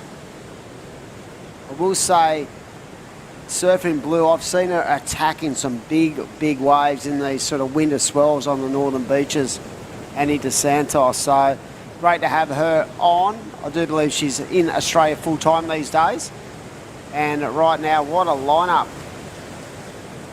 Holly Williams in the red. We saw her on that first ride as we see the surfer in green get into work. Welcome into everyone online. I'm getting plenty of messages saying that they're loving the webcast, watching the men and the women. Hello, Oliver Howard and all the boys out there. And yeah, just really feeling it. And it's great to have the ability to, you know, be able to watch this generation go about their business. And as we see that surfer in blue, lovely second manoeuvre. I love the way she held that bottom hand turn, and just the clinical nature of how much speed she got out of that was pretty impressive, Britt. It was, and well, she charges in big waves, but look at her surf a small wave. She just belts these couple of turns so easily. That is Annie Dos Santos, a 21-year-old. Like you said, she does now live in Australia. Spends a lot of time up and down this east coast. There it is, a 6.5. So judges rewarding that surfing there for the surfer in blue. Takes an early lead. She's got 4.07 in her scoreline as well. You see her a lot on the Northern Beaches surfing around the Manly area, curly and stuff like that. So she's learning to surf tricky waves. But what about Holly Williams? She's got such a strong power base that she uses to her advantage. And again, one of these surfers I feel like really understands the ocean and understands how to read each and every wave she takes off on. Coming from the Sunshine Coast as well, I feel like Holly would surf conditions like this fairly often. Up and riding, that is Kyla Whitfield on her backhand. Recently got back from Indo, the trip over there. North Narrabeen surfer, and you know, in a stable of, you know, when you think of iconic locations for a surf break, you know, for Sydney, they are the most iconic water riding club, really, in my eyes, when it comes to success. They've just absolutely nailed it, generation to generation, all the way back to Cole Smith and guys like Simon Ando and Terry Fitz, and then you bring it through that next generation where they had literally in 1 year on the World Championship Tour, they had 4 or 5 guys from the same beach on the World Tour. Someone said that is an incredible stat. So they have just produced and produced, and alongside of the likes of Laura Enevar, True Starling, you know, they've had so many great women come through their ranks, and yeah, it's fantastic to see her performing at this level. And that last wave is a 3.9. Probably a little day on the alley rights, as we see the surf in red. What about the coil and the amount of speed she held through this wave from the Sunshine Coast? So probably, you know, very used to surfing those sort of tricky little summer beach breaks, as we see the surfing green also getting to work. But yeah, all these 4 competitors, Britt, would be very, very comfortable in the surroundings out here, as we see blue up. And Dos Santos is working this one all the way through. She's looking to better a 4.07 to extend her lead. And how's the little bonus section on the inside, Dimmy? You serious? What about how much speed she carries through that little bonus section?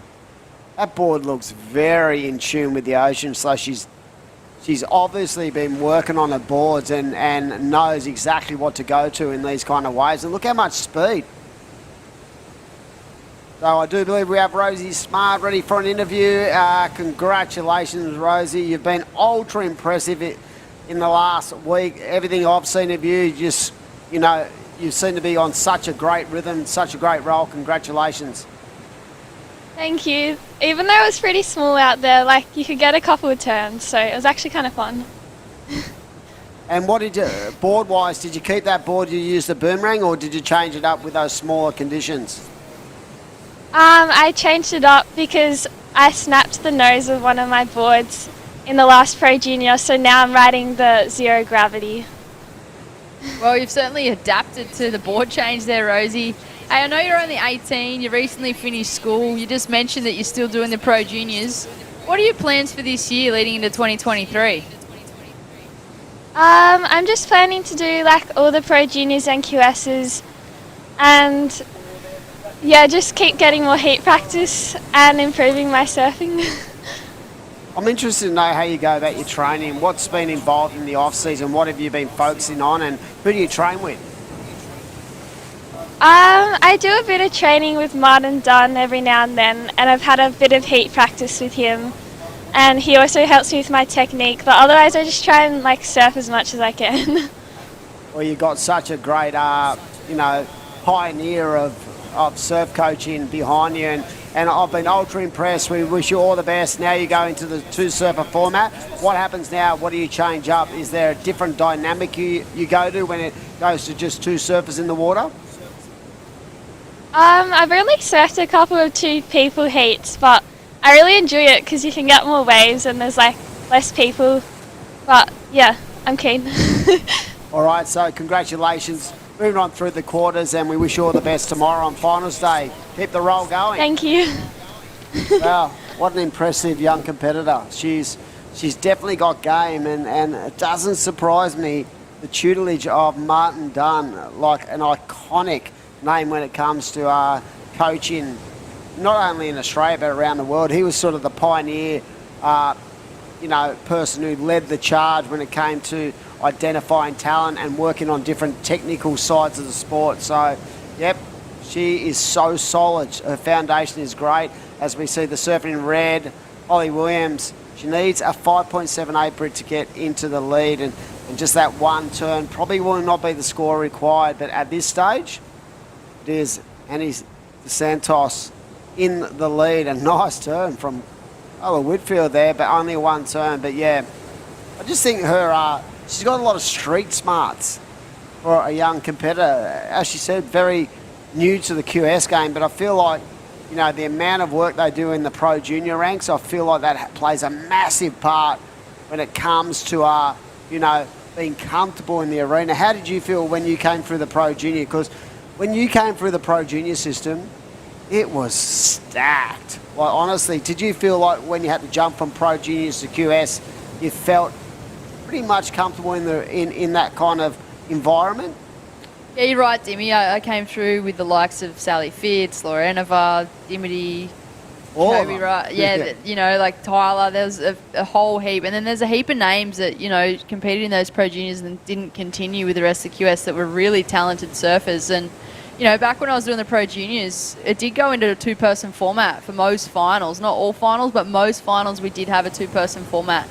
And I just feel like that does really help with the transition to the QS. And at the time when I was doing the QS, we had to travel internationally if we wanted to make that world tour. Obviously, it has changed now with this new regional tour. But I just feel like having that pro junior platform and having such a high level that you're competing with at that level, it really just is a bit of a stepping stone and really prepares you for that QS leg. Yeah. I feel like even at a younger age now, they've definitely got that ability to make the transition a little bit more effortlessly. The standard definitely gets risen, but once you have that sort of formula you can go to, I feel like, the days of, young Grommet having to take on the sort of established kind of name, I feel that sort of goes out the window because they all have this sort of game now where they just go to it and they feel comfortable in that circumstance. But like you said, when you came through, you had like Tyler, Sal, there's so many of them. And like I was just thinking back to some of those names, like the Mason sisters and Paige Harrop, Philippa. Like, it was endless. But yeah, like, good on them for being able to work through that. And this is the advantage having a regional system, unlike when you came through where you said you have to travel around the world. That in itself, I think, really makes a lot of difference in the amount of anxiety because you don't have that travel. But you know that the light at the end of the tunnel is if you perform at this level, you're going to get a shot against the best surfers in the world on the Challenger. And that's the incentive in itself there, Dimmy, having this regional qualifying series in your home country.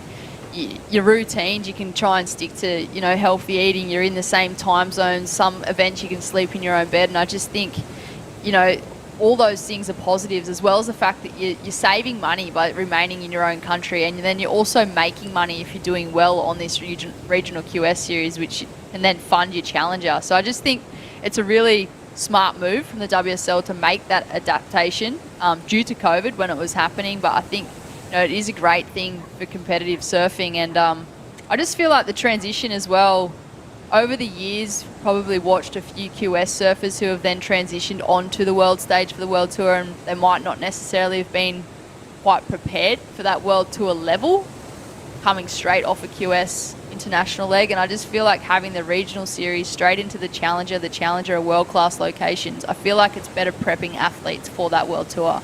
Yeah, watching the Challenger last year, I commentated the event at Manly. The level from both the men and the women, I felt, could match the CT level. It was such an eye-opener when it came to, the amount of scores and big scores by some of the best surfers on the planet. So I feel like if you get into that Challenger, you have to be able to bring your A game because only the top surfers get through that series. And that in itself, I feel like, is like a mini CT especially when you consider the locations they go to, like the Snapper Rocks. This year they're going to be off to Narrabeen, which is a prime location. And the excitement level towards the back end of last year's qualifying series for the Australians was like, no one was trying to say it, but they were. They were like, snapper with 4 guys out, you know. Oh my God, bring it on. And they got waves. And like I said, you have to sort of transition from the region into the actual challenges. So it's a great stepping stone. Back to the live action in the water while we're having that chat. Sasha Baker in the white managed to lock herself a 6.33 and a 3.17. So the surfer in white from the Sunshine Coast now in second place. Her fellow competitor also from the Sunshine Coast in the red, Holly Williams, been bumped into third place but only chasing a 3.61 to move back into second. Kyla Whitfield in the green from North Narrabeen. Well, she's now chasing a 5.61 if she wants to advance. The lead being held by Annie Dos Santos in the blue, originally from Brazil, but now living in Australia. A great matchup between these 4 competitors for the women's round of 16, heat number 3. 4 heats in this round as we watch a live action. That's Holly Williams chasing a small score. She links this one all the way through. Strong finish there from the surfer in red. Wow, what about the body language then? I think she made it very, very, you know, look at that turn. She made it obvious to everyone on the beach that she feels like that is going to be the score. Look at her, look up at the judges and go, you know what? Is that a half mini claim too? It's like a little hand jive as she went over the back. But yeah, I feel like her body language sold the story for her. And she only needs a smaller score, and there it is. She goes straight into second.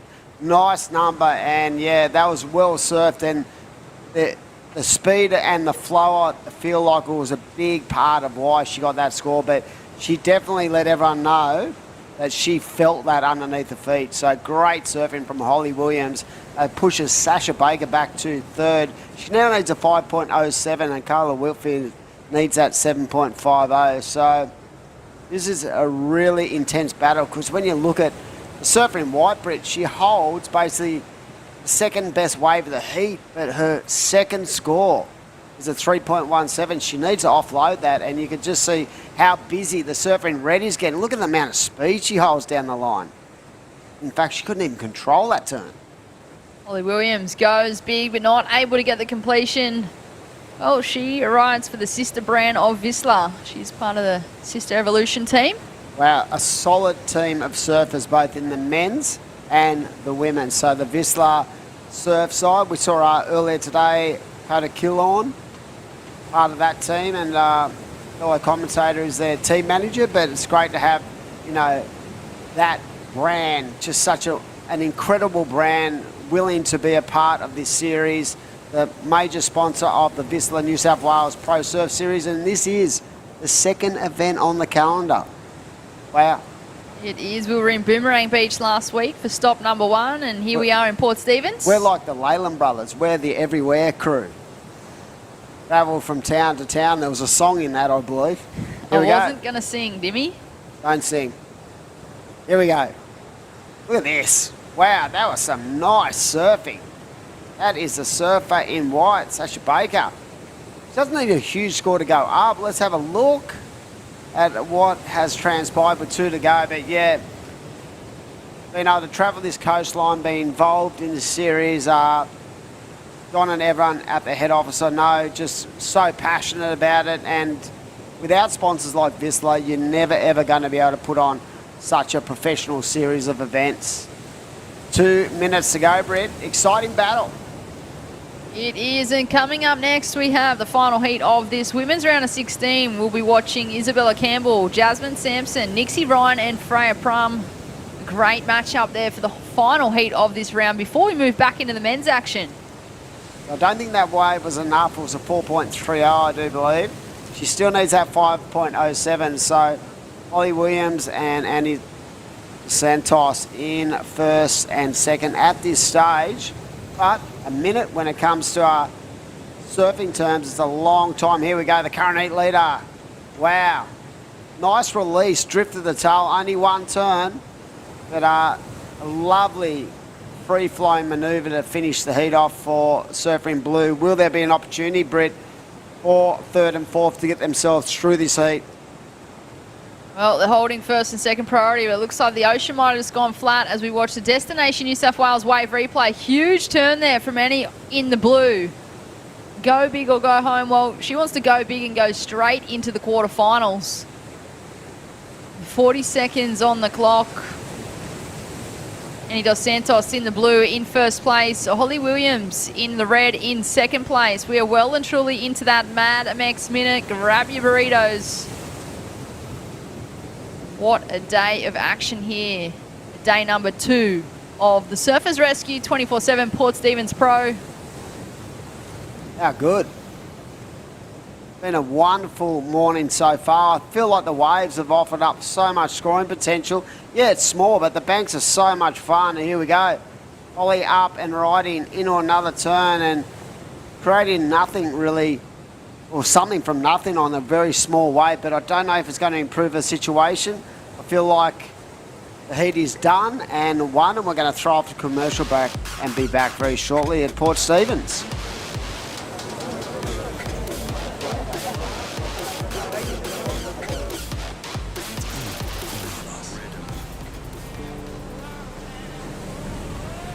That craving to feel new again, to see something new that will blow our minds, or meet someone new who will change it.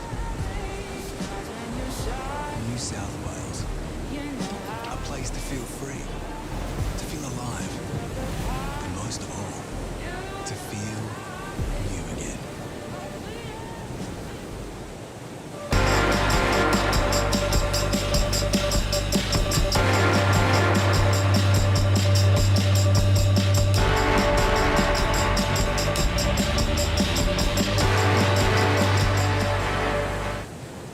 It's in all of us. That craving to feel new again, to see something new that will blow our minds, or meet someone new who will change it. New South Wales, a place to feel free, to feel alive, and most of all, to feel new again.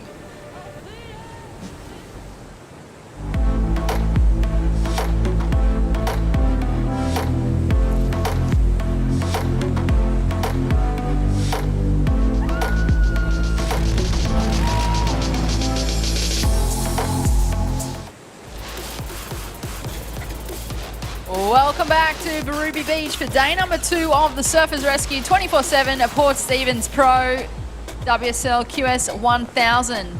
Our second stop of the Vistler New South Wales Pro Surf Series for 2023. My name is Britt Nicol, joined back in the booth with Michael Crisp.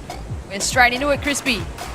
Yeah, there she is, Freya Prum live on screen. Already posted a 283. Nixie Ryan, one of the leaders, the top 3 on the qualifying series. World Surf League ratings. Check it out, download the app. But this is Freya Prum, and again, Merimbula born, loves it here at the Gold Coast. It's the scientist, Freya Prum. It is. She is a pharmacist. She spent a lot of time studying over the years while she's been on the road competing. Finished her degree. Her dad owns a pharmacy down in Merimbula. Shout out to Dean, watching. And Dino, also Robin. send us some Panadol. I'll tell you what, right now, Nixie Ryan looking, well, she's dropping. She's just here for contest savvy, a bit of experience, and also the Vistler New South Wales Pro Surf Series. Just that run up and down the beautiful coastline. Thank you, Destination New South Wales. As we watch the wave replay, one turn there for Izzy Campbell from West Oz. We also had a ride from Nixie Ryan, just a quick one there for the surfer in white. She's just fresh off a win from the Great Lakes Pro US 3000, and she's straight into this event here. She's also the defending champ. Yes. And qualifying series, 1 to 1000s last year. So it was great to see her win one of the big ones, the 3000 last week at the beautiful Boomerang. And again, you had Holly Williams that last one. She's looking to dispose of 800 points, so we'll need a podium finish, first or second, to gain those points to climb. Alrighty, with last heat's winner, And, well, welcome back in the red. How are you, Holly Williams? We were just talking about you. It's Crispy and Brett. Hey, Holly. Hey, Holly. Good afternoon. How's your heat? Well done. Congratulations. Yeah, thank you. It was a tough heat. All the girls were ripping and fighting it right out to the end, and got the job done, and now to reset. Hey, Holly, different emotions. Let's talk about last week where you're on the beach at Boomerang. What'd you take away from that one to bring you to now? I just had to reset. I was pretty disappointed with the round of 16 finish, as any kind of competitor would be that is competitive. I knew I had more in the tank, and I just couldn't really put it together last week. So coming into this event, I've just had a different mindset of just having fun and forget about kind of results and numbers and rankings, because I think that's what gets in your head a little bit when you're at these events. Yeah. Hey, Holly, coming from the Sunshine Coast, and I know that you've surfed here a fair few times now over the years, is there any comparison between conditions from back home? Yeah, very similar conditions. It's kind of hard, because we haven't had the best conditions kind of for many of the events. Like Avoca Boomerang, we had waves and Cabba, but it was a lot like Burleigh out there, so I kind of took away what I did wrong in Burleigh and tried to flip it into this kind of heat and really think about kind of building a house instead of just getting two big scores. Just start low and then build. So yeah, definitely a lot like Sunny Coast. Yeah, definitely. And talk us about the equipment. Looks like you got an epoxy there. Yeah, got the good old epoxy out. It's kind of like my go-to board when it's small. I'm on it a lot of the time at home. So yeah, it just feels really good under feet, and I'm not going to change my equipment. If my gut's telling me stay on that epoxy, I'm going to stick with my gut. Yeah, so good. Hey, talk to us about, what's your goal in this competition this week, going into Maroubra? Yeah, obviously, a win or a final finish is the main goal, as it is for everyone here. But I really just don't want to focus on that podium finish. I just want to focus on heat by heat, wave by wave, and take it from there. But obviously a win would be amazing. I've decided I'm not going to be doing Maroubra. I think it's a long way to kind of go that way, and it's a lot of money. So I'm going to go home, reset, get back into the gym a little bit, and just kind of come back for Avoca and Nui and finish it off hopefully really strong. Yeah, well, congratulations. You got some points to drop and also points to gain. So congratulations. You're through to finals day quarterfinal, and all the best in your rest and preparation. Awesome. Thank you so much, guys. Interesting insight there from Holly. So it's probably smart play. We've been talking about it in previous events as well, just how competitors manage, their energy conservation and their mental game and their physical preparation. And, Holly's made that decision. She's the defending champ for the Maroubra Pro next week. And later this week, and I feel like it's a smart choice. She knows that she needs a good result, and she's made the choice to actually go home, reset, get everything sorted, and then come back out stronger. Yeah, so good. And it's building those biorhythms. And like they say also in strength and conditioning, they talk about in the science, it's about loading. So you don't want to do too much in the competition phase. You want to be peaking at the right moments. So Holly Williams, great campaigner, looking for the challenger. But again, it's just not even a throw-out word. You want to be focused on heat by heat. And you're not learning much in competition. You're doing whatever you can to get through the heats. But for her, just that maturity and knowing when to rest and when to peak is the key. Well, knowing when to peak, Nixie Ryan, she is certainly on fine form at the moment. Is the current heat leader in this heat. We also have a Destination New South Wales wave replay. That's the surfer in green, Freya Prum, linking this one all the way through, gets the finish. Yeah, definitely one of the favourite heats, this one as well, as with the stacked field. But you got Freya Prum, a seasoned campaigner on the qualifying series for so long. And then you've got Nixie Ryan, and then also defending champion. So got a great year. And you got the up-and-comings as well, Jasmine Sampson in blue, still not out of the game, and Izzy Campbell. They are right behind and can strike from any distance as well. They can, and I've watched that last wave of Izzy Campbell. Yep. I just feel like it was one of the better waves of the heat. She just couldn't get the completion. As we watch Nixie Ryan here, this is the current heat leader. It's an opening carve, puts it up there for the finish. The surfer in white is in first place at this stage. But back to Izzy Campbell. I was so impressed with that wave selection, Crispy. It was one of the better waves that I've watched come through here today. And she got the 2 turns in. She just couldn't quite get the finish. Yeah, and we saw that with True Starling. She got through, but at the start of her heat in that previous heat 1, incomplete last manoeuvre, could have paid dividends of not getting through. Then she worked that out through the midsection of that heat and brought it home strong to complete that turn. Such an essential part of completion of getting that score. The 4:01 was scraping right there. So 11 minutes to add to that learn for Izzy Campbell and Jasmine Sampson. 5.96 in the good range. Well, holding the lead, Nixie Ryan in white. Labar, shout out to Labar board riders. Woody, your coach, and all the family.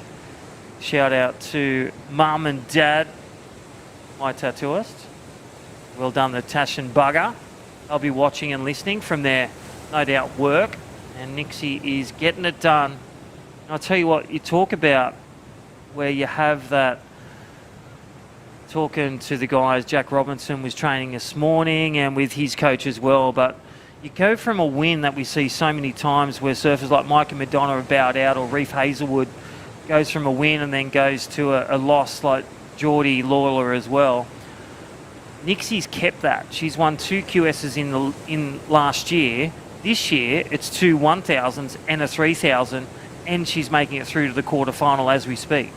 For sure, Crispin, Nixie had a fair few wins last year in the QSN, particularly in that later half of the year. And to be able to carry on that momentum after there's a little bit of down period over, say, your Christmas and New Year's break, I think that, just speaks volumes for Nixie's preparation and what she's been doing in that off-season. To be able to go from those tail-end events where she got a couple of wins to then bring it back here for this whole leg, she's just been able to keep that momentum, even though there was a bit of a period where you've got family time and Christmas.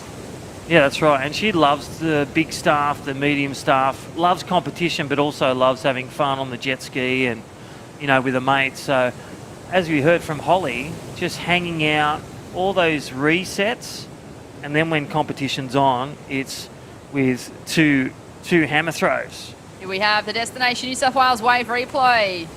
Freya Prum, first turn. Carves in a second. Bit of a check turn, that one, waiting for the steeper section to end with.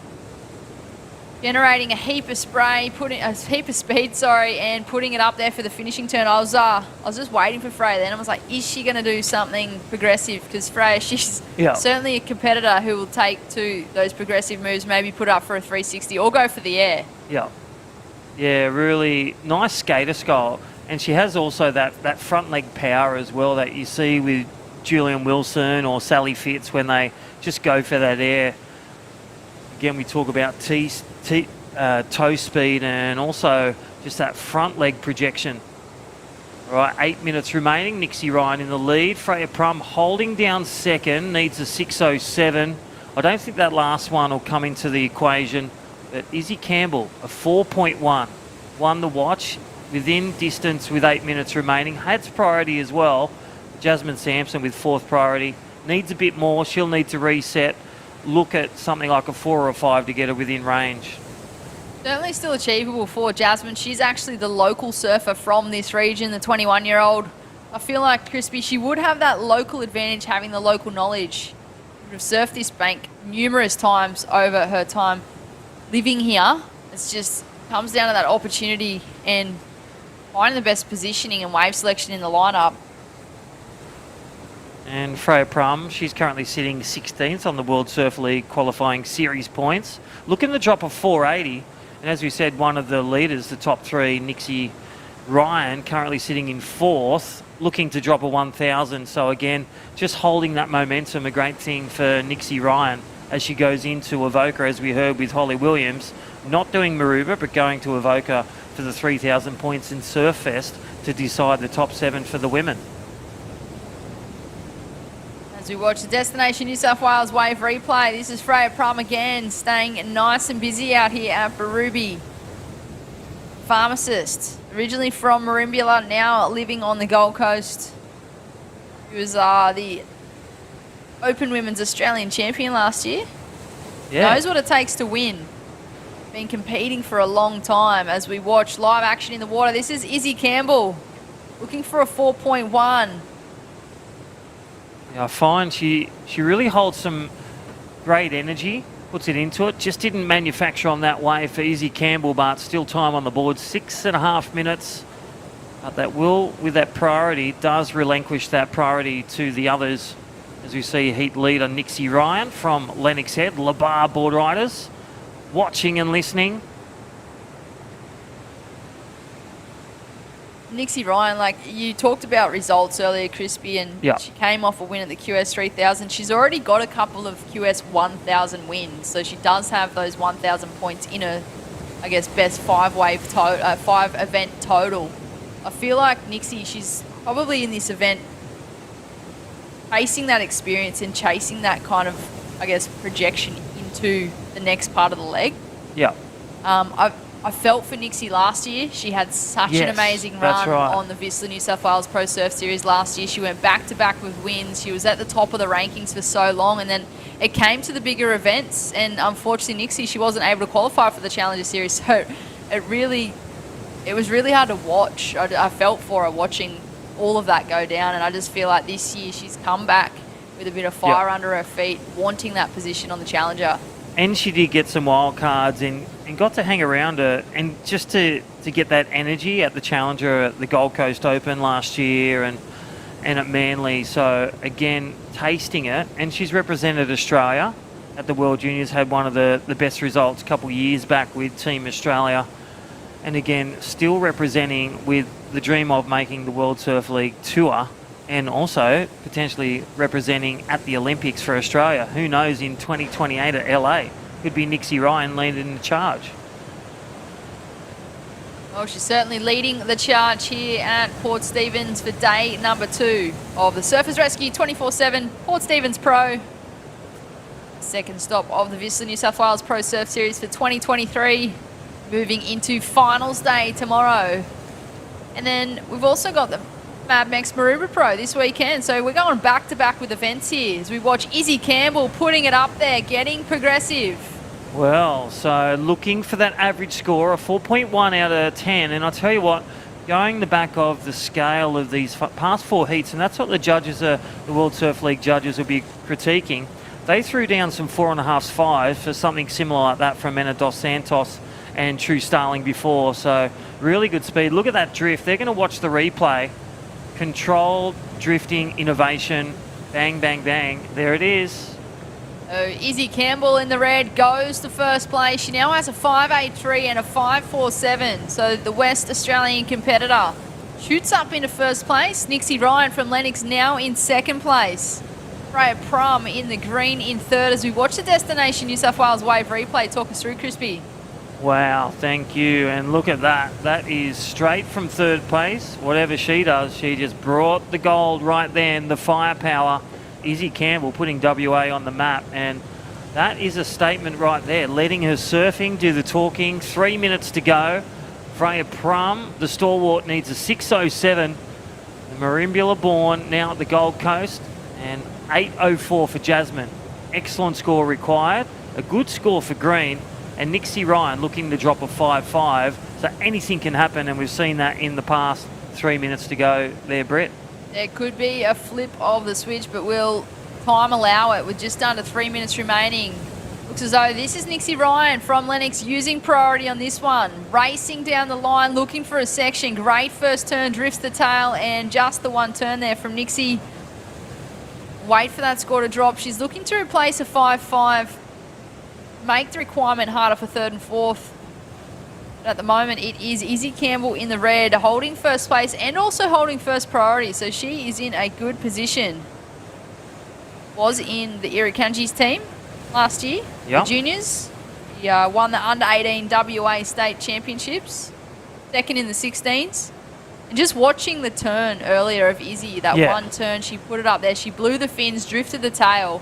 Yeah, progressive. I was watching her at the HPC the other week. They had an all-in camp and she was here for it. She's a really good skateboarder, and I feel like that shows in her surfing, Crispy. Yeah, definitely. Let's look at the replay. You never get sick of this one. Low profile, extended, kept the momentum moving forward, sent it over the board. You know, biomechanics, gold right there. If you want to do that turn, kids, watch Izzy and do it like she. Taking it to the top, a 5.83, one turn. Again, judges rewarding the risk, rewarding the power, rewarding the controlled finish. Again, Vissla, our New South Wales Pro Surf Series partners. Stop number 2 of 4, Maroubra, Madmex, Maroubra number 3, and then Avoca, the 3,000, Surfest, the 5,000. It's an exciting few months. I go from 20 events last year, and we've already done 6 this year, and it's only February. It's only been Valentine's Day. We watch Nixie Ryan. One turn there, hits the eject button as we hit the Mad Max minute. Plenty of action here at Barooby, and there it is, the burritos spinning around the clock.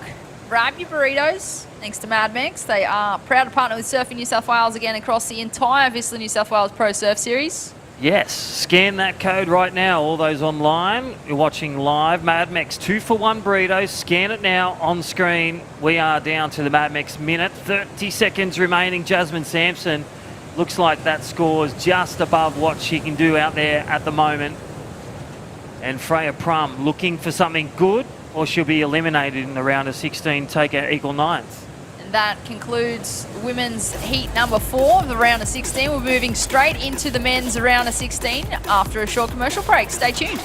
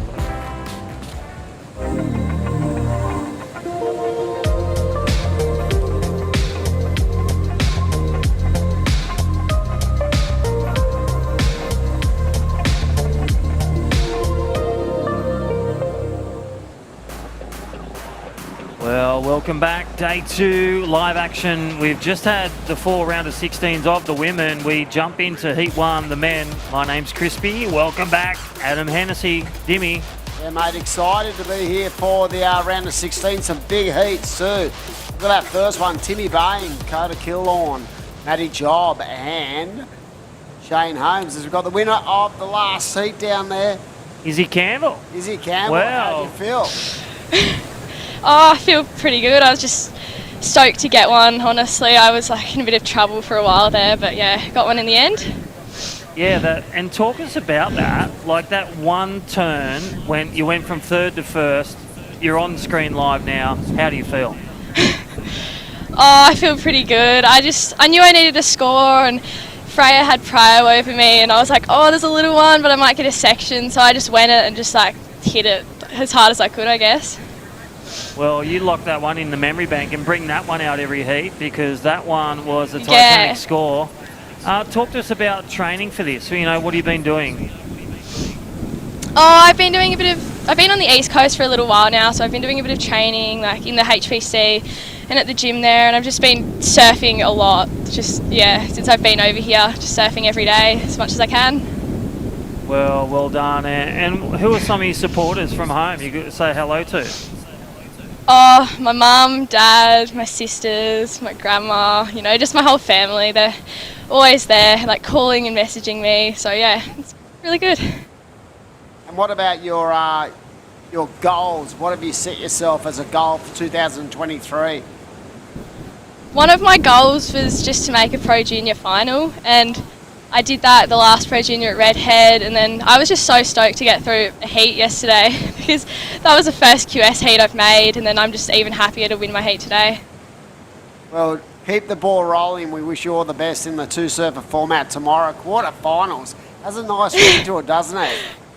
Yeah, it does. Hopefully semis. Congratulations. Thank you. Great performance. Have a good afternoon. You too. Thanks. Wow, yeah, stoked. Set herself a goal, Crispy, and got that goal done as we see the surf in red. They look like Coda Killhorn on the back end. That is a Whistler team rider up and into it. It was the Destination New South Wales wave replay. This is a surfer in blue, just getting to work. Yeah, that is... Matty Job? Yeah, Matty Job. All the way from Queensland. Yeah, he is, and he's such a power puncher. And Coda Killhorn from Maroubra up and riding, and that is a replay. Thank you, Destination New South Wales. Whistler team rider, and Coda Killhorn, him and his brother. Facts. Yep. Really strong MSA board rider, and again, really working on his vertical attack in the competition, in the rash shirt, and it's really proven the goods on the Pro Junior, and also jumping to the qualifying series. He's definitely sharpening up that attack for sure with 15 minutes on the clock, and like you said, working on that vertical approach. And I feel like, you know, his strength is definitely his ability in big waves, but it's good to see him sort of, you know, mix that up and have an all-round game when it comes to competing at this level. Well, right now, Timmy Bain from the Sunshine Coast, another power puncher, the big fella in Shane Holmes, everyone's favourite tradie, up and riding, and well, just a bit deep on that one, so little priority error on that one, a bit too deep, a couple of carriages behind the green face, but there it is, Matty Job picking up some gold on the inside. Look how fast, he's just like a whippet on the racetrack, and he is just chomping on the bits on that left-hander. Timmy. Wow, Timmy Bain up and riding, nice power hacks. Yeah, I love the way, you know, the amount of coil Matty Job gets in his approach to small waves. That back foot very low and just really nice extension as we saw the surfer in white then really tagging off. Here we go. Look at this. How low his back foot is, just getting nice and low, nice and tight. That is Matty Job. And then we saw, you know, a really nice wave for white just opening up. Nice. See the amount of spray sent to the sky there, and lovely transition from rail to rail, Crispy. Yeah, nice little snap carve and finish combo there, and even that rock and roll foam climb at the end might get him that extra point too, but anything to get you to the quarterfinals. 2 spots up for grabs to make the top 8, and then they go man on man, the 2 that will go through.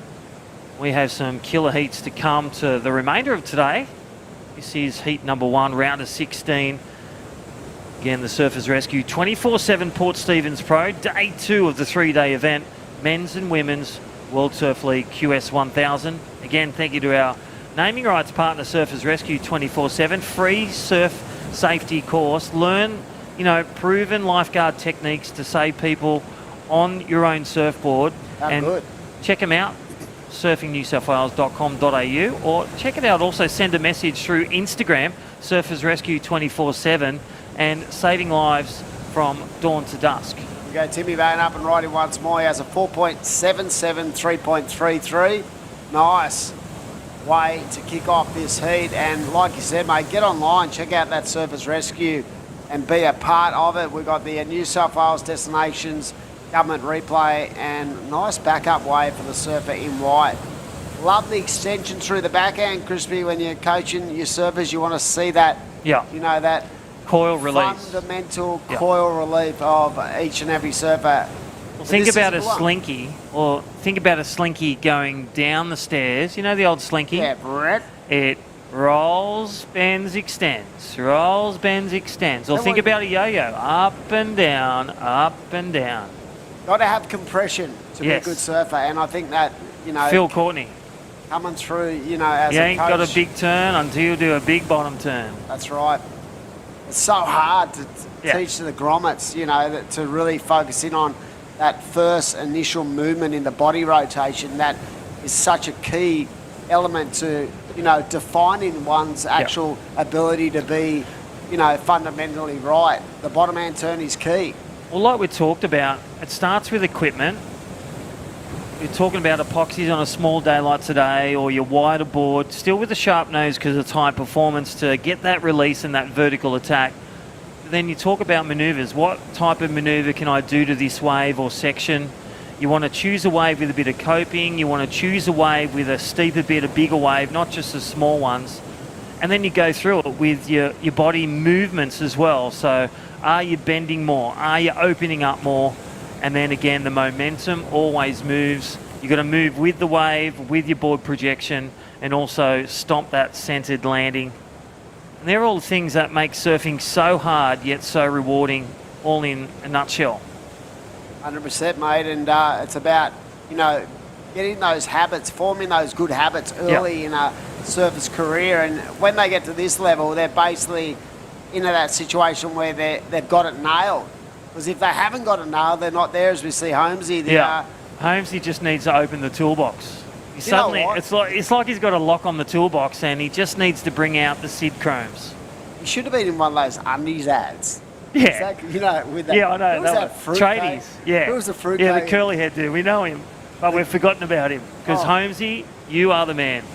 And he currently needs a 663. I love when he just stands up on the board and he gets the wave, and he will turn nothing into gold. Oh, he's got game, Holmesy. He can seriously. He's like he reminds me of like Russ Maloney from down at. Yeah, well, he's in North the same Charlotte. board riders. They And just have SP this, for life. They're like if they need a wave, it seems to just come to them. Maybe the ocean's scared of him. He's such a brute of a human. Oh, but that whole board riders, Molly Picklum for the females. You got Russ Macy. Maloney, Macy, Holmesy. Who And then else? you got the Oh, Vaughans. the Vaughans. Are you kidding me? Which one do you want to pick? 1, 2, or 3? B1, B2, B3. Vaughanie all the way. Alrighty. So again, thank you to our partners, day 2 of the 3-day event, PRD, the Port Stephens Council, and again, Destination New South Wales. And don't forget, it's lunchtime. Mad Mex, 2 for 1 deal burritos. Can't beat that, mate. Scan it, download it, and then eat it. 100%. So, yeah, we are into day number 2 of a 3-day event. The Oh, there it is. QS Scan it 1000, now. there it is. It's lunch. It's lunchtime, and they Thank are you, Mad so Max. tasty, fresh ingredients, great for you, Yeah. and just to have such a unique kind of partnership with such a great company, Mad Max. As we see, current heat leader, mate, up and riding. He's got a 4.77 and a 4.63. Matty Job, the best wave of the heat, at 5.83.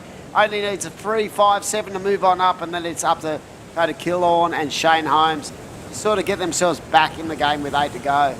Yeah, I feel that the next wave of Shane Holmes has got to put him in a position to go from 4th and within a glimpse. You got Tim Bame. He really compiles his heats really smart, really consistent, knows how to build the house and build progression. You can just see his energy. It's all moving upwards. Matty Jobs come out firing on that left-hander. He only needs a 3.57 to take the lead, but Dakota Killorn and Shane Holmes, they've just got to set their feet right with their wave selection, their priority usage, and just consolidate those combos. And here we go, Shane Holmes. I know it is. It's Matty Job looking to drop that 2.63, and then that was that priority took over.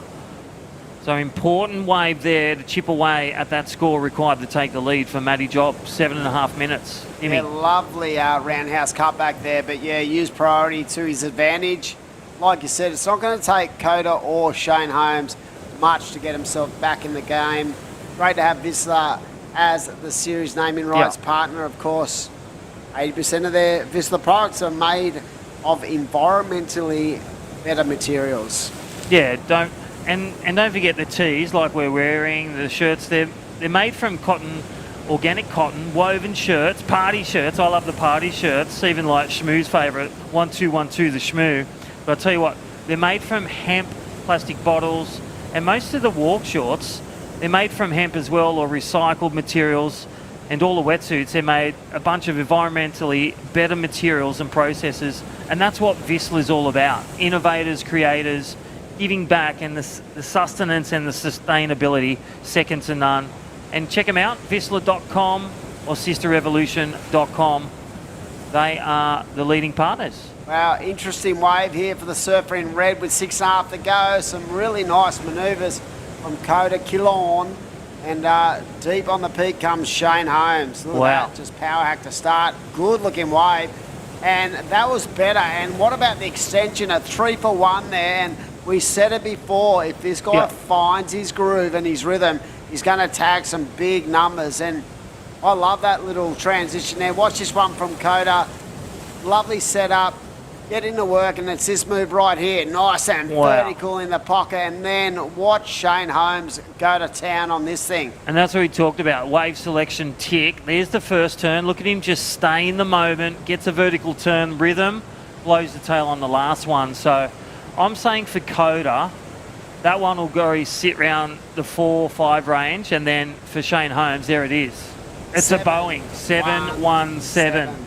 You could fly that home every day of the week. ImpulseAirlines.com. Holmesy has definitely set the cat among the pigeons with that last one. 1.89 required now. So, and I feel like the bulk of that score was just through the nature of those second and third turn, the way he was able to coil. And in fact, on that last manoeuvre, came out of that second turn with so much speed, he was able to really generate a lot of, depth in the way he went about that third turn, and I love the fact that he was able to drift the turn as well. We'll go back to it. Coda Killorn 2 turns. So it is about the moments you get, but it's all about go back to it, the wave selection that gives you those moments. Is it one turn like Izzy Campbell around the 6 mark, or is it Coda Killorn's 4.87 for 2? But Shane Holmes in a really damaging position. He got it set right at the 8-minute marker, 7.17.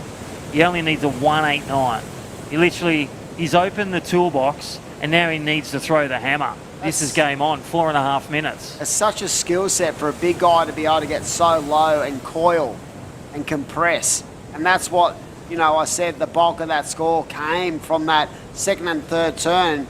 And where he really got low, watch it, he sets it up with a great power hack, but it's this next turn into it, and watch how clean this third manoeuvre, and the way he was able to drift the tail.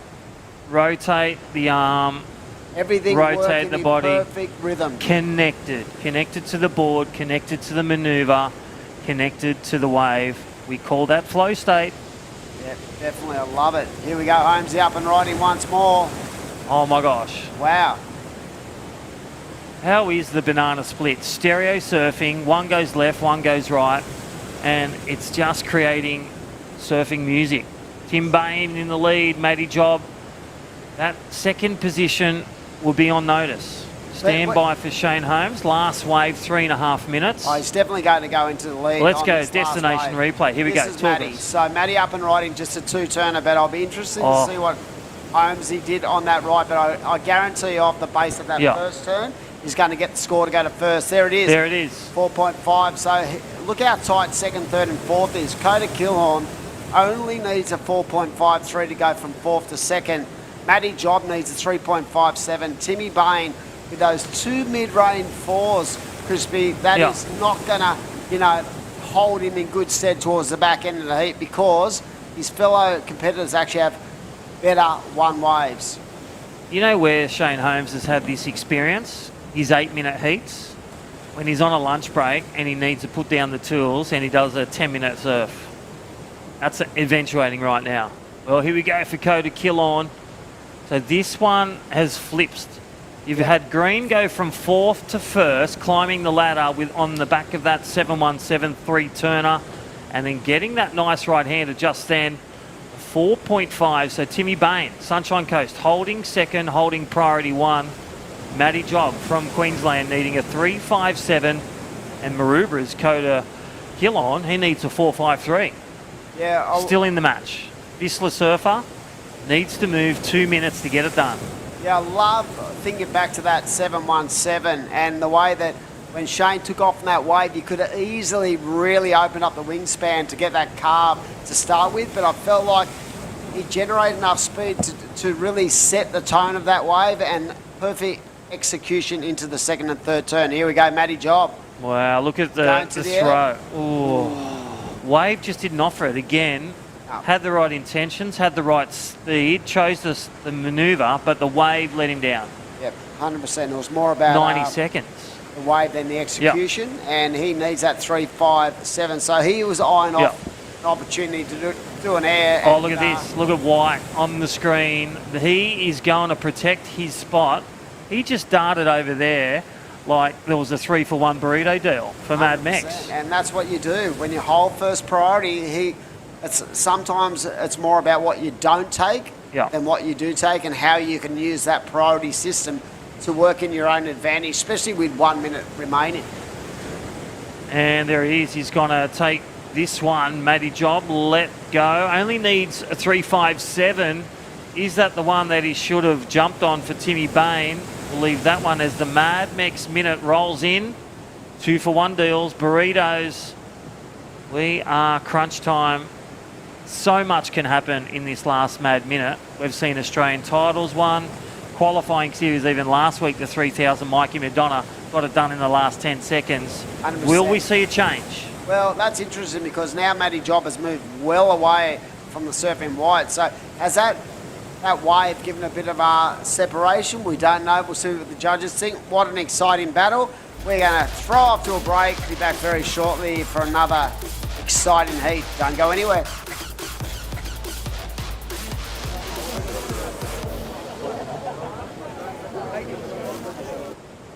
It's in all of us. That craving to feel new again. To see something new that will blow our minds. Or meet someone new who will change it.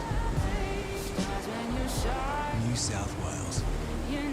A place to feel free. To feel alive. And most of all, to feel new again.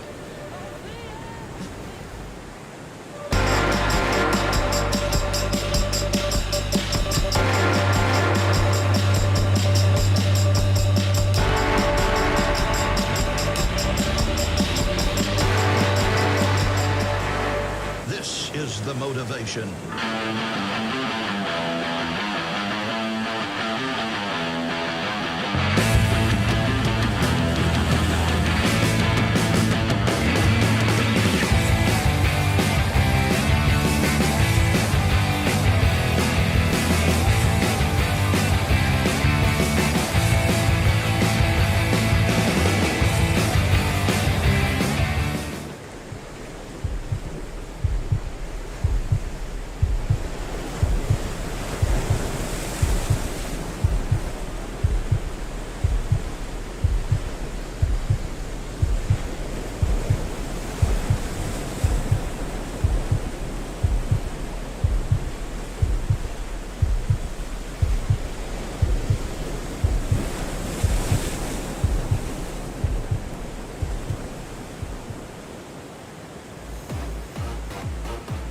Welcome back, everyone, to the day number 2 of the Surfers Rescue 24/7 Port Stephens Pro and the beautiful coastline of New South Wales. And we've got small waves on offer, but plenty of scoring potential.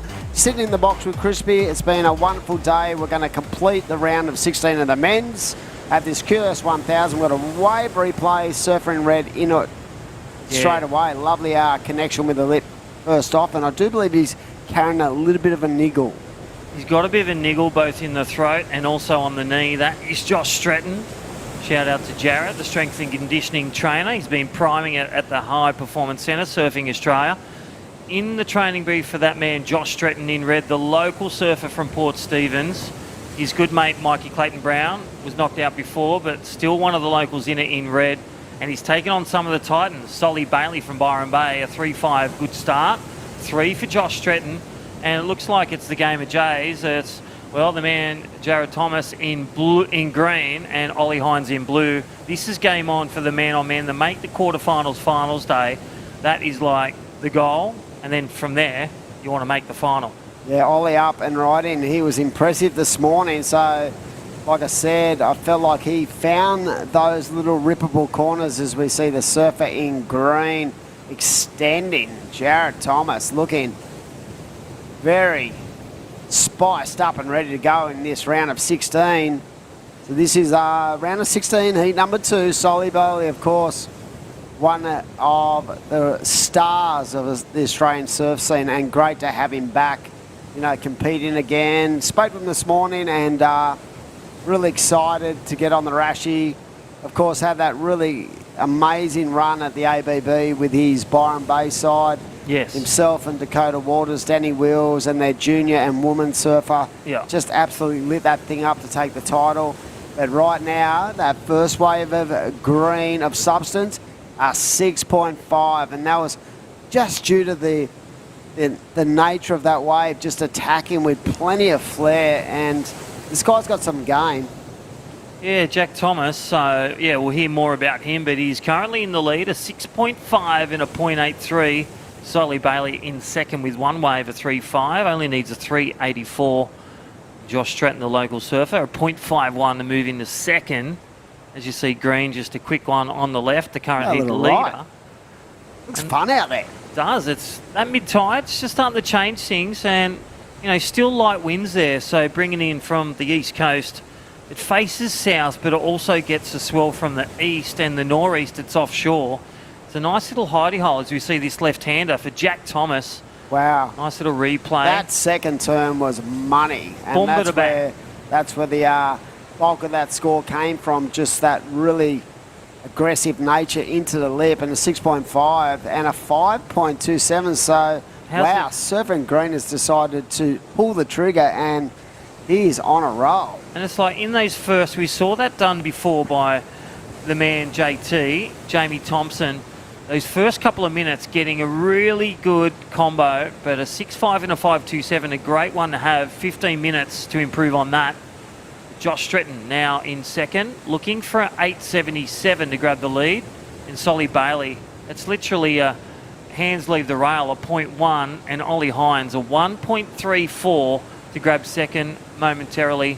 14 and a half minutes remaining, Dimmy. Yeah, definitely, and very similar to what you said about Jamie Thompson, but the difference is we haven't had a break in this heat, and I feel like the Surfing Green has decided to be really, really, busy out there, and that's played a massive part in him getting to the lead so early with that 6.5 and a 5.23. Last, Josh Stretton is a 2.83, and he's got a 3. Solly Bailey out there with a 3.5, and a man from NASA. Yeah, Ollie Hines. Ollie Hines, impressive young bloke, and he's got a 2.27. Here we go. Looks like Solly up and riding. Look at this thing. How good does this guy look on a wave? He just throwing the fins out on that final turn, and good to have him back in the QS ranks. Yeah, and he's pretty solid in stature. I love how calm he's been just in his pre-match preparation, not only surfing a lot at all the reefs and all, heading up to Snapper with his mate Sheldon Sinkus, or he's on the golf field, but light action. There is Josh Stretton, nursing a knee injury, but what have also, we got on that? Yeah, he's got an armband. It's just a bit of meniscus, but getting the all clear from the doctor, and also dengue fever as well. So, wow. Nursing those feelings, as we're saying. But he will fire up out there to make the quarterfinal and get his best result this year, grinding through to the quarterfinals. Dengue fever, that can really play a negative when it comes to how much energy you sort of have to control when you get dengue fever. So it's great to see Josh just sort of putting himself in a position where he's competing at this level and really firing on all cylinders despite those kind of you know, those problems he's had with his body and and infection. As we have Holmesy down on the beach. Holmesy, well done. The Toolman. Congratulations, Holmesy, Dimmy and Crispy. Thanks, boys. How are you? Yeah, good, mate. You waited for that ride, and then you just went ballistic on that thing, buddy. Fun little waves for the banks and for the sides of it. You seem to find that groove out there for sure. Yeah, my plan was to surf up a bit wider, and there was a couple before the heat, and I sat there for 10 minutes, and I think I had 2 ones, and I was like, wow, this is probably the worst heat I've ever had. And then all the other boys sort of got one in a row, and then one of the other boys missed one, and then I seen that set coming, and I got a 7 on it, and then I was like, oh, I only need a 1. I was like, surely I can get a 1. So, yeah, stoked. Hey, Holmesy, it was actually 12 minutes, so at the 8-minute mark, we're saying don't leave Shano out of it. You got to do something good. What were you telling yourself? How do you reset? You know, do you positive talk? Do you go to dreamland? What do you do? I just sort of sit out there and relax. I don't really get stressed out too much. No, I know that there's going to be waves coming through, and I just got to make sure I get that priority and, you know, be in the right spot at the right time and hopefully get the score and don't fall off. Hey, what does it mean to you, you know, to potentially, you're going to do Avoca and Maroubra and Surfers. What does it mean to you, you know, potentially to make the Challenger Series? Yeah, I've been frothing to get a couple of good results. You know, I haven't really done comps in the last 2 or 3 years. I just sort of didn't really surf that much, and then DH made me a couple of new boards, and they went really good. So I was like, oh, I'll go back, put the Rashi on, and give it another crack. And yeah, it definitely beats concreting. Mate, definitely. You're still one of the most amazing serves when it comes to putting on a Rashi. So keep the ball rolling, buddy, because, I mean, you know, you just never know what can happen. You can never give up on the dream, eh? Yeah, for sure. You know, it's a goal. Make the tour, but it's a long road ahead, but, you know, anything can happen. I've always said you and Russ Maloney, seriously, you're like wave magnets. When there's a Rashi on you two, you seem to always come up with something. So best of luck tomorrow, buddy. We really are pulling for you. So have a good night's rest and get into it tomorrow. Too easy. Thanks, boys. Take it easy. There you go, Holmesy. Make it rain, because there's no concreting tomorrow. Yeah, no, he's definitely got, you know, it's good to see him. He said he had a few years off. He was competing at home for the board riding club at the ABB and stuff, but he's such a strong-minded individual when it comes to competing, and I feel like he knows he's got game, and he knows it's game on when he's in the water. So good to see him in the quarters. Here we go, Solly up and right in. Look at the amount of speed he carries across this section, and goes into that flare in final manoeuvre. I thought he might have gone to the air, but that is at 6.1 and 5.57 to follow up. So Ollie Hines now needing a good score. 6.01 moves to third position. Josh Stretton with priority. He won't move unless it's a good wave like this one. And live on screen needs an 8.67. So needs his best wave, just like Holmesy was. He's in that 9-minute mark. And there he is, turn at a time, looking to close the deal on this one. Wow. That is how you fight back. And that is what Shane Holmes did in that last one. Could we see a repeat? I don't think that's going to be an 8.67, but that was really clinical. Look how much speed and power he has. First turn, just in the pocket again. Climbing that section, comes up. That third turn was more of a put there turn, but finished off strong. But I reckon that's going to be sort of that mid-6 to even, you know, maybe a 7, the way maybe a 7. I think they'll compare that against Jack Thomas's 6.5. It's definitely between Solly Bailey's 6.1 and 6.5. I will leave it with our World Surf League judges. I like the flow. Yeah. There it is. 7.1. Yeah, on the money. Good. And look at wave. this thing. Look, boom. And this second one, just waited for it, strikes a blow. This third one just places it up there. This is where the money is, right there. Strong finish, consolidated, and boom. Josh Stretton back from fourth, moves into position. Now needs a 4.57. And Ollie Hines, he's got a 5.67, needs a 6.01. So everyone's slicing their oranges different. I felt like the subtle adjustment Red made from that first turn to the second turn was a big part of why they rewarded that. As we see Ollie up and riding. That was a nice punch-in, powerful turn, that first manoeuvre. And this guy's got another one of these young guys who've got a lot of game out there, Crispy, and I feel like he's starting to develop that skill set where he trusts, I should say, his own ability when it comes to being involved in a heat. Well, look at him paddle out the back, the paddle machine. It's going to be a really intense last 7 minutes because all these surfers have actually got scores in the good range. Yeah. In fact, Josh has the best score, so this could flip. Ollie could get the 4.57 and Josh Stretton could get around the 5 range, and you could see those take to the top. So 7 minutes remaining. Red in 4th needs a 4.57. Blue needs, and there it is. Well, try and get a replay of that red, and right now live on screen, Jack Thomas looking to get the lead back as he floats around, waited a while for this wave. Wow, that's pretty good too. These guys are really going hammer and tong out there. Solly Bailey back to 3rd, Ollie Hines in 4th, but only 1 point separates 1st to 4th, so this will be interesting. This wave, really nice surfing, and the amount of speed and flow he had was impressive, but was there enough meat on that bone to get himself a score to put himself back in the lead?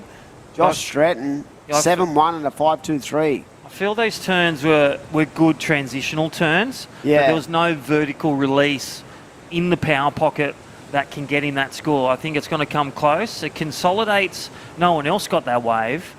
But Solly Bailey needing a 5.68 and a 6.11 for Ollie Hines. He's already posted a 5.67. So something of a wave of essence with under 6 minutes remaining, Dimmy. Yeah, I think Solly's going to have to really think hard about the next wave he rides, but I feel like the bank's offering plenty of potential out there, so most of these guys are getting waves that are 2-turn opportunities. Here we go, red. Yep, Josh Stratton up and riding. We've said he's sort of had some issues to deal with his body, and he's come out strong, a 7.10 and a 5.23, so really feeling at home. Yep. In his hometown, just at ease. And I think that plays a part, mate, when you're sleeping in your own bed, you've got support on the beach, and you can sort of free yourself up that little bit. Yeah, M&D sponsorship. It goes a long way, Mum and Dad. Mum and Dad. How good are Mum and Dad? M&D. What about you? Are you the M&D dad? I am. Because you're his team manager. That's right. So, no, Josh Stratton's going well. Really picking up last year, focusing. You had Mikey Clayton-Brown on his first year getting 27th on the QS, and it really ignited Josh Stratton. That's where you get, when two buddies are really good surfers and go against each other, they push each other, and it's great to see a really good result for Josh Stratton, and looking to make the quarterfinals. That will be a important set about to come through, and I feel like it is going to be solid. He's going to have a look at this good-looking wave. Yeah.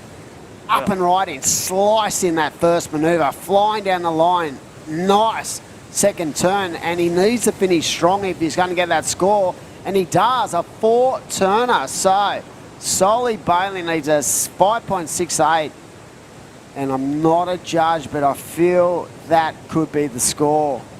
It definitely sort of, got smaller as it went down the bank, but on the strength of how nice his first turn is, what about that? Just slicing away, Crispy. What do you like about this wave? Yeah, just really powerful, and he waited for the moment. You can see here, just done that transition back to the pocket, and he fits that last one in and stomps it down. So really good read there, 4 turns, Solly Bailey, but it was all in that pocket, that power pun. He really put it on rail and right in that critical section for a big powerhouse gauge, a bit like Taylor Knox back in the day. There it is, a 5.97, enough to get him into second. So this is just an amazingly tight heat from 1st to 4th. And Solly Bailey, yes, showed his class. Now it puts the surfer in green, incredible. He's into 3rd. He needs a 5.57, and Surfing Blue needs that 6.4. But yeah, I felt like that was going to be the score, and it was by the barest of margins, and I think they got that right when you look and analyse those best waves of the other 3 guys. Well, they're comparing against the previous ones. They really mark it around, but here we go. Jack Thomas looking for that 5.57, and he falls off. You can see the urgency in that turn, and that's when things can come unglued. So he'll reset for 3 minutes remaining. So Ollie Hines with priority 1 requires a score of 6.4 on the range of 10. Good score on the range, a couple of vertical hits on a good looking wave. A medium or a big one could get the score, or one big innovative manoeuvre, whether it be an air rev or, you know, something with a full rotation. Josh Stretton getting the goods with a 7-1 and a 5-2-3. Really good for his momentum and confidence. And also points making the finals day at quarterfinal. Just get into the money round, get valuable points, and really build rhythm as you go into Maroubra, Avoca, and the finish at Surfest. Big shout out, thank you to John and Jen at Whistler and all the crew. Whistler New South Wales Pro Surf Series 2023, stop number 2. And it looks like a victory lap here for Josh Stretton as he winds up on the backhand. And again, that leg is moving really good. And the energy looks like he's had I reckon he's had a little Lucozade before this Maybe a Red Bull or something. Something to keep himself energised. He's definitely Mum's milkshake. Mum's milkshake. The old banana and the egg flip. The egg, the vanilla essence. Thanks, Mum. He's definitely bought his A game because he knows he has to. Look at those scores. A 6.5 for Green and a 5.67. I feel this is one of the best heats I've seen all day. Here we go. It looks like surfer up and right in, and that is Ollie Hines. He needs something more on that one. Oh, back down to the Mad Max minute, just about to roll in. Oh, how good, Mad Max. Ooh, Josh Stretton in the lead. Solly Bailey from Byron Bay, a 6.24 to grab the lead for him.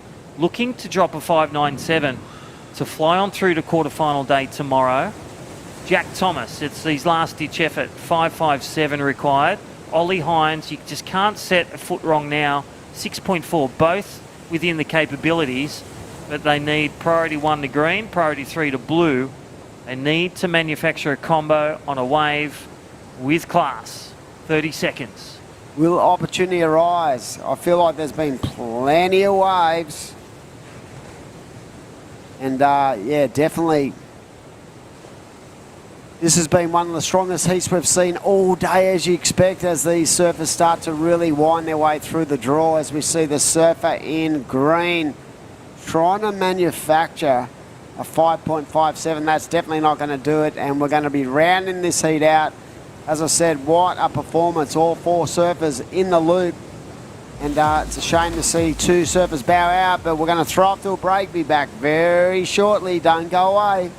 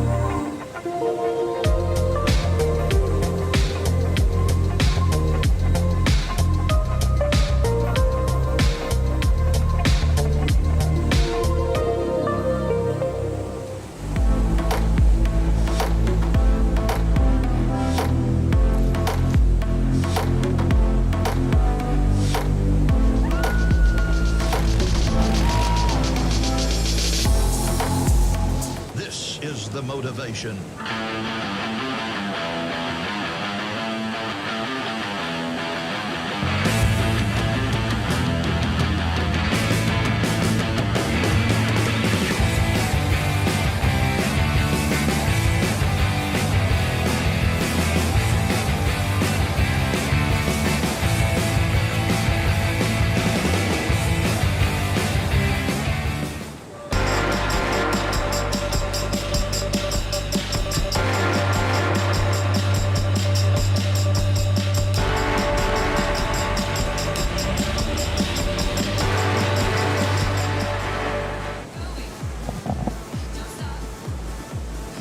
Welcome back to Barubi Beach for the Surfers Rescue 24/7 Port Stephens Pro WSL QS 1000.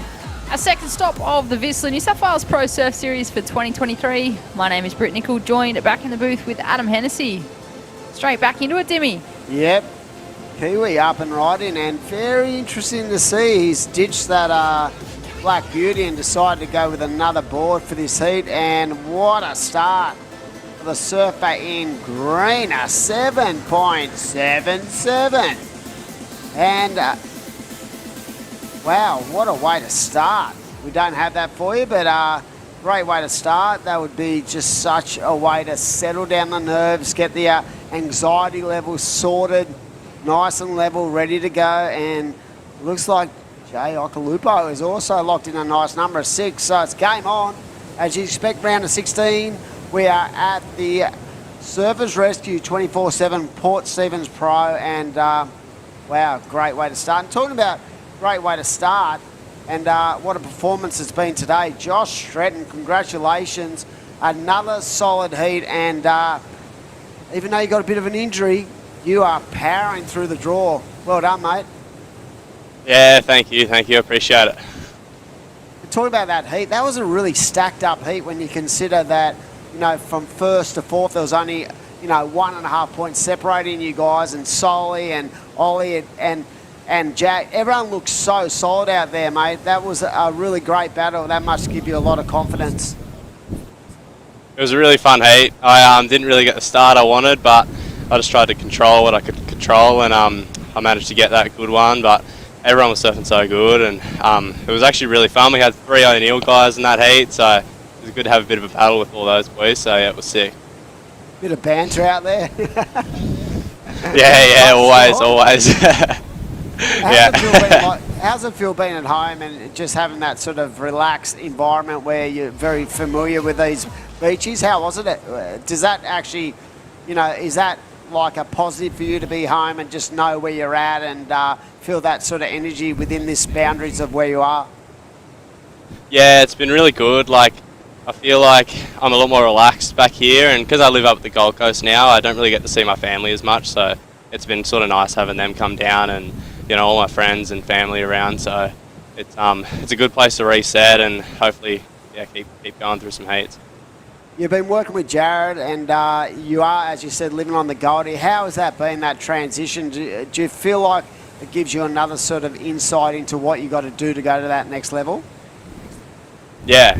I mean, I've been working heaps with Jared and Crispy up at the Gold Coast, and I feel like it's sort of opened up my mind to sort of the more professional side of surfing and managing injuries and making sure your body's well and you're fit, and it's been really positive for my mindset as well. So I think it's all sort of starting to work together now, so I'm stoked. And man on man tomorrow, mate, quarterfinals. It's a good result. I know that you're not looking at that, it's just heat to heat, but how do you transition into that man on man format? You're looking forward to that as well? I'm excited. I'm actually really excited. It's yeah, for me it's just one heat at a time, and yeah, like I said, just controlling everything I can control and not worrying about the other person too much. So just doing my best surfing, hopefully, and hopefully I can make a couple more. Well, get some rest overnight, mate. We wish you all the best. And that was another stellar performance in what was a really stacked up heat. So congratulations. We'll see you tomorrow, and best of luck. Perfect. Thanks heaps, guys. Thank you. Yeah, really big heat, that one, for all those 4 guys. And as you said, Josh, with a bit of an injury and stuff like that, he put that aside and really picked the eyes out of that last heat with an impressive performance. He did, Dimmy, and I just feel like, you know, although he's made the transition up to the Gold Coast, just having that local experience here, he has grown up around the area. He's surfed here pretty much all his life. So I just feel like for Josh Stretton, it'd feel good to just get a decent result in your hometown. Sleep in your own bed, as we see Sheldon Sinkus up and riding on the forehand. Yeah, you know, there's definitely an energy and a confidence that, you know, a surfer will take when they're at home. But on the flip side too, it can have an adverse effect. It can be, you could sort of feel it because everyone wants you to win. But I feel with Josh, you can hear it in his post-heat interviews, he's very level, he's very calm, and I think that the thought processes he goes through keeps him in good stead, as we see the surfer in white. A little bit fell away on that first turn, but then he got to work. But yeah, I feel like for him, being at home, it's going to play a part, and he is going to take a lot of confidence out of what's been, as he said earlier, a little bit of a disappointing start to this year. But, you know, a win here could turn it all around, you know. Winning breeds winning, as they say. And you talk about those thought processes there, Dimia, like, you know, with him being so familiar with this area, you know, he's still got family that he can stay with. He surfs here a lot as he's grown up, and they're things that go into that thought process equation, and they're the things that he doesn't really have to think about. This is home for him. He's used to this lineup. He's used to the break. He's got his family in his corner. I just feel like he does have that, I guess, comfortability of being here for the Port Stephens Pros. We watched the end of that wave. That was Takeyu Kihu Butler from New Zealand, sitting in 4th place at this point with just under 12 and a half minutes remaining. This is a massive matchup between these 4 surfers.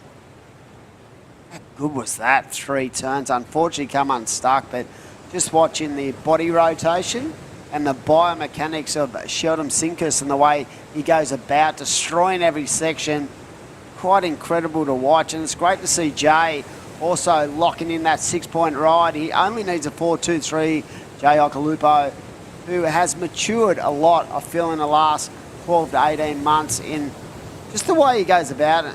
His work as a competition surfer. We've spoken about the fact he comes from, you know, one of the most iconic names when it comes to surfing around the world. His dad, Ock, but he's definitely his own beast. And I feel like that maturity is starting to really, you know, you can see it in the way he goes about his surfing now. It's great to watch. In the next year or so, I hope he continues on the QS because he's got some game, and his all-round ability to use the rail and go to the air is pretty impressive.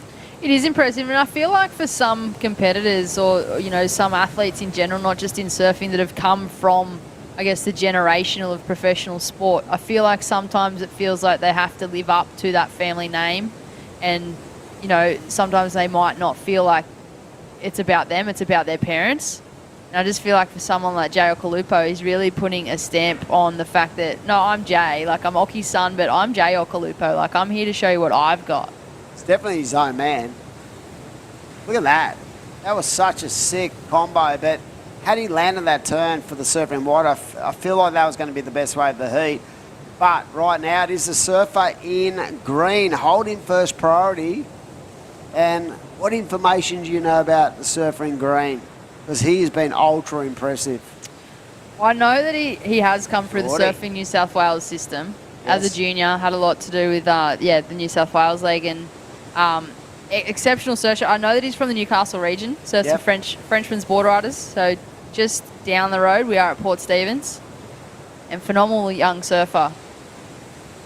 At this point in time, I feel like he'd be the underdog in this heat, but he's out on top at the moment. But, you know, there's a positive to that too. Sometimes that can free an individual up where everyone is sort of looking at, you know, the surfer in red and the surfer in white as the two, you know, when you consider ratings and stuff, both Takeyu Butler and Sheldon Sinkus, really, there's some big names, but those two young guns, both Jay and Geordie, they've got nothing to fear, and they will back themselves 100%. And you only have to look at how he opened up, Geordie Lakeman, with that 7.77. That shows you that his ability to get excellent scores is right on the money. Here we go.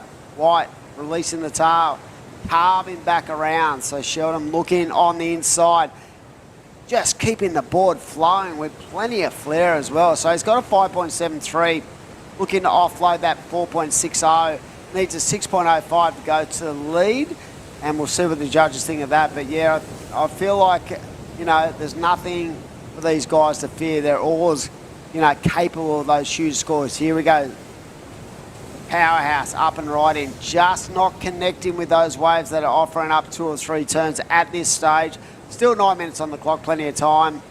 And it looks like the current heat leader in and out. Geordie Luckman trying to offload a 4-point ride. So I think that is going to be key for him to identify that, yeah, I've got a 7.77, but I need to be very, very careful because these guys can drop hammer at any time. So even in these small waves, the other 3 guys in the heat are capable of basically locking in 9s. He'd know what he's up against too, so I feel like just coming out of the gates with that 7.77, he knows he's in a good position to move on through this round, but he certainly would not be feeling safe knowing that he's up against Sheldon, Jay and Kehu. So there's really not much separating first to fourth, but if you look at second, third and fourth, only small requirements for Jay Okalupo and Kehu Butler, just a mid-range 4 to move them on through to the next round. Yeah, and a big shout out to all our event partners. I know we talk about Mad Mex, fresh, great Mexican food. They're a big part of it. Of course, the crew at PRD Real Estates, the local supporting partners, Port Stephens Council, Destination New South Wales, of course, the New South Wales Government through its tourism and major events agency, Destination New South Wales, is so honoured to be a part of bringing this next generation through. There's more than 2,000 kilometres of spectacular coastline. New South Wales home to some of the best beaches, most beautiful landscape and premier surfing destinations. It's a perfect time to hit the road and get yourself an surf-inspired holiday. So check it out. Head to visit newsouthwales.com and plan your next trip. But yeah, without the government support and their partnerships with these events and the New South Wales Pro Surf Series, we just wouldn't be here. So it's great to have them on. And also a big thanks to one of our supporting partners, Port Stephens Council, and thanks for hosting us here at the beautiful Berrubi Beach for day number 2 of the Surfers Rescue 24/7 Port Stephens Pro. This is, of course, our second stop of the Whistler New South Wales Pro Surf Series. We were at the Great Lakes last week. We're in Berrubi today, Maroubra on the weekend, and then Avoca in a couple of weeks. Wow. And think about it. Unleaded fuel, $2.07 I paid per litre. So we're racking up the miles. And like we said, you know, this series of events is such, you know, a big part as we see the surfer in blue flying down the line, showing that innovation. I love that. You could see it, and he just stands up tall. He likes it, and he only needs a 4.73, and on the just the cleanness of this air, and I love the fact he landed in the flats there. You could see it, and he stood up. That felt good under his feet for Jay. So I have a feeling he could have turned the switch. See what the judges think.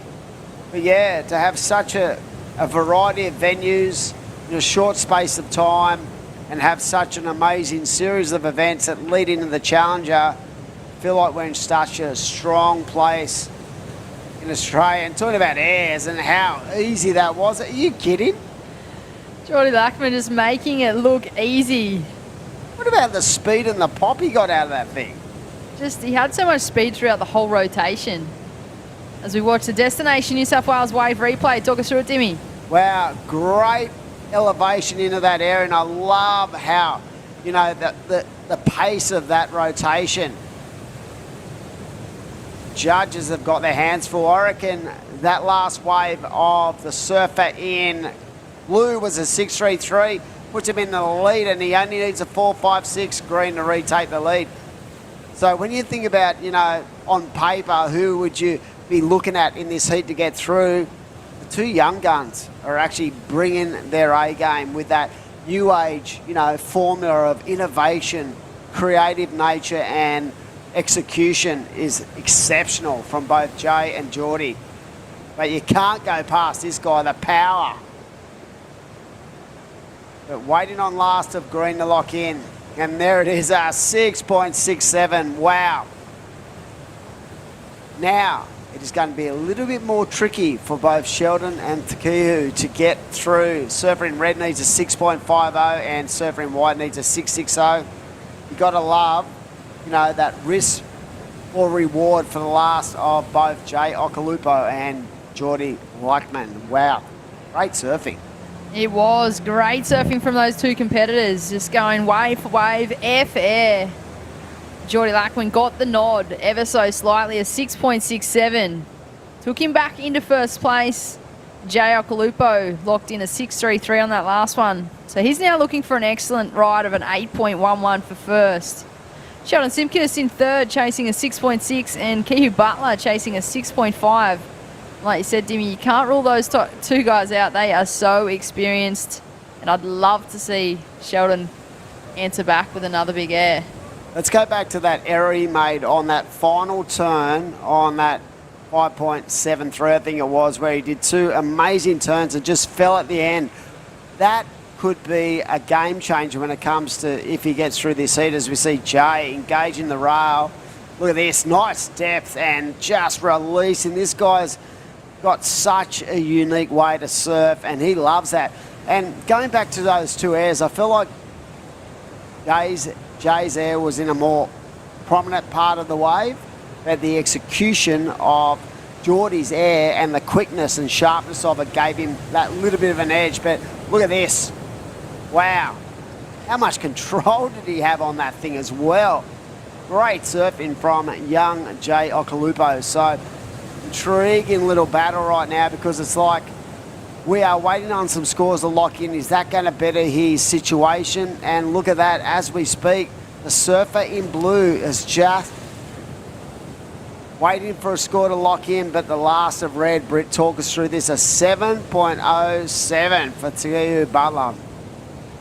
The judges ate that one up for Kihu Butler in the red, a 7.07. Took him straight into second place. So Jay Okalupo in the blue now chasing a 6.58. We're still waiting for scores of that last wave. And what I liked about Jay's there, Dimmy, was the fact that he went for that move early in the wave. And I feel like that is something that judges reward. A lot of surfers wait until an end section to do a move like that. But he took the risk. He did it early. We'll just wait and see where that number drops in. Jay Okalupo now in third place, chasing a number with just over 1 minute on the clock. So we didn't get to see that 7.07. I don't think we've got a replay over. So I have a feeling he just tagged away on a couple of nice turns. But are we still waiting on a score for the last of blue to lock in? Because there was some real creative energy to that wave, and he felt like he really liked it. Here we go. Current heat leader again, just standing up tall, waiting for this to line up on the bank.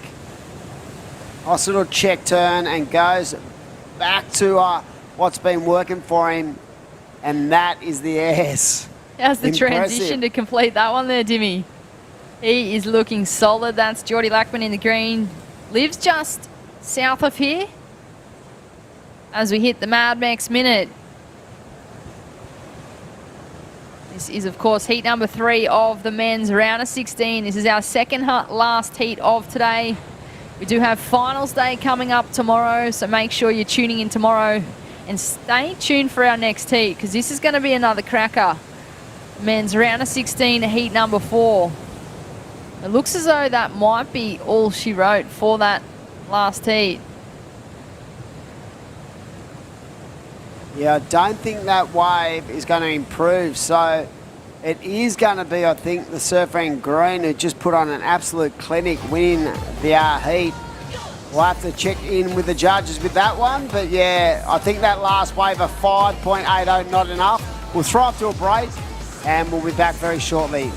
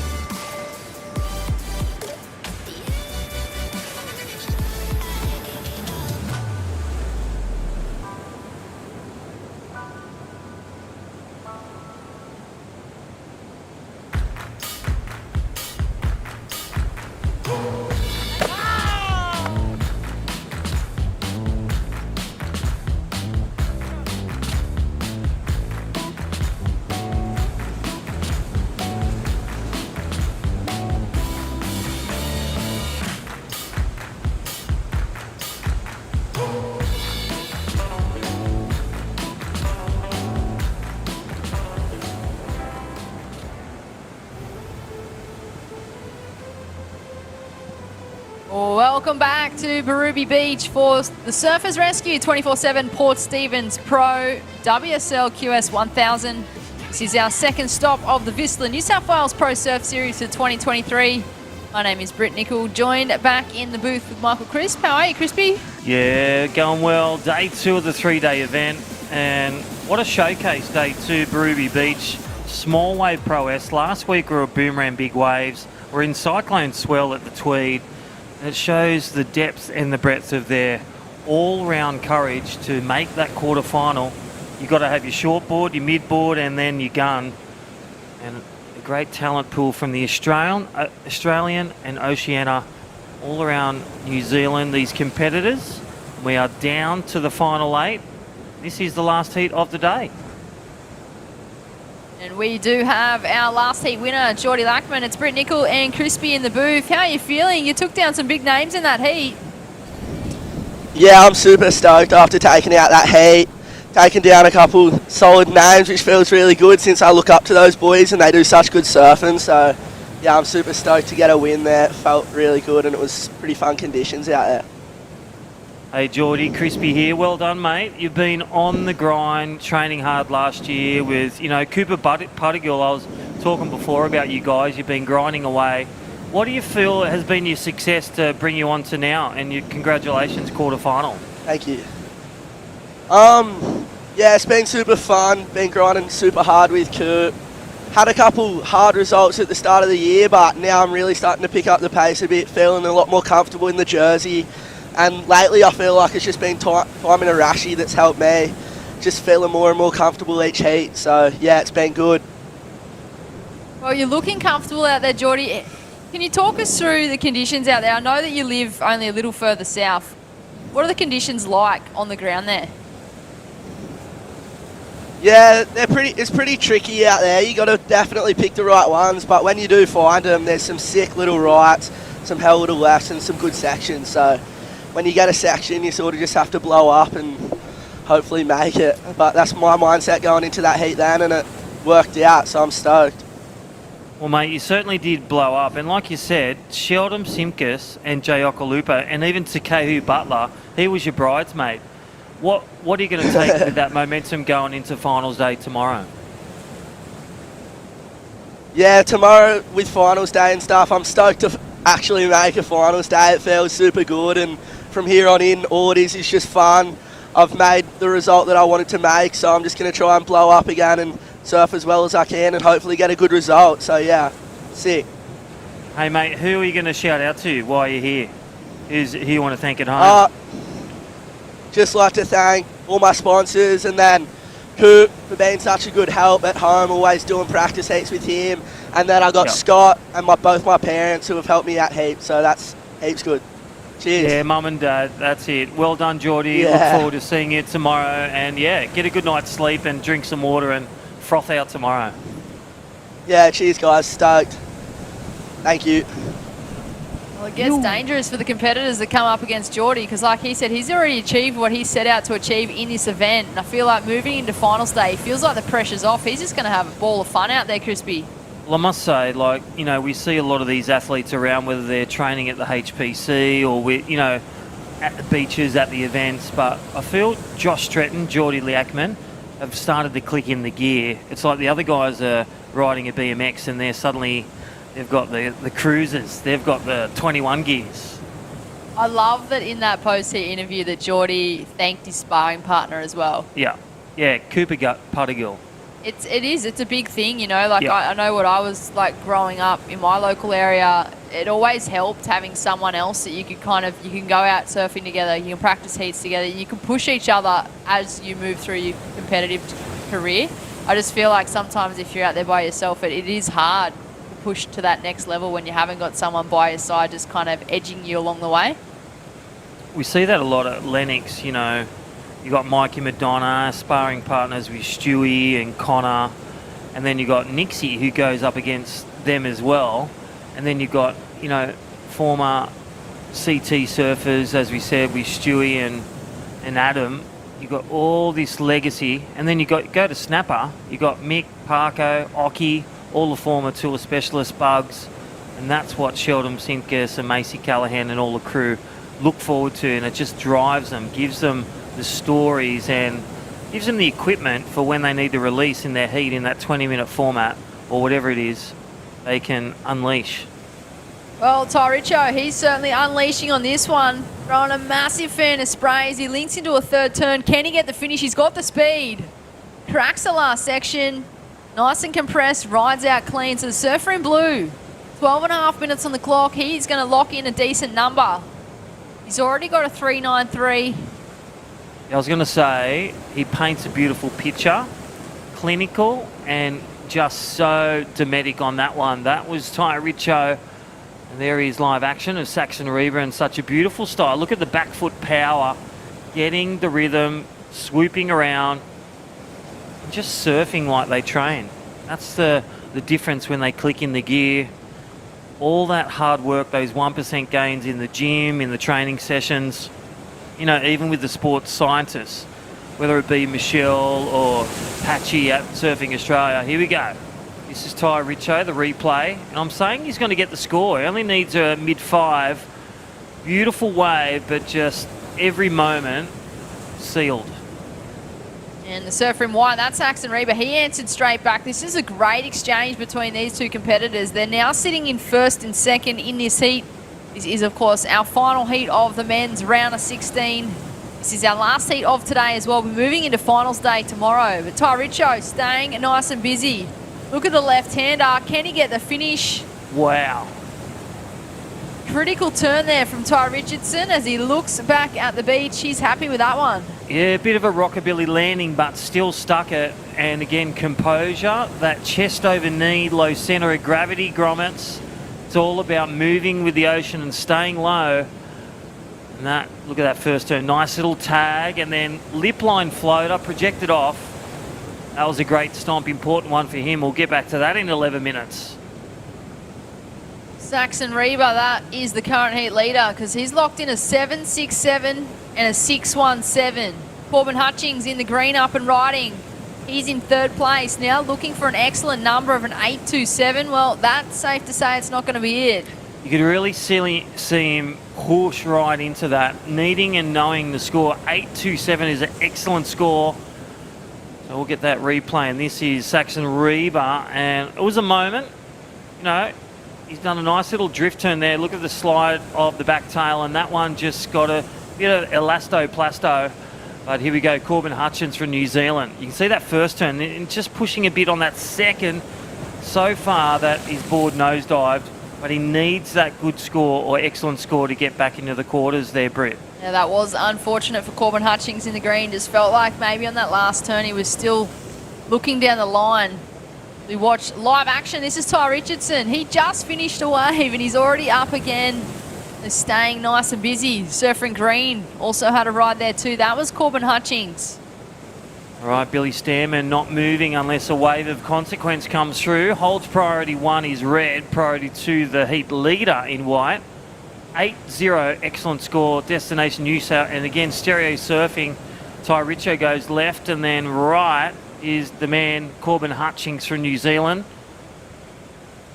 Shout out to Jared, his strength and conditioning coach, doing a lot of work with Mordo and the great pack of surfers. And also Corbin Hutchins in that 3, and Josh Stretton. Great results, great mentoring, great support from all areas, whether the gym, psychologists, whether M&D, mum and dad. Here we go, Billy Stairman looking for something big or a wave to two-tack all the way into the quarterfinals. He liked that one. Billy Stairman in 4th place in the red. We have 2 Kiwis up against 2 Aussies here. So Corbin Hutchings and Billy Stairman both from New Zealand. Corbin now residing on the Gold Coast. Billy Stairman in the red. He has been around the contest scene for quite a number of years, knocking on that World Tour door. He wants to qualify for that Challenger Series and make that World Tour, but first he's got to get through this field. Saxon Reba up and riding, the man from North Stain. Cracks the first turn and just goes for the dismount. How was the sparks of that turn? If that had 2 of them, he's already got a 7.67. That would have hit the high notes. So Saxon Reba just getting one big blowtail on that one. So won't replace the 617, but it'll come close. Still leading the charge. Thank you, Destination New South Wales. Here's Billy Stammen's climb back as he gets within marching distance. 2 nice turns. Just where this wave went here, just got a bit smaller. He managed to get that last turn in. There we go. Goes to the air is Corbin Hutchings with no landing gear on that one. So a 7.9 required out of a perfect 10 for Green. And Billy Stammen, our other New Zealander, green and red in this event. 8-0. Excellent scores needed for green and red to catch the Aussies. The Australians, Saxon and Ty Richo, the grommet in the lead. We watch the replay here from Corbin. He went big, but just not able to stick the landing. The back foot just looked like it separated there and slid straight off the back of the board. But Corbin Hutchings in the green. He is chasing a 7.9, so he knows he needs a solid number. I feel like competitors in third and fourth might have also taken note of that previous heat with Geordie. A couple of those surfers taken to the air, and they did get rewarded. Yeah, I feel Corbin Hutchings, he's probably got a couple of waves to go. If he plays his cards right, either gets that combination, a 7 and a 6 to get him back in the game. A 7.9 one wave can get him there.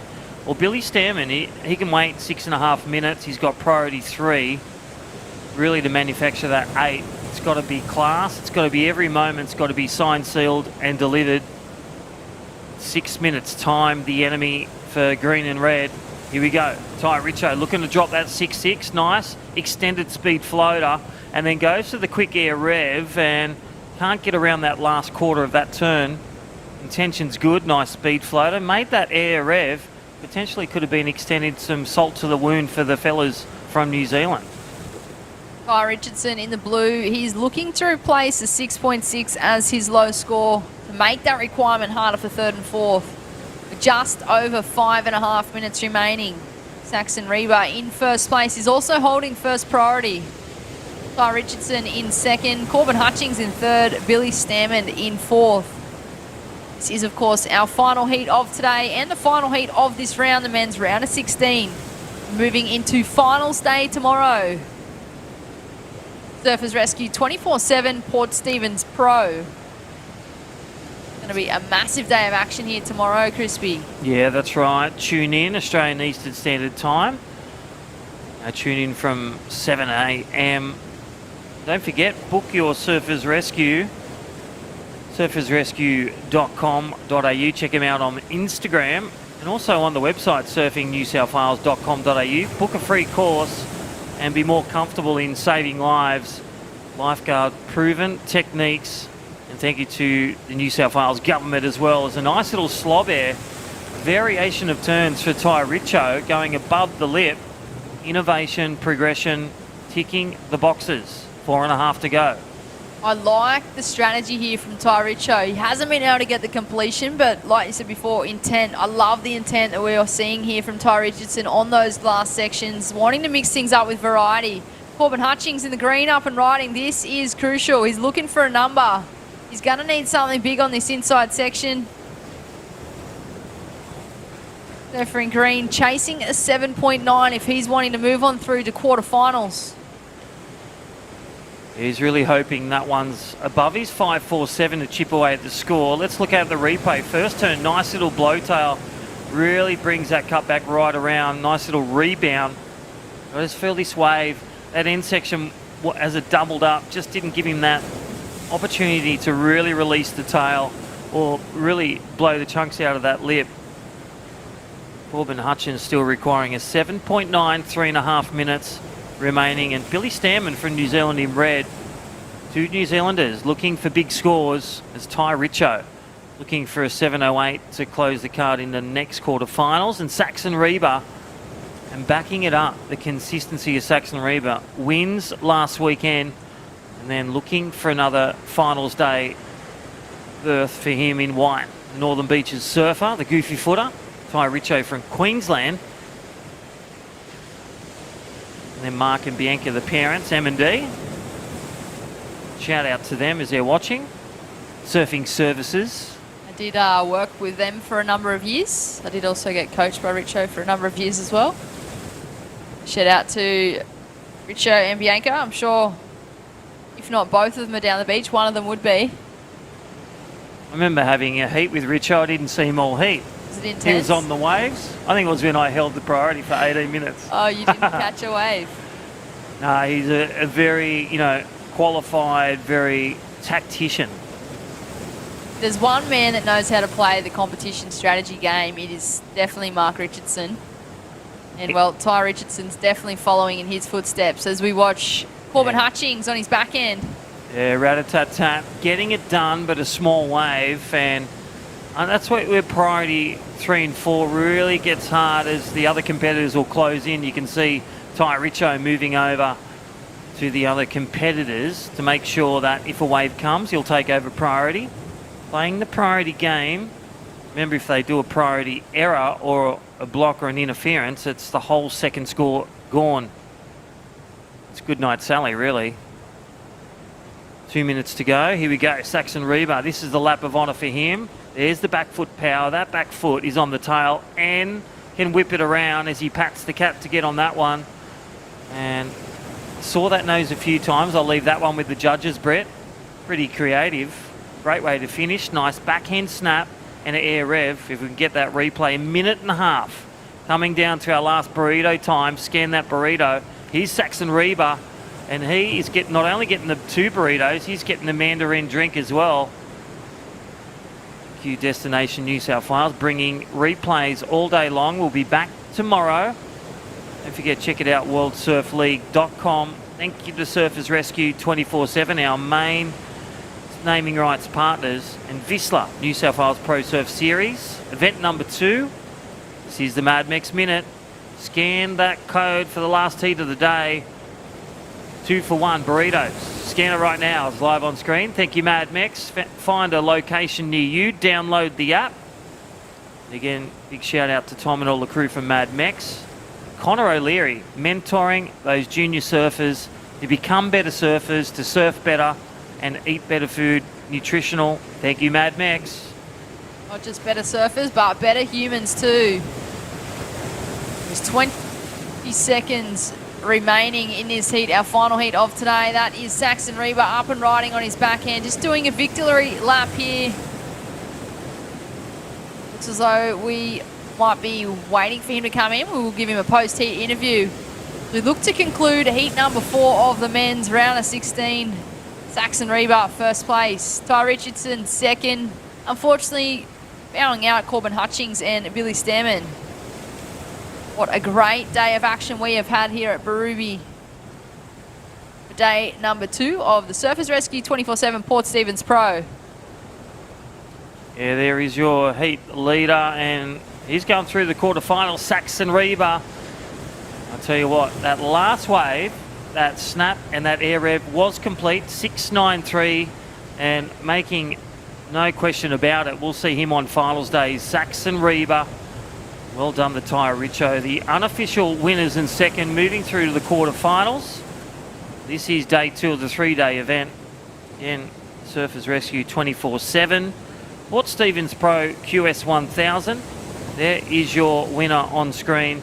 What a great day. Thank you to Adam Hennessy, all the work crew at Surfing New South Wales, all the officials and all our great partners that have supported us. Surfers Rescue 24/7, Whistler, the series naming rights, PRD, Port Stephens Council, Destination New South Wales, and our webcast partners providing 2 for 1 deals, Mad Mex. Well, Brett, it's been amazing. Don't forget to scan it. If you missed it, check it out. Scan that code. It is lunchtime. Have that afternoon delight. Thank you, Mad Mex. 2 for 1 burritos. Scan it right now. And that concludes day 2, Brett. What a day. Quarterfinals tomorrow, men and women. And that will be all the action on worldsurfleague.com. We will follow Saxon Reba up the beach, grab him for that post-heat interview. Yeah, on screen. Make sure you scan that QR code. Grab yourself 2 for 1 burritos. Thanks to Mad Mex. And we do have that heat winner, Saxon. It's Britt Nickel and Crispy.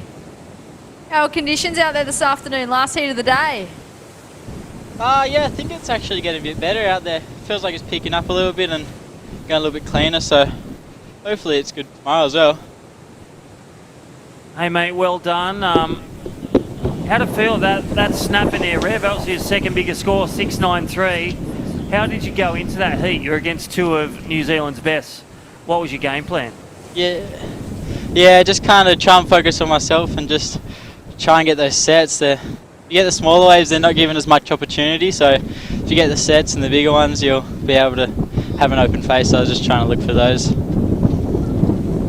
Definitely caught the best waves out there this afternoon. It did see you into the lead. You're now into the quarterfinals, finals day of this event. How are you feeling leading into tomorrow? Yeah, feeling good. Just trying to do the same thing, and hopefully that all works out. Well, congratulations, Saxon. Rest up tonight. We look forward to seeing you tomorrow in the quarterfinal, man on man. And we'd like to say thank you for showcasing where surfing's at for the men and also all the women today doing well.